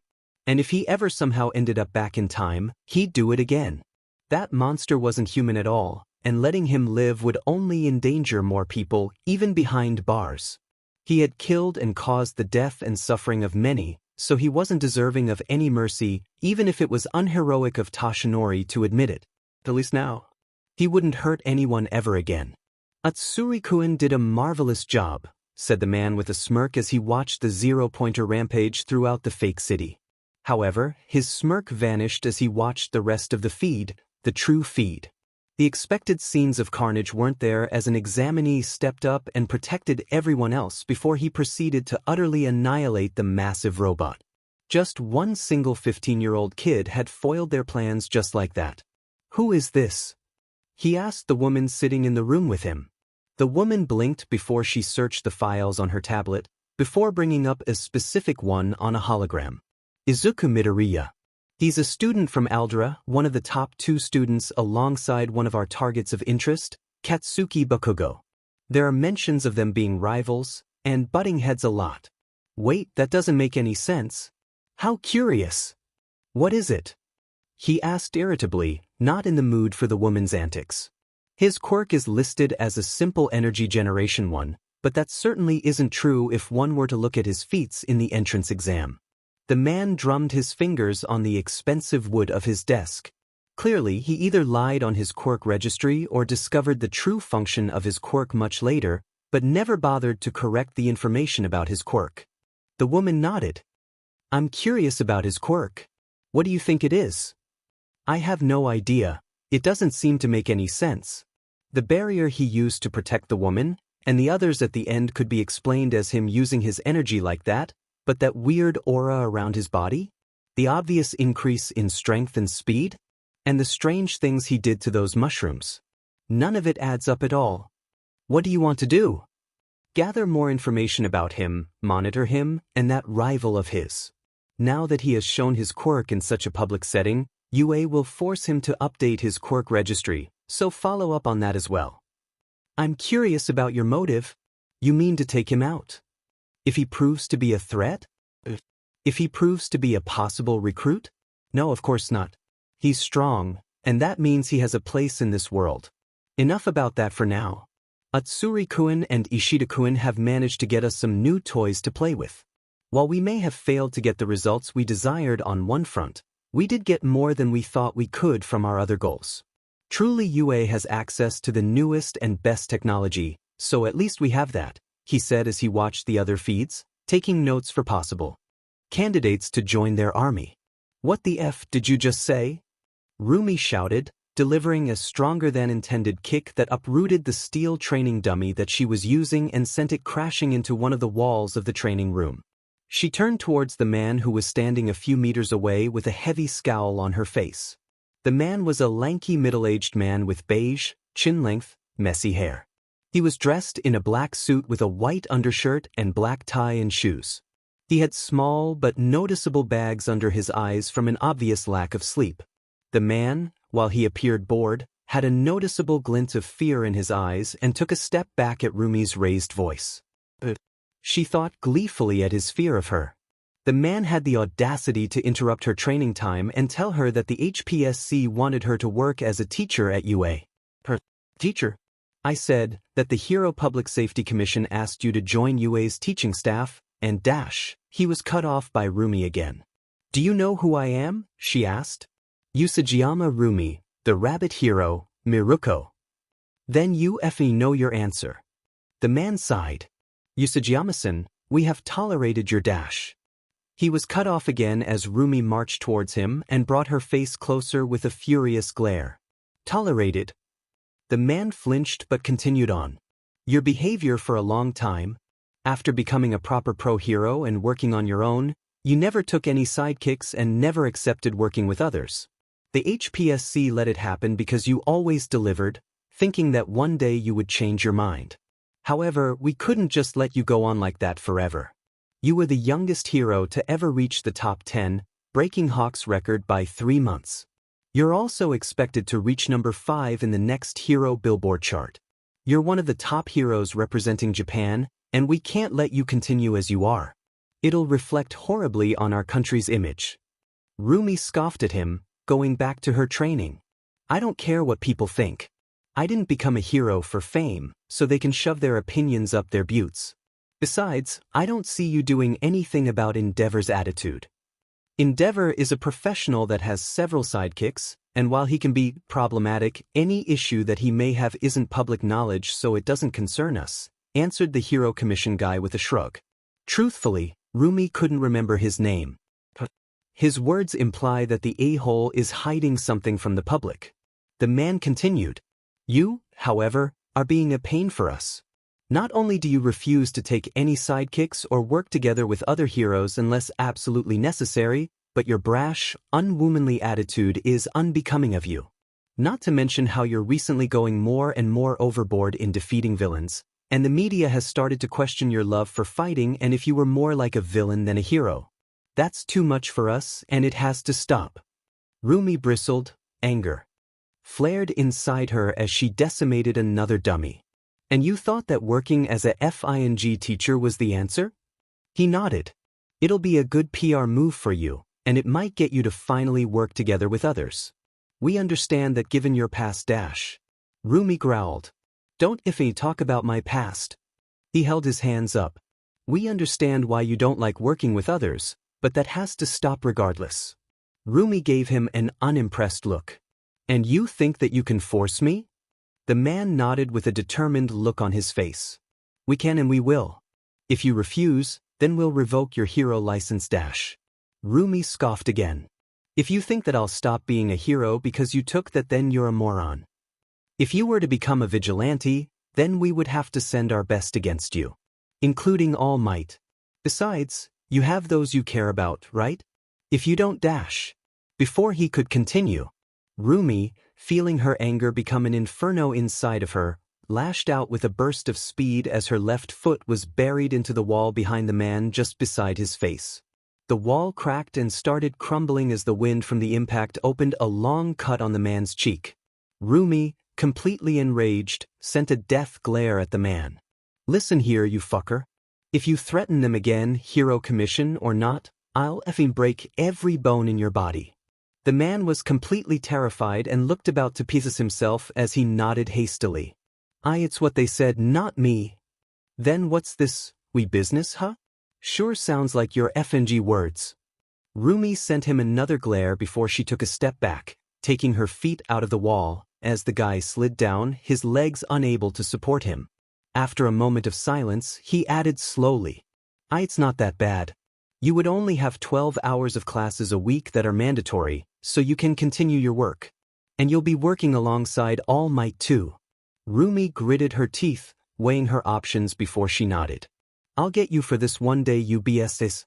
She promised in her mind those who dared to threaten what was hers. She might be a hero, but she was still a human and had her own morals. She was a hero who saved the innocent after all, not criminals. I have a job that I'm working on though, so I won't be available until around the end of the first week, she said before she glared at him. And if you think I'm doing any paperwork for this sheet, you're even dumber than you look. You want me to do this? Handle it yourself. She turned and stalked away, her very footsteps putting minor fractures beneath her feet. The man nodded in relief. Weiss, ma'am. It seems that UA is really getting in a lot of trouble because of that zero-pointer rampage, Nana said from her place, nestled between Izuku's green locks on top of his head. Izuku nodded. Yeah, especially after the results came. Some are claiming that they failed because of the incident and that UA should repeat the exam. Others are more concerned that kids were about to be killed by a robot and threatening to sue UA, or are trying to besmirch their image for their own gains. You think that UA will suffer from this? Izuku shook his head. No one got seriously injured, and it's the support companies that made the robots that will most likely end up being blamed. UA isn't just any other school and has too much influence for it to suffer from something like this.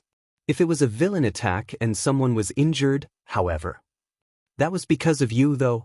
Maybe that's why they called you over. Indeed, Izuku was making his way towards UA after receiving an email asking him to go there. Izuku was wearing a black long-sleeved shirt with sleeves rolled up and a pair of gray slim-fit trousers with a pair of brown boat shoes. After Nana, Nijire, and his mom convinced him that a hero's image was important and that his All Might shirts weren't flattering at all, Izuku started to wear clothes that didn't scream that he was a hero nerd all the time. Izuku did have a few eccentric choices, and his hero costume and staff would be examples of that when people see them. He shook his head. I thought of that, but why would they want me for it? Maybe they want to kill you to keep it hushed up that you had to save their buttes? What? He asks incredulously. You know, to force conceal the truth, but you'll escape, maybe after losing an arm, and be forced into a life on the run while acting as a vigilante. Izuku snorted. You've been reading too many badly written fanfics. Do you know how hard it is to find good fanfics in the first place? Some make me want to tear my eyes out. Who the hell thought that writing All Might Endeavor fanfics was a good idea? Izuku shuddered at that. There are fanfics like that? He asked in disgust. That's why you better make sure to ask fanfiction sites to never allow stories about you. I don't want to see a single FIC of you and Bakugo. Izuku's full body shuddered as complete disgust filled him at the mere idea of that. Who in their right mind would look at me and him and think, yeah, they work well together? Next, you'll tell me that there are fanfics of All Might with one of his villains. Nana leaned forward from her place on top of his head, looking him in the eyes upside down. Oh, Izuku. You're underestimating the internet. Hell, there were a couple of girls in your class that were already fantasizing about it. Nana's names, now, they need to be monitored. They have the potential to be future villains, he said, making Nana giggle. A few blocks away from UA, Izuku noticed a certain girl. She was shorter than him, wearing a purple hoodie with the hood up obscuring her face. The hoodie was clearly customized to allow her rabbits, from the look of it, ears to move freely while still being covered. She also wore a pair of black shorts that were short enough to show most of her thick thighs. It wasn't only her thighs that grabbed his attention, and believe Izuku that they were really thick, but the way she was acting. She was walking suspiciously, looking around, hopping from one place to another using people, phone booths, or anything to hide behind as if she was afraid of being followed. So Izuku followed her. "Izuku, are you stalking that chick?" Nana whispered to him. "Oh, of course not. Her suspicious behavior caught my attention."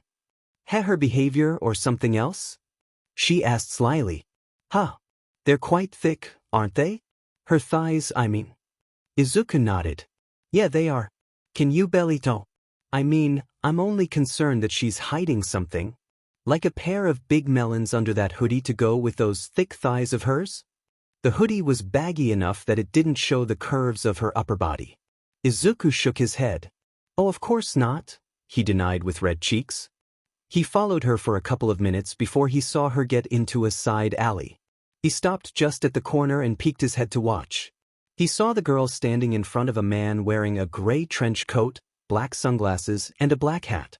Both of them were whispering about something and looking around as if checking if anyone was seeing them. It honestly looked like a drag deal. Izuku tensed when he saw the man open his coat, only to notice that the inside of the coat was filled with DVDs hanging on it. "Is she buying porn or something?" The man handed her a couple of them before she put them in a plastic bag. Then, she clearly gave him a roll of money as if she was shaking his hand before she turned, and Izuku noticed the ripples of her muscled and tan thigh. That was when it hit him. That level of thickness, the tan skin, and the muscled thighs. Of course, and the rabbit ears, there was only one person in the world who he knew that had them all. "Miruko!" he cried out suddenly in surprise. He hadn't noticed that while he was focused on her thighs, Miruko was coming closer to exit the side alley, so when he cried out, the sound surprised Miruko as her ears stood up in shock as her hood fell off her head. She jumped in surprise and dropped out the plastic bags with the DVDs falling out of it. Izuku blinked as he saw that they were DVDs for Sailor Moon and Precure. Izuku looked down, and then up to Miruko's wide-eyed red face. "That is an interesting choice of anime you got there," he said before he found himself in the air as Miruko wrapped one of her legs around his waist, gathered the fallen DVDs, and leapt to the roof of a nearby building. In a moment, they found themselves on top of a building, staring at each other awkwardly. They both stayed silent for a few moments before Miruko started to talk. "TT, they are my little brothers." She almost tore off his ear by how loud she was. Izuku raised an eyebrow. "Your little brothers?" Miruko blushed harder, making her even more beautiful than ever, as she averted her eyes. "They are my little sisters?" she half-asked. Hesitantly. "Yes. My little sister likes to collect DVDs of ancient anime." Izuku hummed. It was clear to all that he didn't believe her. "I believe you 100%, he said in his most sarcastic voice. Miruko growled. "Fine. They're mine, happy?" She then gave him her scariest death glare. "Promise that you won't ever tell anyone about this." "I promise that I won't tell anyone that Miruko is secretly an otaku."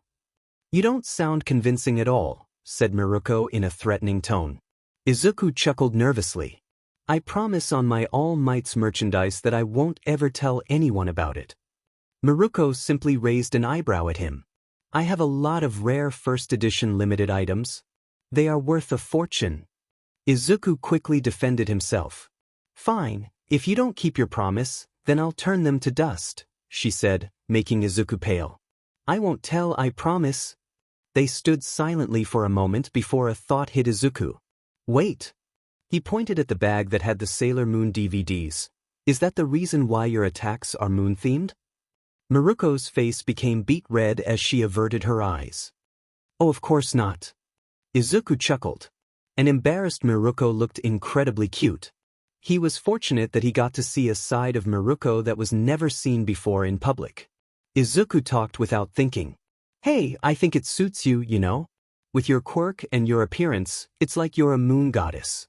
If possible, Miruko blushed harder as she stared at him with wide eyes before she huffed, crossing her arms under her boots, and looked to the side. "Don't say stupid things or I'll crush you." Izuku simply looked at her confused, not understanding what the problem was. He wondered if he had offended her somehow at some point. Maybe she was too embarrassed about naming her attacks after her favorite anime? Miruko looked back again for a moment before Izuku saw her eyes widen in recognition. "Wait, you're the kid from back then?" Izuku Midoriya, was it? Izuku was so shocked that Miruko actually remembered him and his name that he only nodded dumbly. Heh, said Miruko as she moved closer to him, before standing in his personal space, looking up at him due to how much taller he was than her. You certainly have grown a lot, haven't you? I hardly recognized you, kid. Izuku's cheeks colored from her close proximity before he blushed harder as one of her hands groped his left arm. Heh, and you've been working your body too? Given what I remember about your quirk, I thought you'd be a wimpy lazy but fighting long range only, but you trained your body too. Izuku tried to say something but failed. He was used to beautiful girls because of Nijire, Nana, and Ryukyu, but a goddess like Miruko acting like this was still a bit much for him when he was caught off guard. Miruko lightly hit his chest. Nice. You want to be a hero, right? Joined any hero school? She asked as she took a step back. Why, I got accepted into UA. Miruko looked up at him in surprise. U.A. Her expression changed into something that Izuku didn't understand before she whistled, back to normal. That's impressive, kid. I guess I should have expected nothing less from the only guy to force me to work with him, she said, the end being in a bit of a bitter tone. Apparently, she was still holding a grudge about that. Hey, it's not my fault the villain was just the wrong matchup for a close-range fighter like you. Miruko pouted cutely. Yeah, you're right, she said before turning back to him. Anyway, she paused mid-sentence, looking at Izuku in surprise. Hey, is that a Sky Gal, Nana figurine? She suddenly exclaimed, pointing at Nana who was seated between Izuku's locks, noticing her for the first time. You know her? Asked Izuku in surprise. Of course. She isn't well known, but she was my role model. I looked up to her after I discovered her when I was a little kid. Wait, why the hell do you have a figurine on top of your head in public? She asked, taking a step back, clearly weirded out by him. Well, I'm glad that I'm a role model for an amazing heroine like you. Nana decided to talk. Miruko jumped up in surprise before she pointed an accusing finger at Nana. A talking Sky Gal figurine? She then looked at Izuku with stars in her eyes. I'll offer 5 million yen for it. Izuku chuckled, taking the chance to tease Nana. I'll not accept less than 8 million. It's one of its kind. Miruko didn't even hesitate. Deal. Hey, I'm not for sale. Nana yelled indignantly. I have rights. This is slavery. Completely unacceptable. If anything, Miruko was even more awed. It's sapient. How did you get something like that? Well, it's a special-made one. I'll show you special UJ. Nana yelled as she started stomping his head with her foot. Izuku chuckled before he explained everything to Miruko about Nana.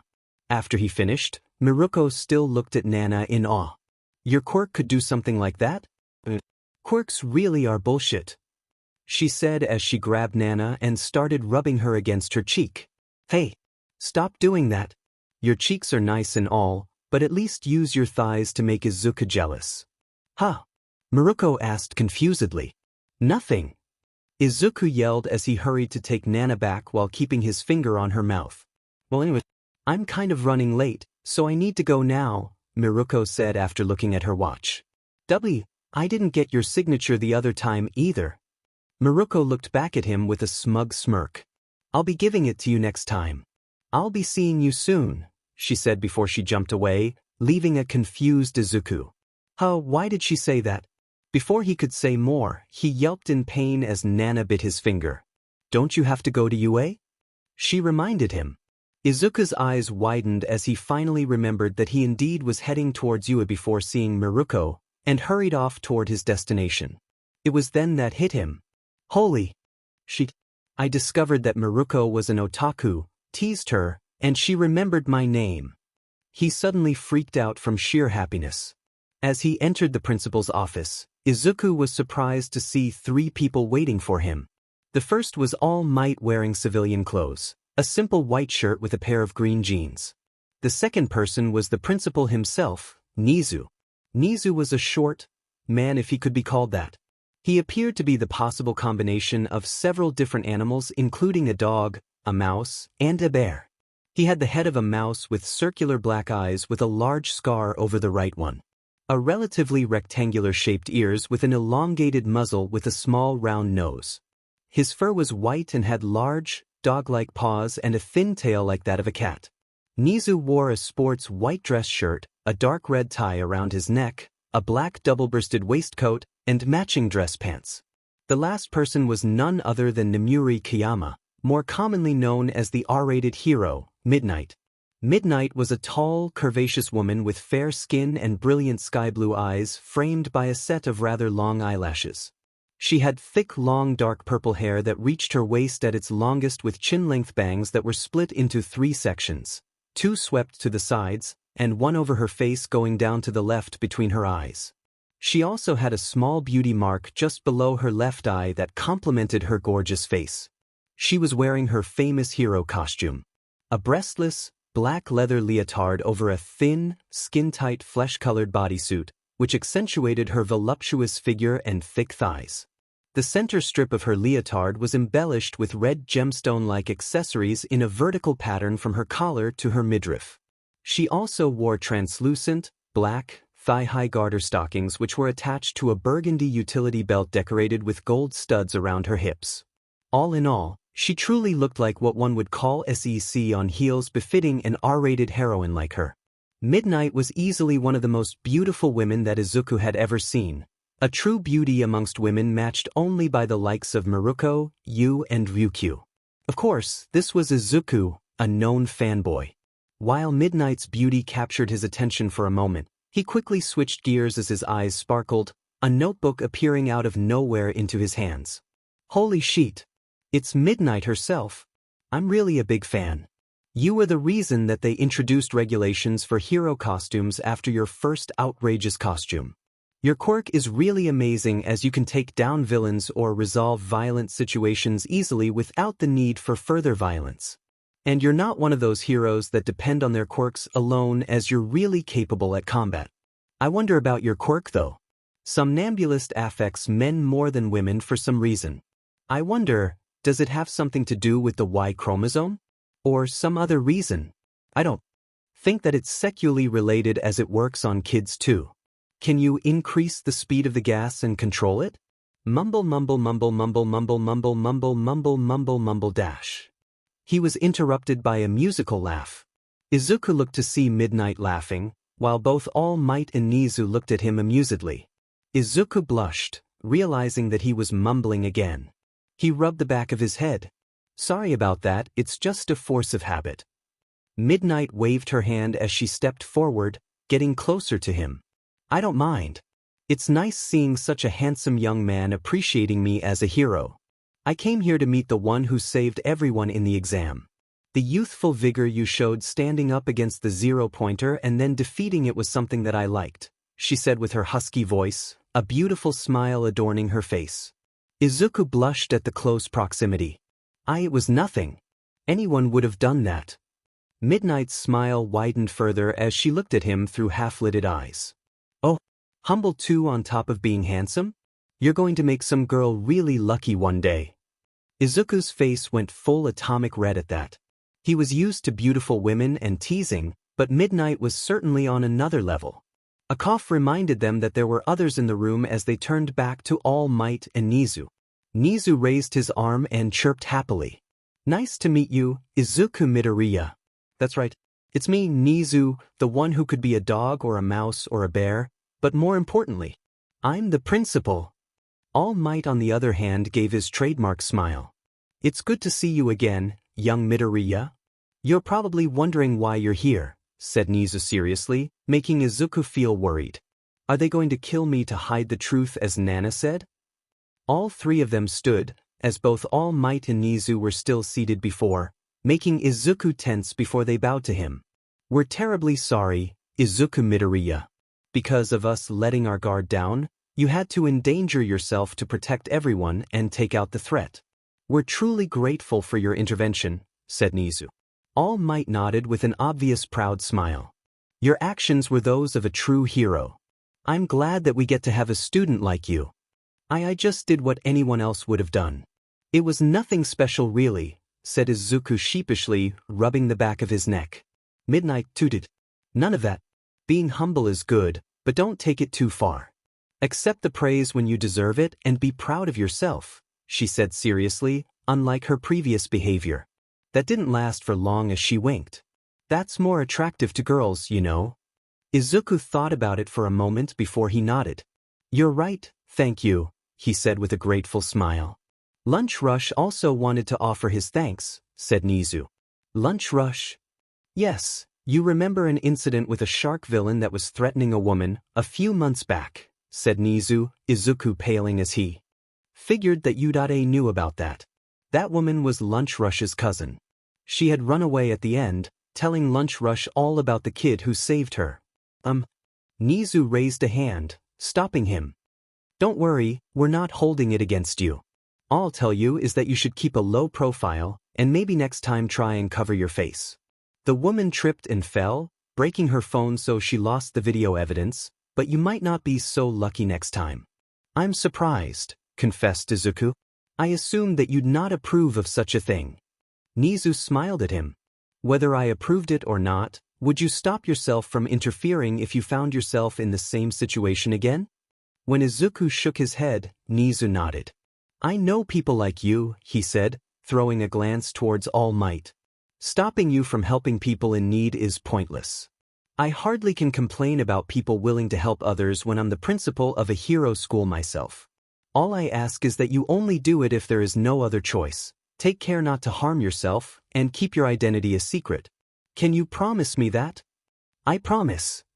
Nizu continued. The other thing that we want to talk about is your quirk. My quirk? Yes, from what All Might told us, your quirk is different from the one registered. Can you fully explain to us what your quirk can do? And why did you choose to neglect to update your quirk registry file? Izuku gulped. I'm not in trouble, am I? Nizu chuckled and shook his head. Not at all. So Izuku explained everything about his quirk, what it truly was, how it worked, the limitations, and the whole deal. Nizu displayed a thinly veiled interest in it, and Midnight was amazed by it, though she seemed to like the name enchantment for some reason. As for why I hid that, it was because Nana convinced me it'd be safer for me as a kid with no real protection against people who would want to exploit my quirk, said Izuku after he finished his explanation. And Nana? All Might asked in a weird tone. Alright, none of you has met her yet? He said before looking up a little. Wake up, Nana. Izuku called out for her since she had gone to sleep inside Izuku's hair after the encounter with Rumi. Did you finish, Izuku? Came Nana's sleepy voice as she peeked out of his hair. A gasp was heard, making Izuku turn back to the other three people in the room. Midnight looked confused at Nana, while Nizu eyed her with suspicion. All Might on the other hand had gone pale and was staring at her with both horror and wonder. He seemed to tremble as he took a hesitant step forward. What is it? Something on my face? I've not introduced myself. Name's Nana Shimura, nice to meet you. And Nana, is that really you? All Might suddenly said, his voice sounding broken as he took another step forward towards Izuku.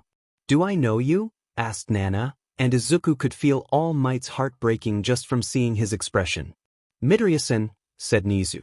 Can you please explain what's going on here? Who is that? And why did she introduce herself by the name of a long-dead hero? Did they know Nana from before she died? Is that why All Might is acting like that? Oh, Nana was a figurine for a pro hero that existed a long time ago that I had. Sky Gal, Nana. Figurine? Asked Midnight in astonishment. But she's moving and talking like a normal person.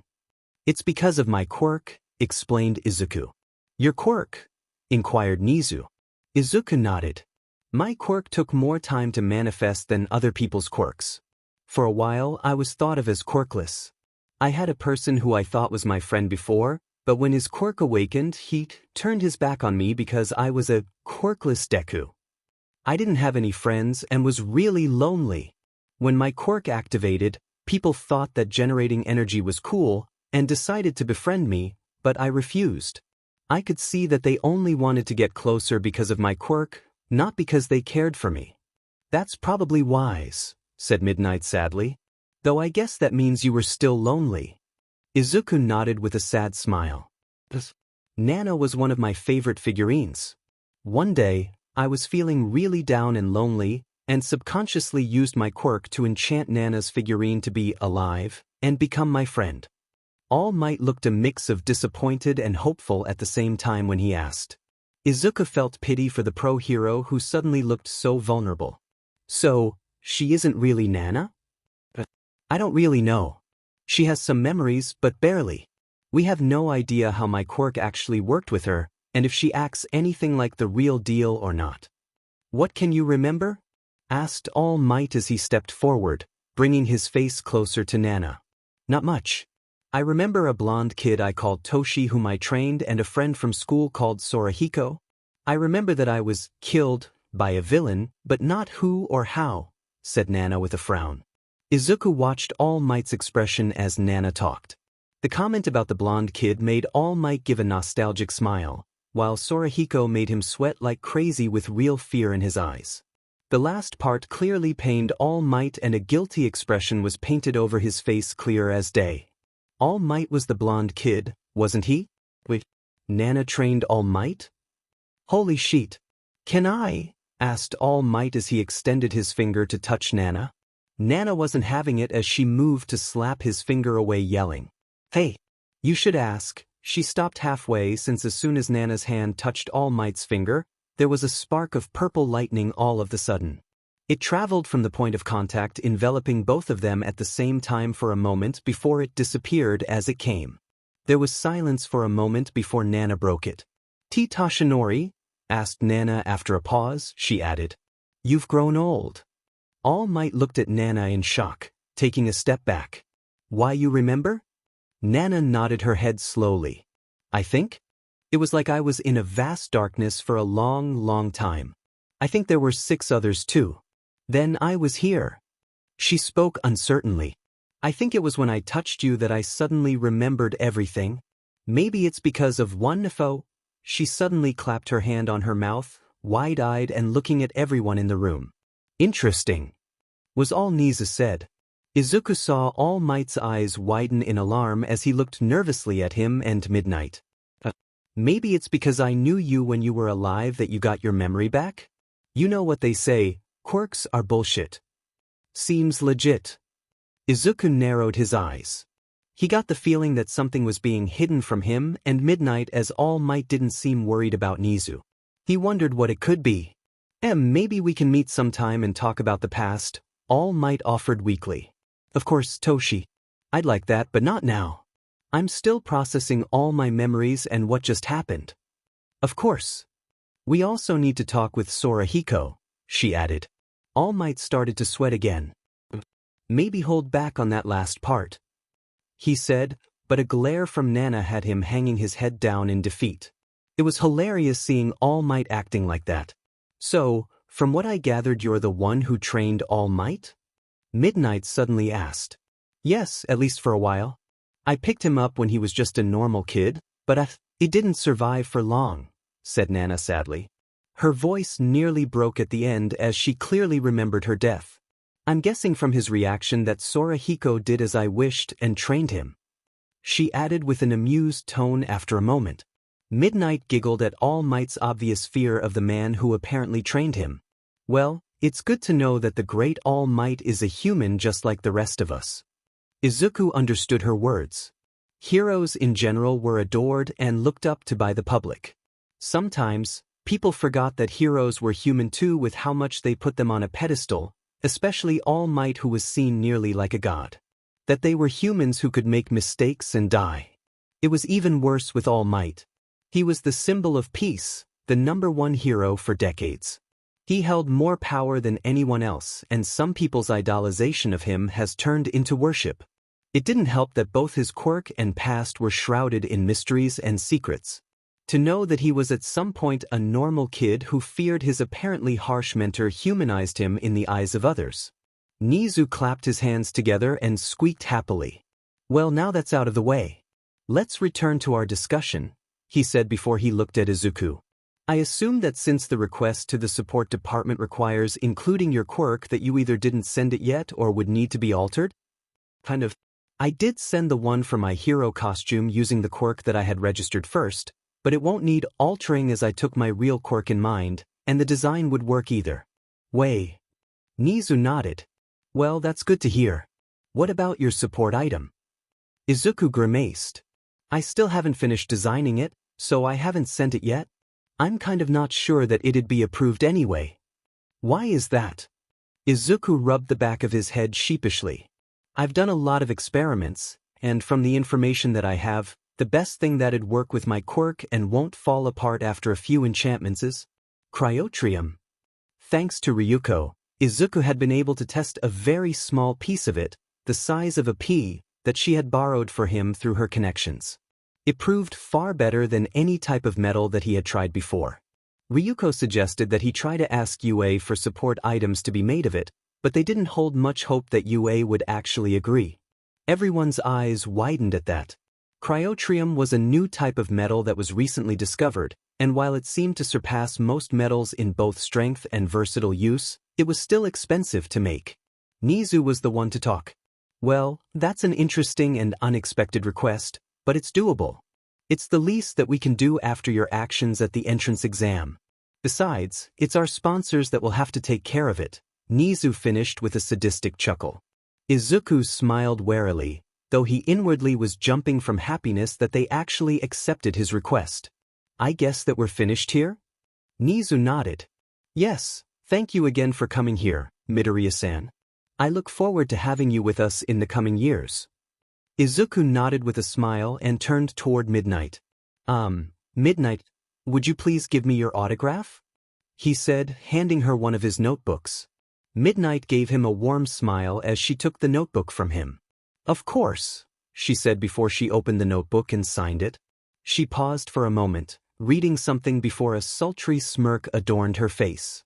Midnight took a step closer to him, a hand on her hips. You have a lot of interesting notes on my quirk, she said before she pointed to a drawing of her. And you're really skilled with your hands, it seems, Midoriya. She put a finger on her lower lips, drawing Izuku's eyes to her plump pink lips. You see, you can say that I'm a sort of art connoisseur.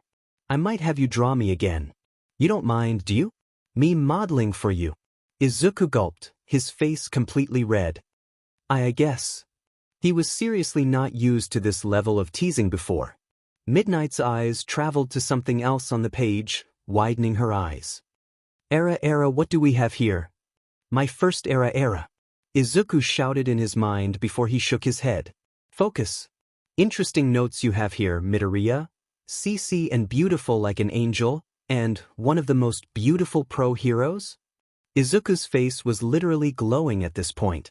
He had forgotten that he'd sometimes leave notes on his drawings. He really had no idea what to say at all. He simply hid behind his hands, sweating. Buckets. Midnight let out a musical laugh at that. Your reactions are really amusing, Midoriya. I really look forward to teaching you this year. Izuku only buried his face into his hands as Nana joined in laughing at him. He felt that this was going to be a long year. Scratch. Nijire was bored out of her mind. It was the last day of vacation before the start of the next school year, and she was doing nothing. Mirio was training. While Nijire didn't mind training, as she did that a lot with both Izuku and Mirio, that didn't mean that she wanted to spend every single day training. Especially not the last day just before school started again. Scratch. He wasn't one to do something fun unless someone forced him to, and today he was busy with his mother's birthday. Scratch. That was why Nijire was lying on top of Izuku's bed, in his room, bored out of her mind. It wasn't like Izuku was her last choice, far from it, but rather that she hadn't spent that much time with her other friends compared to Izuku and she sought them out first. Scratch. Izuku was sitting on his desk drawing and writing something in his notebook. Nijire had tried to question him, being as curious as ever, but Izuku just waved her off as he continued working, so she just chose to sit on the bed until he finished. She was aware of her best friend's habits. Once he was absorbed in something, then his sole focus would be on it until he finished. It was most likely that he didn't even register that he talked with her while he was working, and since there was nothing urgent, all she could do was wait for him until he finished. Scratch, scratch, scratch. Nijire pouted as she looked at Izuku's back. For someone as energetic as her, sitting down for a long while and doing nothing was like torture. She had already read everything that Izuku had, and he wasn't big on mystery novels, her favorite genre, so he didn't have any of the latest releases for her to read. And Nana was with Inko since the two of them had struck a friendship of sorts and liked to spend time together from time to time, so there was nothing for her to do or someone to talk to. Scratch, scratch, click.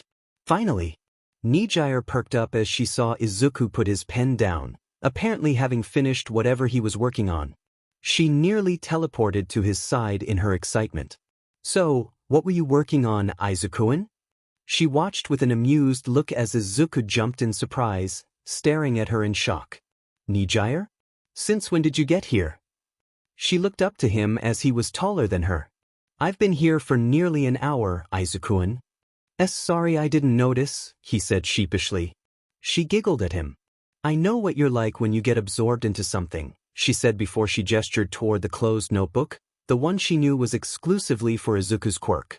What were you working on? Izuku picked up the notebook and opened it to a particular page that had designs and notes for several objects. Well, I was working on the final design for my staff, the enchantments that I'm going to use on them, and writing notes to explain some stuff to the design team in the support companies working with UA and Powerloader. Nijire looked at the designs, appreciating her friend's talent for drawing. Those are really amazing, Izuku-an, but will they really let you have all those support items? Izuku smirked at her, giving her his I know something look, causing butterflies in her stomach. She forced her blush down at seeing his smirk, choosing instead to pout at him. Izuku simply chuckled. I've already asked Nizu the other day, so it won't be a problem. Besides, I have an idea for them that I've been working on for months, so carrying them all won't really be a problem, he said, not really explaining what he actually had in mind, making her pout harder. After a moment he sighed. It's not like I don't want to tell you, Nijire. It's just that I'm leaving it as a surprise. Not even me? She asked, leaning slightly forward with her big eyes wide open. She saw Izuku falter for a moment, making her internally smirk, but he seemed to manage to ignore her pout and big baby eyes after a moment as he shook his head. It's a surprise, but you'll be the first person to see it as soon as I get it, okay? Nijire pouted for a moment before she finally conceded. Fine. Then her expression changed to a bright one as she accosted Izuku, getting into his personal space. However, now that you've finished, we need to go out somewhere, and I won't take no for an answer. Izuku held up his hands in surrender. Alright. Where do you want to go? Nijire put a finger on her chin, biting her lower lip for a moment before she got an idea. How about we go to the arcade? Arcades were always a popular thing in Japan. Back when quirks didn't exist, even when the interest in them waned in other countries and they were seen as a thing of the past, they never lost popularity here. Most people had been to an arcade at least once, and it was a widespread hangout for middle schoolers and high schoolers back then. At one point, after a certain pandemic, most arcades in Japan suffered and were forced to close. However, after the emergence of quirks and society descending into anarchy, many companies and industries suffered or even disappeared at the time. Laptops, computers, and smartphones took a massive hit with many companies going under, their prices rising because of a shortage in both staff and resources and the dangers in society. The use of laptops or expensive portable devices went down as many criminals targeted those who had them on themselves in the streets. Having a laptop or a smartphone only invited thieves and danger. That, along with them getting more and more expensive, resulted in a decrease in their popularity and availability. Even during such dangerous times, however, people still needed to be entertained and desired to escape their daily troubles somewhere. At such times, when mobile devices became rarer and more expensive than most could afford, arcades saw their chance. Arcades that had managed to survive or those that managed to hold on to their machines after they closed soon found themselves back in business. Companies that made such machines also rose as they cost much less to build than modern computers and provided enough entertainment for everyone. These arcades remained popular to this day, and they were now inside one such arcade. Nijire herself was wearing a yellow skater dress that reached above her knees with white slip-on sneakers. Her periwinkle hair was done in its usual style. She snuck a look at Izuku, checking him out. Izuku wore a dark green shirt with black slim-fit pants and white slip-on sneakers with green highlights. His thick fluffy hair was done in its now usual style with a long messy ponytail that reached just above his knees. His face was framed with long bangs, and his curly hair was just impossibly wild and fluffy that messy wild bangs stuck out from everywhere, making his hair look like a mane. Nijire was really jealous of Izuku's hair even if she was the first one to encourage him to let it grow and not cut it. Just imagining running her fingers through his locks made her blush, which brought to her attention the looks of appreciation that the girls around them were sending to Izuku, not noticing the looks she was getting from both girls and boys. The looks made her pout and step closer to Izuku. Sneaking another glance, she saw Izuku looking away from her at the same moment, with a faint blush on his cheeks, making her smile brightly. The arcade that they went to was a very big and famous one. It not only had typical arcade games but also all kinds of electromechanical games, carnival games, and even sports games. The more adult-oriented side also had pachinko and other similar games. Nijire's eyes sparkled as often as they did whenever she went to the arcade. She couldn't wait to try them all. So, which game do you want to try first? Izuku asked her with humor in his voice. He clearly noticed her excitement, even though they came here often enough, which made her blush a little. How about we start with table tennis? She said with a smirk, knowing that she was better than him at it. She wanted to get back at him for his teasing. She was the one supposed to tease him. Izuku sighed and resigned himself to a resounding defeat. Okay, he said. After Nijire crushed Izuku at table tennis, they continued on with other games. They played air hockey after that, followed by whack-a-mole, shooting range, and finished with punch machine before they took a quick break. After that, they continued competing in one game after the other. While Nijire beat Izuku at some games and managed to compete against him in others, she had no chance when it came to video games with Izuku, being the leading high scorer in some of them. It didn't matter to Nijire really, so long as she was having fun and spending time with him. After a few more games, they took another break to eat lunch at the restaurant attached to the arcade. Each of them chose a quick snack with some type of juice before they continued on with their fun. Nijire had the brightest smile on her face as she navigated the arcade, playing every game she saw. From time to time, she'd get butterflies in her stomach and her face would heat up as her mind would think how similar this was to a real date. Which this totally wasn't. Who the hell is HIATUS? They beat my high score at Street Fighter XXVI. Izuku exclaimed in shock at seeing his score beaten in his most favorite game.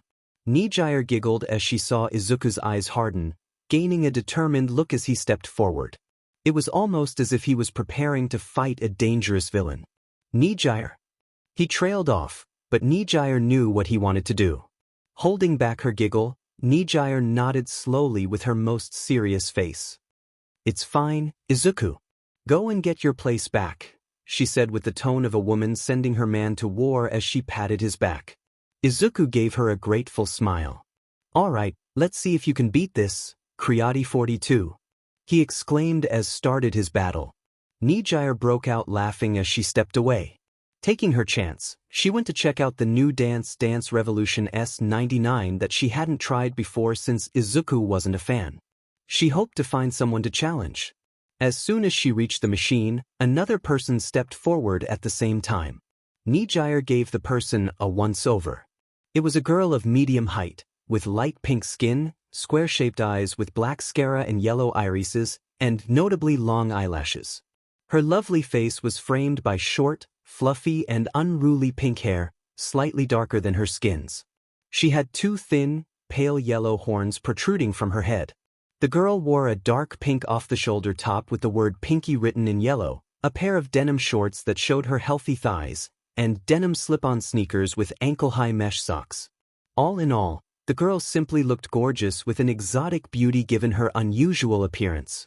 Nijire's work with another gorgeous woman like Ryuko had opened her eyes to the fact that she played for both sides, so she appreciated the girl in front of her, her cheeks matching the girl's skin. Of course, though, this was Nijire, so everything gave way to pure curiosity with no filter. Nijire moved closer to the girl, leaning forward with stars in her eyes. Wow. Are you going to dance too? Want to challenge me? What's your name? Mine is Nijire Hato. Nice to meet you. Are those horns real? What is your quirk? Your skin looks really smooth and the color is really exotic. You're really beautiful. Is it related to your quirk? Do you have a mutant quirk? Can I touch your hair? It just looks so fluffy. Reminds me of Izuku's hair. I really like your clothes, and your eyes look so pretty. Do you know how to dance? The girl seemed shocked at first before her expression gave to a wide grin with clear amusement in her eyes. She pet her hips to one side, putting a hand on her hip while the index finger of the other was on her lower lip. Why thank you, Nijire-chan. She said happily. I must say that you look gorgeous yourself, she said with a sultry tone that made Nijire's face beat red as she realized that she had let slip some of her thoughts. The girl's tone went back to a friendly manner as she introduced herself. My name is Mina Ishido, nice to meet you too. Yes, I don't mind challenging you to dance, and yes, my skin is a result of my quirk, but not the horns. I won't tell you my quirk, a girl's gotta keep a secret after all, she said with a wink. If you think you can dance, then hop on and let's start, cutie.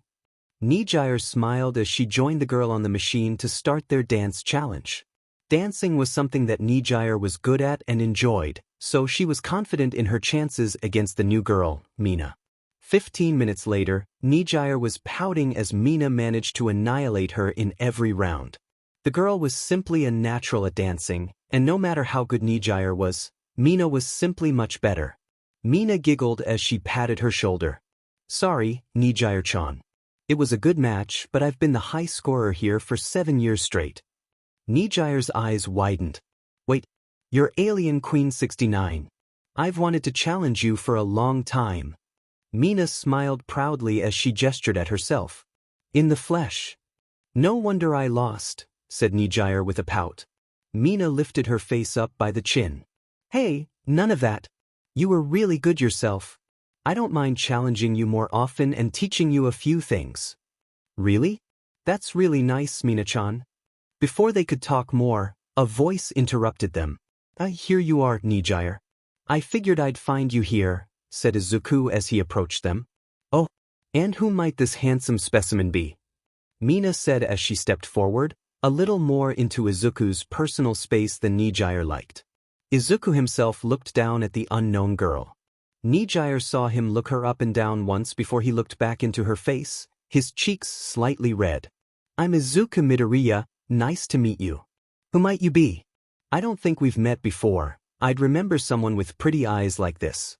They're like the night sky with stars in them, he said smoothly in a matter-of-fact tone. Nijire palmed her face as Izuku once again unintentionally flirted with girls.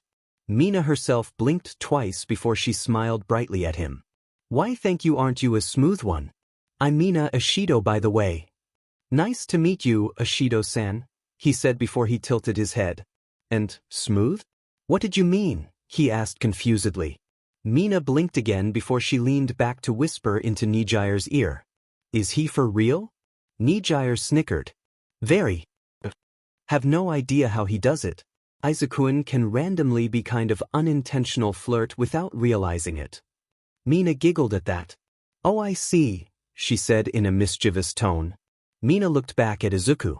Nothing, but please, call me Mina, not Ishido. She then looked between them. Is he your boyfriend? Mina suddenly asked her. Both her face and Izuku's went beet red. No, they said at the same time.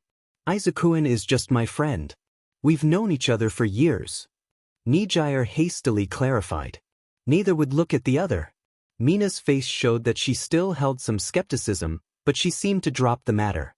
We still have some time. Want to accompany us, Mina-chan? Asked Nijire, hoping to change the subject. Mina smiled.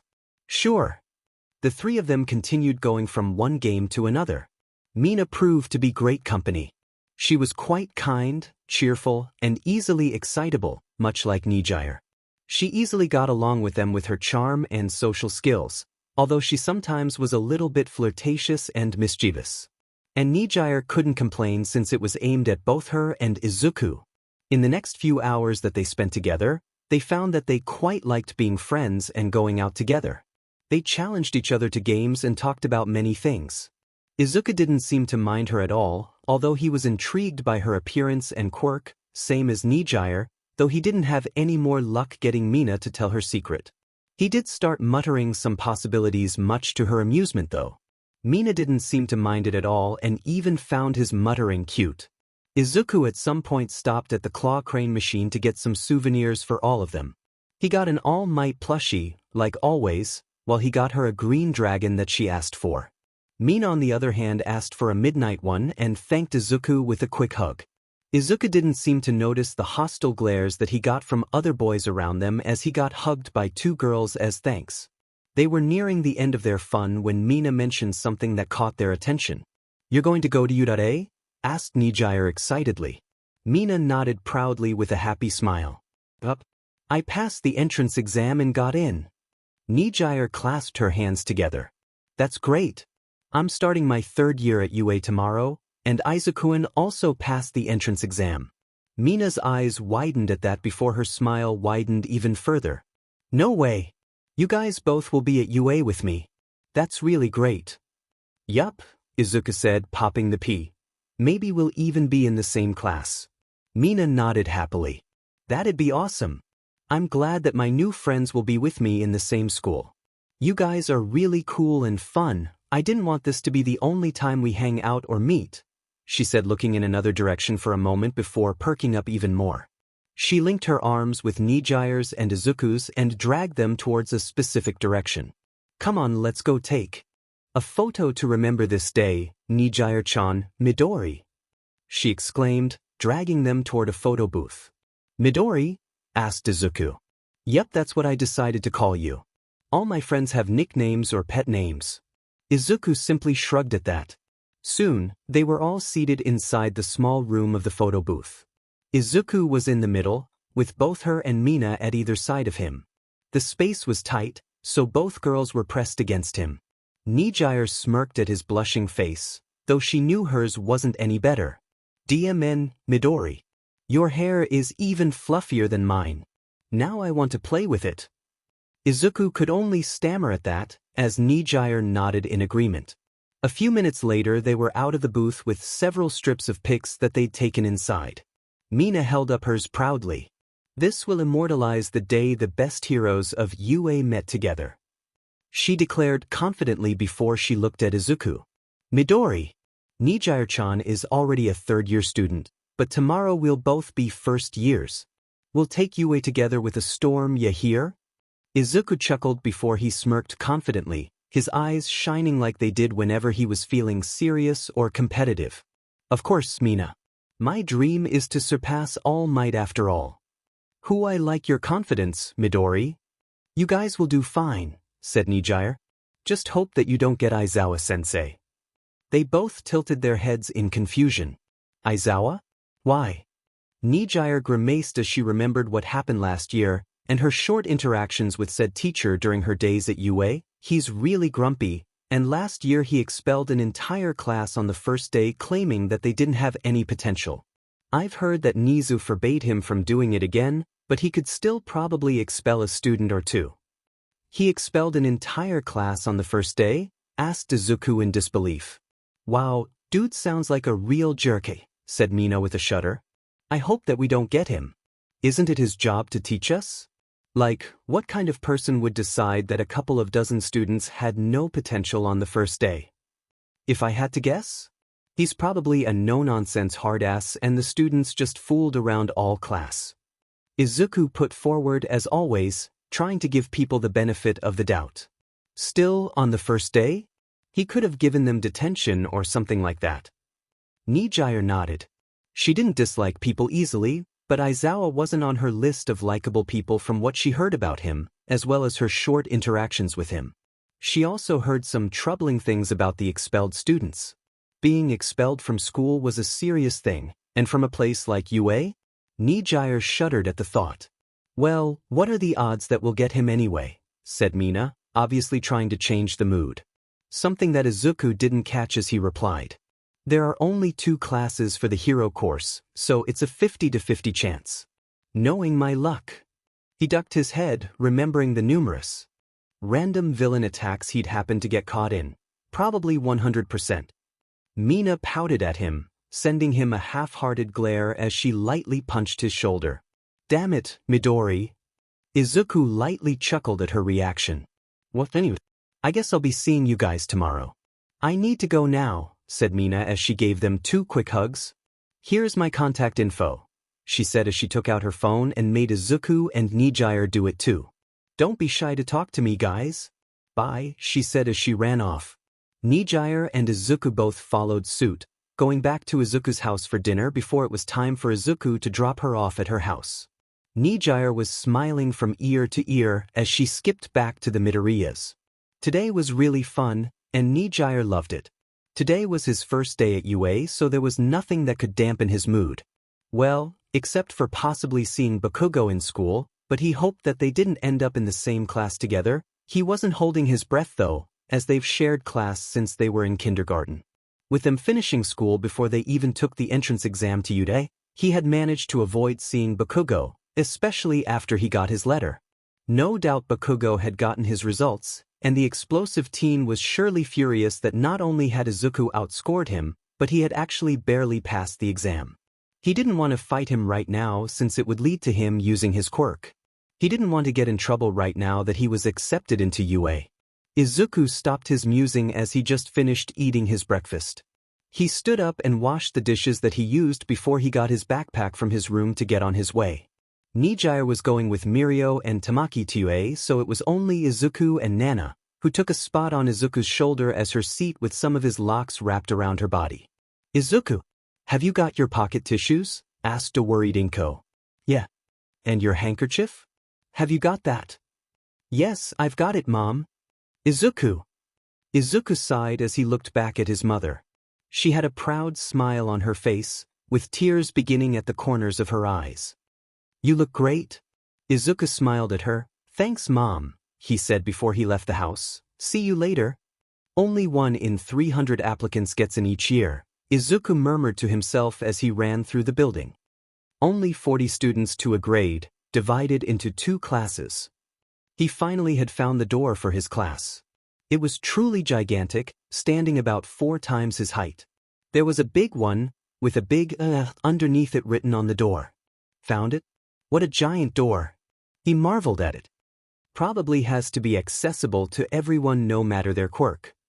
There were all kinds of quirks out there with various effects, especially mutant-type quirks that might transform the person's body into all kinds of shapes and sizes.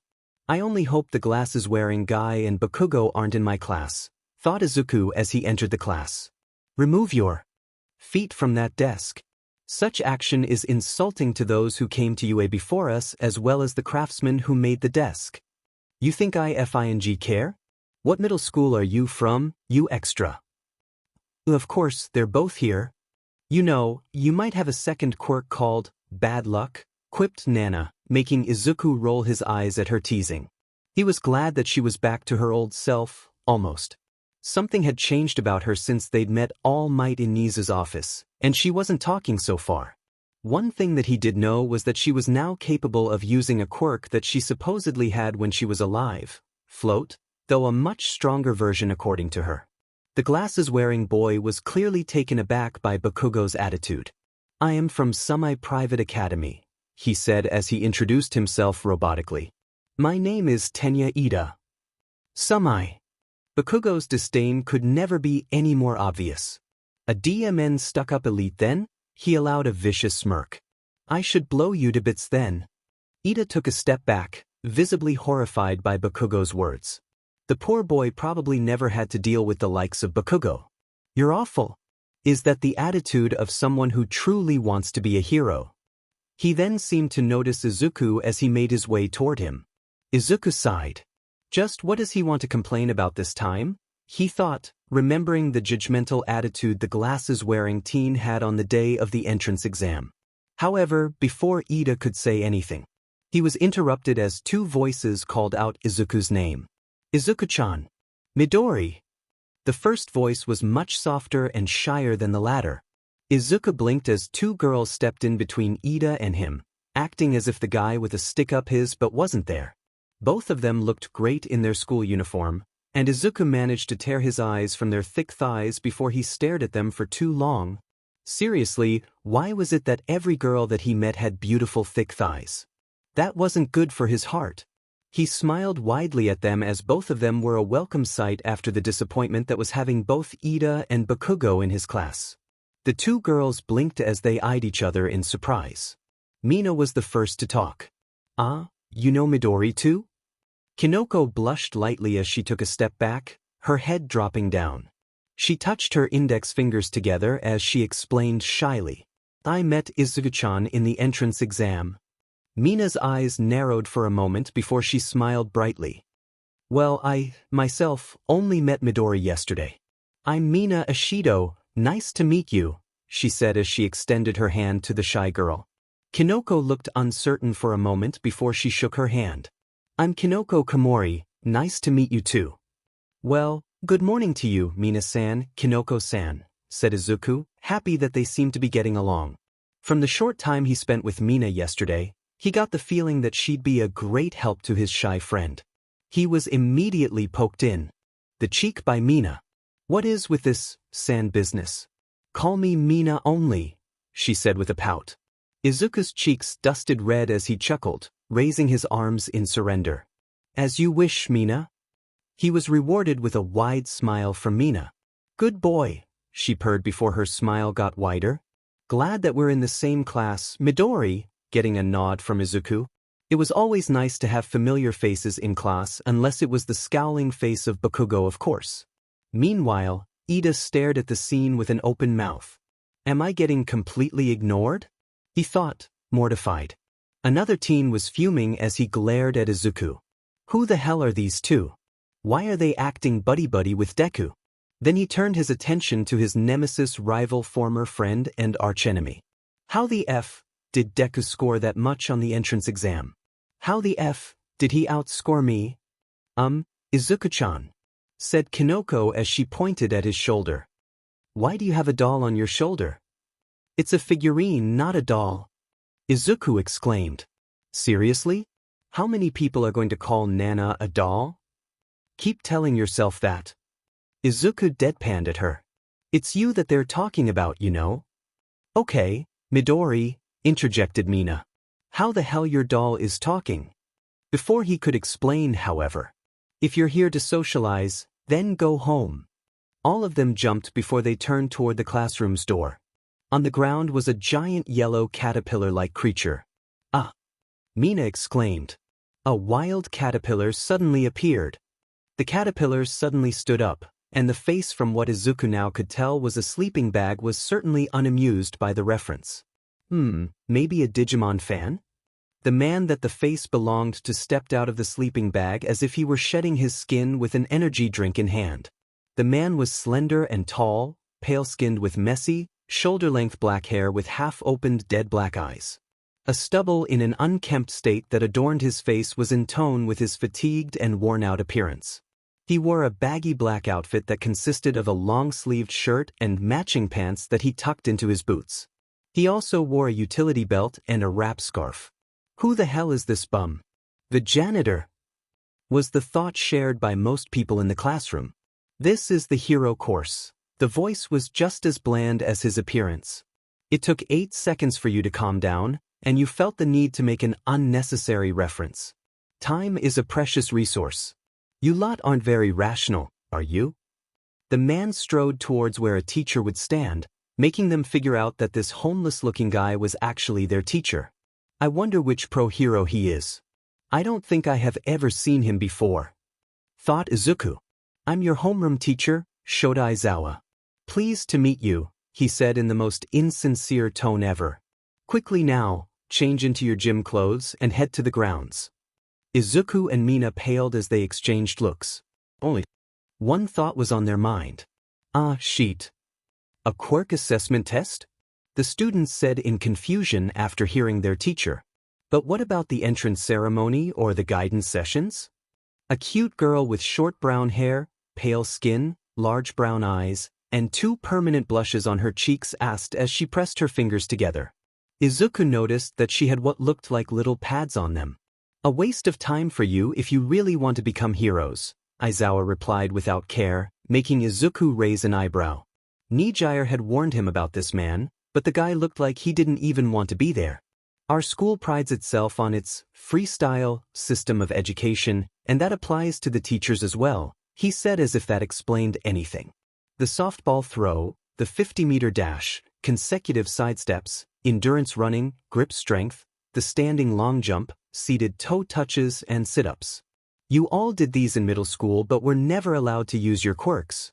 It isn't rational, but the Department of Education and procrastinating go hand in hand, he said in obvious disgust. "Midoriya," he suddenly called out, surprising Izuku. "You scored first in the entrance exam. What's your middle school score for the softball throw?" 93 meters, sir," said Izuku. He might have some problem with this guy being their teacher after what he heard from Nijire, but he wasn't one to be disrespectful without reason. Aizawa tossed him a small ball. "Let's see what you can do then. As long as you don't step out of that circle, anything goes. Use your quirk and give it your all." "Fetter-liked," muttered Izuku as he decreased the weight of the ball, then he followed with Jodatai, to massively increase his strength as his body was surrounded by a barely noticeable light green hue. "One last thing," he thought as he stepped forward and chucked the ball as hard as he could, expelling pure energy from his arm to push the throw even further as the ground beneath him cracked slightly. A shockwave rocked the students nearby as the ball broke the sound barrier, moving at incredible speed. Izuku winced, hoping that no one was on the other end about to get hit by his ball. UA student kills a man by a stray ball on his first day. Not a headline that Izuku wanted to be featured in. The class, except for Kinoko and Ida who were at the same exam site, stared in shock as Aizawa held his reader showing Izuku's score of 2,153 meters. The first step in figuring out the kind of hero that you'll be is knowing your limit. The class erupted in cheers as Mina exclaimed happily. "I can't believe we get to use our quirks from the start. This is going to be fun." At once, a sense of dread enveloped them all as the temperature dropped a few degrees. "Fun?"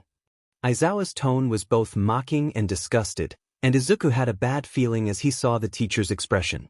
"You're all hoping to become heroes here after 3 years, and you think it'll be all fun and games?" The teacher looked downright sinister as he continued. "All right then, the one with the lowest score across all 8 events will be judged as worthless and will be sent back home, never to return again," he said before his eyes flashed red for a moment. "Your fate is in our hands. Welcome to the U.A Hero course." Seriously? Is this guy right in the head? Who the hell expels students on the first day just because they scored the lowest in stupid physical tests? Izuku thought as he made his way back, standing near Mina and Kinoko. Mina looked guilty, probably thinking that this was her fault. Izuku disagreed. From what Nijire told them, this guy here was a JRK who either wanted to stop people from becoming heroes or only wanted students that were already pro-level in all but name because he was lazy. How else would someone explain him expelling an entire class last year on the first day, ruining their lives? This was Japan after all. Kinoko, on the other hand, looked really worried and nervous, which reminded him of how she was at the entrance exam. Izuku put a hand on her shoulder, making her turn towards him, so he gave her his best encouraging smile. Kinoko blushed for a moment before she nodded, her eyes narrowing in determination. The girl from earlier stepped forward. "What?" she exclaimed. "This is the first day and we're already risking expulsion? That's not fair," she said, getting nods of agreement from almost anyone. Izuku didn't know her name, but he had to admit that the girl had the guts to say that to the scary-looking teacher. "Fair?" Aizawa scoffed. "Natural disasters, freak accidents, rampaging villains. The world isn't fair at all. Calamity is always around the corner, and who is there to correct such unfairness but us heroes?" He continued. "If you're here planning to hang out and go to karaoke for the next 3 years, then you're in for a rude awakening, kids. UA will run you through the ringer to prepare you for what's coming. Plus ultra. Trial by fire, huh?" said Ida, who was drinking an energy drink. Izuku blinked, wondering where he got one. That's what you'd expect from the top. That's more like it, exclaimed Bakugo with a savage grin. Izuku narrowed his eyes at Aizawa. We all got here through the entrance exam over everyone else. There is no way anyone here will go out without a fight, he said in determination. Their attitude and words seemed to bolster everyone else in the class, making Izuku smile. We'll see. Now that the demonstration is over, let's get it done. First is the 50-meter dash, he said as he led them toward the tracks. This will be done in groups of 2, he said before he called up the first group. Ochako Uraraka and Koji Koda. The first was the same cute girl from earlier, but the second person was a tall, wide guy with peach-colored skin and a head that looked like an unevenly shaped rock. Izuku had no idea what his quirk was, but he could tell by the boy's mannerisms that he was really shy. The girl seemed to touch her clothes for some reason as they stood in the line, but Izuku couldn't see any changes. The other boy only readied himself without doing anything. At the signal, both of them started running, though Izuku didn't see any obvious quirk used from either of them, so he figured that both had quirks that didn't work in this test. Ochako Uraraka, 7.15 seconds. Koji Koda, 6.85 seconds. The next to step up were Mina and a guy called Kaminari Denki. Had short blonde hair, parted to the right with a black lightning-shaped streak on the left of his side fringe, fair skin and golden eyes. He looked slimmer than most guys in class, but he was in no way a twig. Mina took off her shoes, and as soon as the signal was given, both of them shot forward. Mina used her quirk, which he still had no idea what it was, to skate the whole track using a slick-looking liquid. Izuku already had his notebook in hand, waiting until Mina got back so he'd question her more. Kaminari, on the other hand, didn't use anything, or at least there was no sign of him using his quirk, so Izuku figured that it was another case of a quirk not being useful in such a situation, which made the whole expulsion thing stupid in Izuku's opinion. The results were: Mina, 4.92 seconds. Kaminari, 6.34 seconds. That was great, Mina. Izuku congratulated her on her performance as soon as she was back. What's your quirk though? It's clear that you can generate and manipulate some kind of liquid, but I couldn't tell from afar. Mina smiled as she explained her quirk. My quirk is acid. It allows me to produce a corrosive liquid from my body. I can control the solubility and viscosity of these liquids. There is a limit to how long I can produce it though before my skin gradually loses its natural resistance to it. Wow, that's an amazing quirk, Mina, exclaimed Izuku excitedly as he started writing what she said in his notebook with Mina watching amusedly. I wonder if you increase your skin's natural resistance. How many really terrifying acids you could use? Or maybe you can manipulate the acid in the human's body. Mumble mumble mumble mumble mumble mumble mumble mumble dash. He was cut off by a slap on the head courtesy of Nana. Apparently, she had grown tired of snapping him out of his mumble sprees each time that she decided using her leg or arm was more than enough for that. Izuku stopped, his cheeks pinking a little as both Kinoko, who was nearby, and Mina started giggling. He rubbed the back of his head sheepishly. Sorry, I really like quirks, and I can forget myself when talking. Do you do that a lot? And that mumbling? Asked an amused Mina. Yeah, it's sort of a habit, sorry. I know that most people are creeped out by it. Kinoko waved him off. It's not creepy, Izuku-chan. I think it's cool how passionate you are about quirks. Mina nodded. Yeah, you're already analyzing and writing notes about my quirk, and I think I heard a thing or two that I might discuss with you later if you don't mind, she said before she winked. I also think it's kind of cute. Izuku blushed lightly. Thanks, and yeah, I'd love to discuss your quirk, Mina. I'm not sure how much of help I'd be though, my notes aren't dash. Don't listen to this humble dork. Nana cut him off, drawing the attention of both Kinoko and Mina. This guy has an impressive knack for analyzing quirks and many wonderful ideas. He has been doing it for years, and it's certainly on a level that he could have chosen to be a quirk counselor or something like that, and he'd have killed it. Izuku is just really bad at appreciating his own work. Both girls blinked for a moment. Oh, said Mina before she looked at Izuku again. Speaking of which, you didn't tell us what exactly this speaking doll is. Nana isn't a do-dash, He was cut off as Aizawa called his name, as it was apparently his turn now to run. He grimaced to see that it was Bakugo who was the other runner, though he was intrigued by his expression. Aside from his scowling face, which was Bakugo's default expression most of the time, there was a hint of question in his eyes. He was looking at Izuku while scowling, like a puzzle he was trying to figure out. Izuku was confused for a moment before he got it. Bakugo didn't know the full function of his quirk and had no idea what it really did. Over the years, Izuku only used the base function of his quirk whenever Bakugo or anyone that wasn't his mom, Nijire, and later Ryukyu and you were around. The display of physical strength from before must have shocked him and made him grow suspicious of Izuku. He knew that once Bakugo discovered that Izuku didn't tell him everything about his quirk, he'd grow angry and lash out, but that didn't matter to him. I have no obligation to tell him anything about my quirk. If he wants to be said, then he can sod it, thought Izuku. Velox Motus, he murmured under his breath as they both took their places on the starting line. Bakugo used his explosions to propel himself and enhance his speed, while Izuku on the other hand ran as fast as he could. Which was faster than everyone before him. His previous enchantment was still working, and coupled with his speed enhancement made for a dangerous combination. The ground under his feet cracked when Izuku launched himself forward at incredible speed. The result was that Bakugo finished the race in 4.13 seconds while Izuku finished in an astonishing 1.24 seconds. Holy shit, Midori! Yelled a shocked Mina. Yup, that was manly!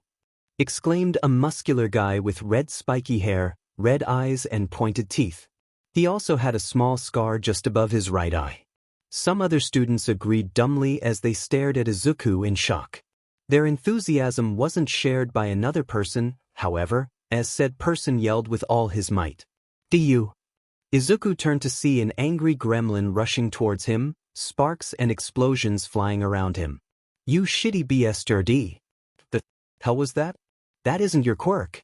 How the hell does energy generation equal to that bullshit, you fucker?" Izuku readied himself for the coming fight as Bakugo got closer, but it was all for naught as several strips of gray cloth rushed forward, wrapping themselves around the explosive boy's body and preventing him from moving no matter how he struggled. "The hell? What is this? Why can't I use my quirk?" "They're special capture weapons made of carbon fiber and special metal alloy," said Aizawa as he stepped forward, his hair levitating as if he had gone Super Saiyan with his eyes glowing red. "As for your quirk, I've erased it." Izuku would have been shocked about Aizawa's true identity if he hadn't done his research on him after Nijire's warning. He'd have been excited to meet such a hero if it wasn't for what he knew and for said hero's attitude throughout the day. Bakugo had stopped struggling, so Aizawa released him. "Don't force me to use my quirk to stop a fight again. I have dry eyes," he said monotonously. "Midoriya, explain your quirk to your classmates and let us be done with this." Izuku sighed, annoyed that he was forced to explain his quirk. He didn't really mind telling his classmates, but he didn't want to give Bakugo the satisfaction. He decided to just go with the basics for now.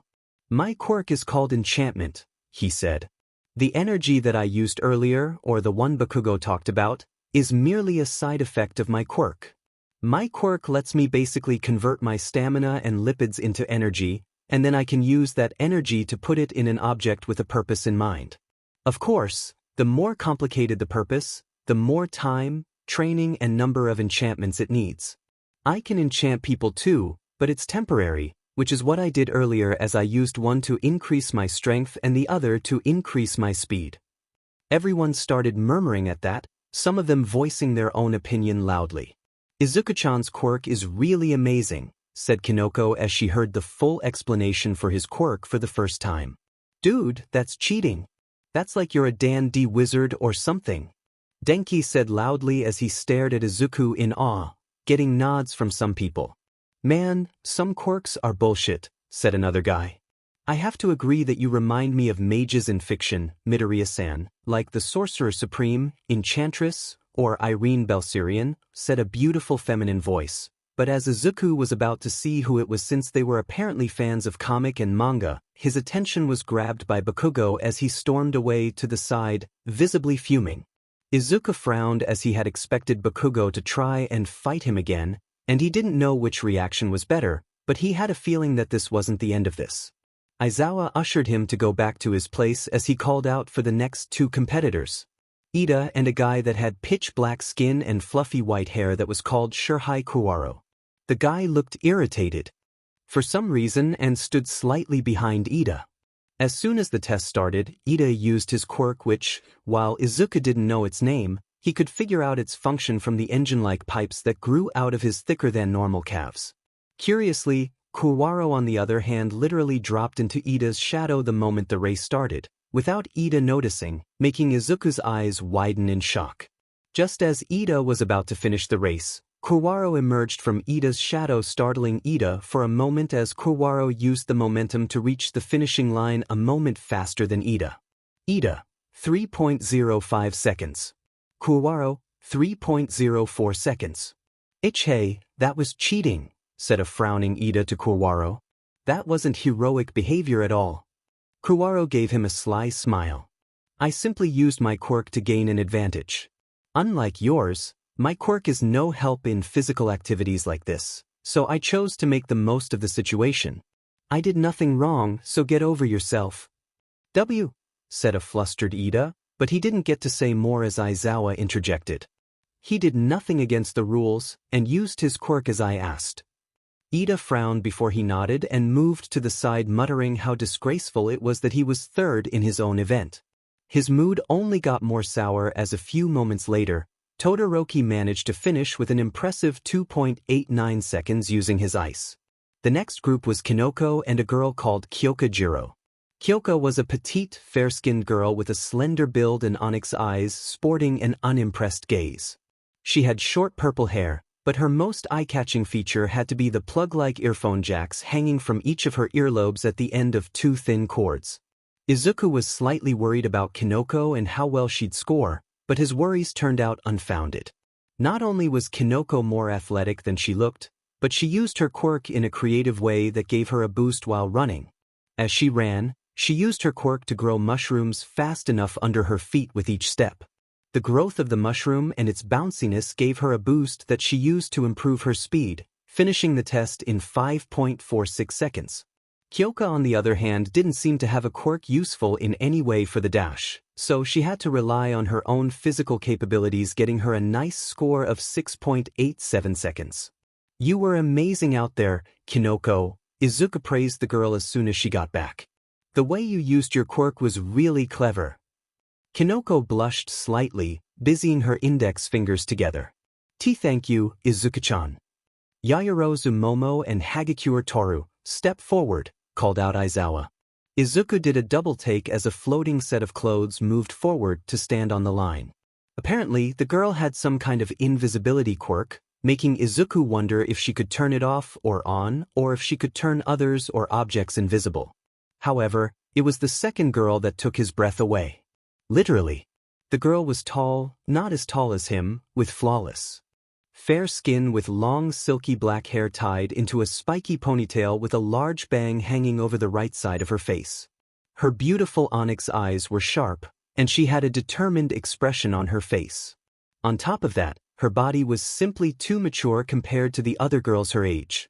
She moved towards the starting line with an impressive grace that you'd not find in just about most people. Izuku noticed that all the girls in his class were beautiful. There was no denying that. He might be biased because he thought that even still, his friends Mina and Kinoko were a bit more beautiful than the rest. However, he found himself unable to tear his eyes from her as he stared for a few moments before he caught himself blushing heavily as he realized what he was doing. He did look again though, as he wanted to see what each girl would do for the race. There was nothing else to it at all. Izuku curiously watched as she took off her shoes before a pink light enveloped her feet and a pair of complicated-looking shoes with wheels, pipes and fins were revealed. Izuku blinked for a moment, trying to figure out what just happened. Did she pull it out from somewhere? Like a subdimension pocket? Or can she just summon items from somewhere else? Or did she literally create it? His mind ran wild as he speculated on what exactly was her quirk as the test started. He goggled as the shoes activated, revealing themselves to be honest-to-God rocket boosters as she finished the race at an incredible speed. HIATUS, bless her soul, tried her best, but it was awkward watching her run as fast as she could with Yaoyorozu blowing her out of the water, finishing much, much earlier.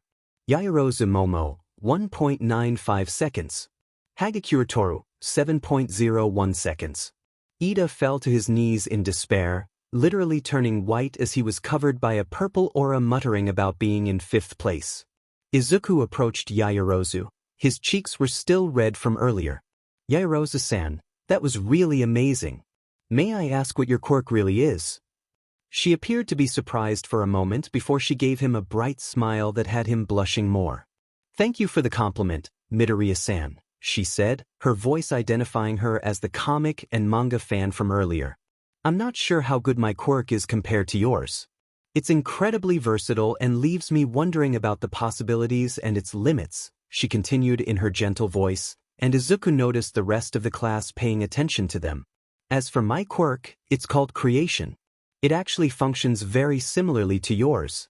It gives me the ability to create anything that is non-living as long as I understand its molecular structure, using the lipids in my body as fuel and making it appear through my skin. As long as it's something that I created and stayed in contact with my skin, I can alter it to something else. Izuku's eyes bulged at that. That's amazing. Your quirk is simply incredible, but you must be even more so too.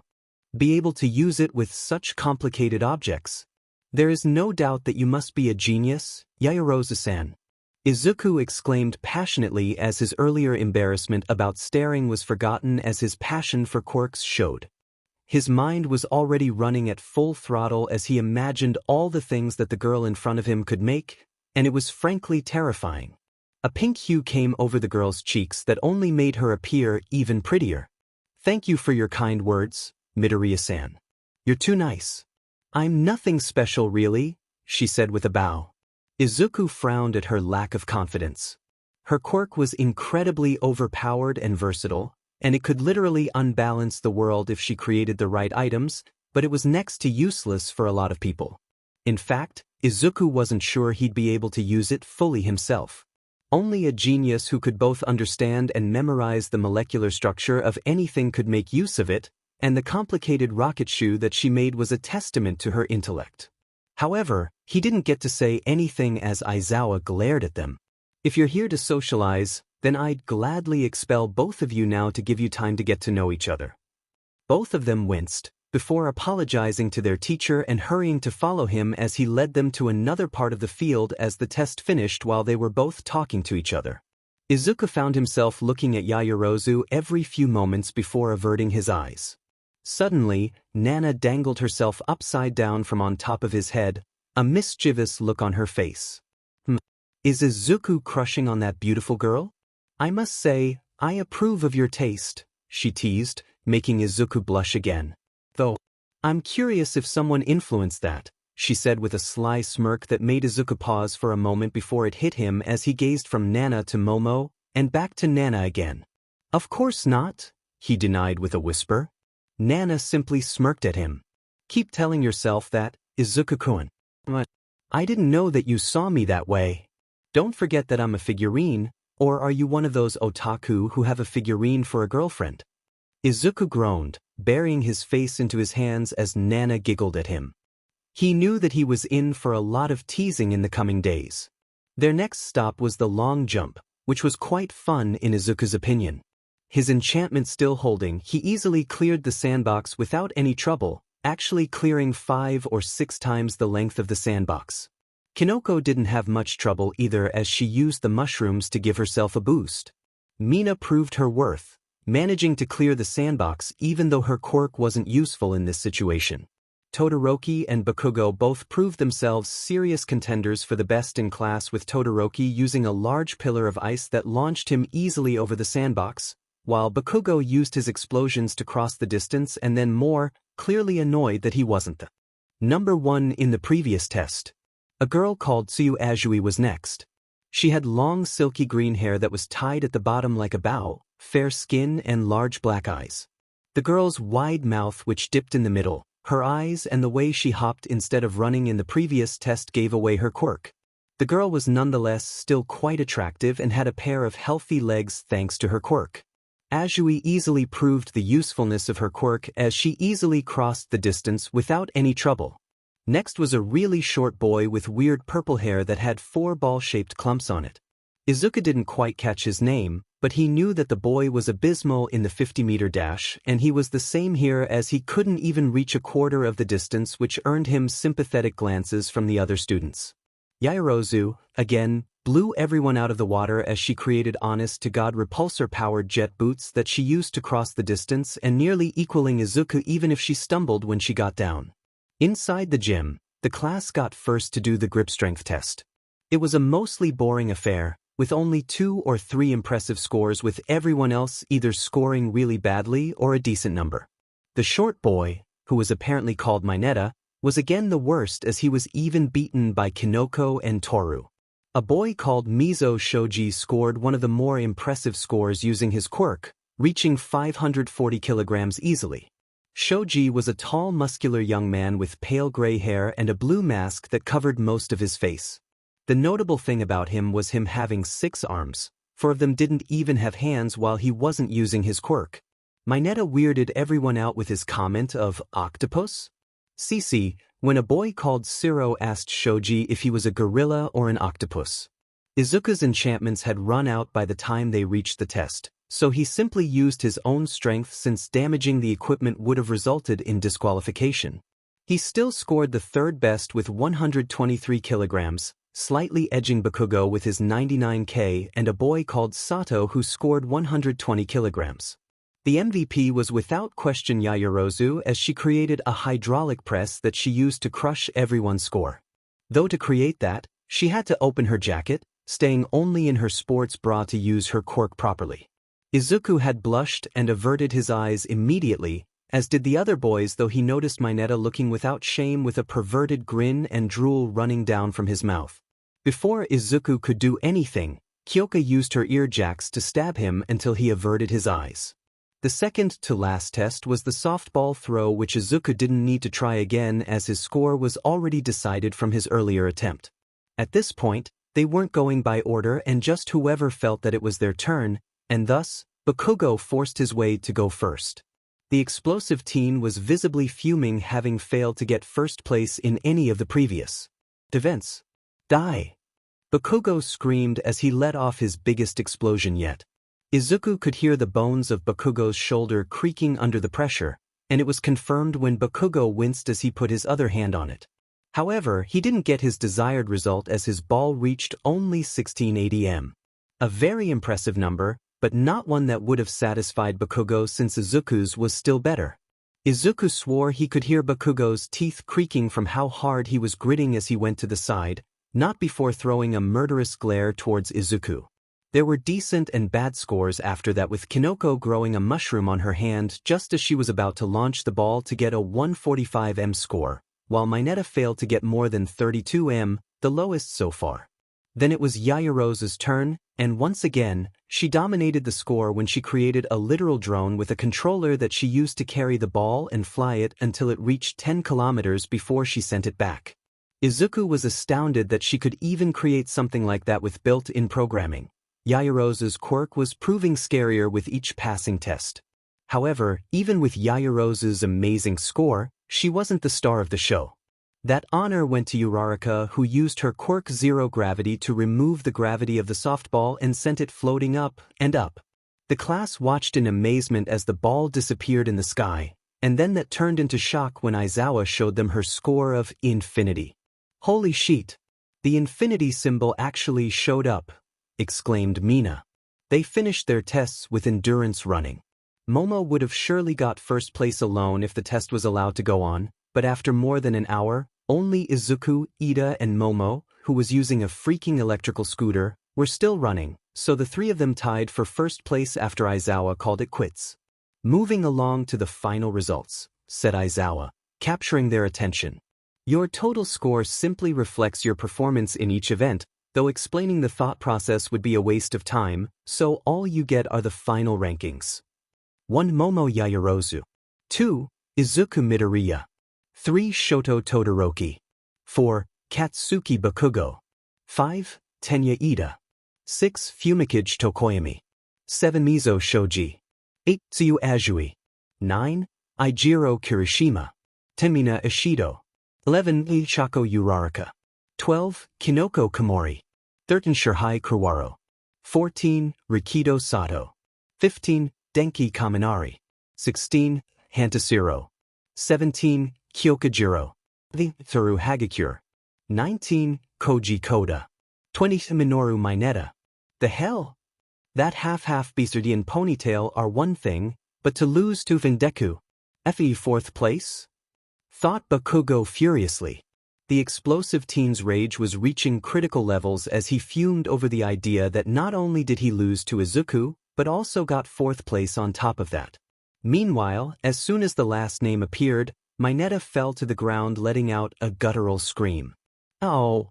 Getting looks of sympathy from everyone as he cried his eyes out, which lasted for a single moment until the little goblin opened his mouth and screamed his next words. How the hell am I going to touch some Beerthis now? How will I get girls? I didn't even get to touch Yaoyorozu's amazing rack. The looks of sympathy transformed into scowls and glares as even Bakugo glared at the pathetic pervert since he still had standards. Disgusting pervert. Pig. To think I felt sorry for him for a moment. I'm glad that he's getting expelled. Freak. Everyone's comments, especially the girls, were predictably harsh if not justified to the short boy who sank lower with every comment.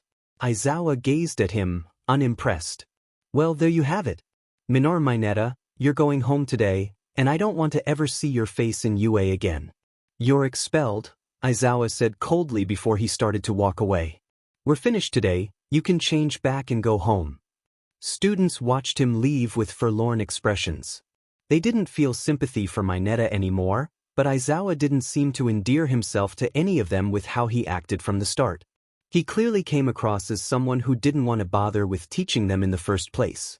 It was a wonder why he'd even become a teacher with his attitude.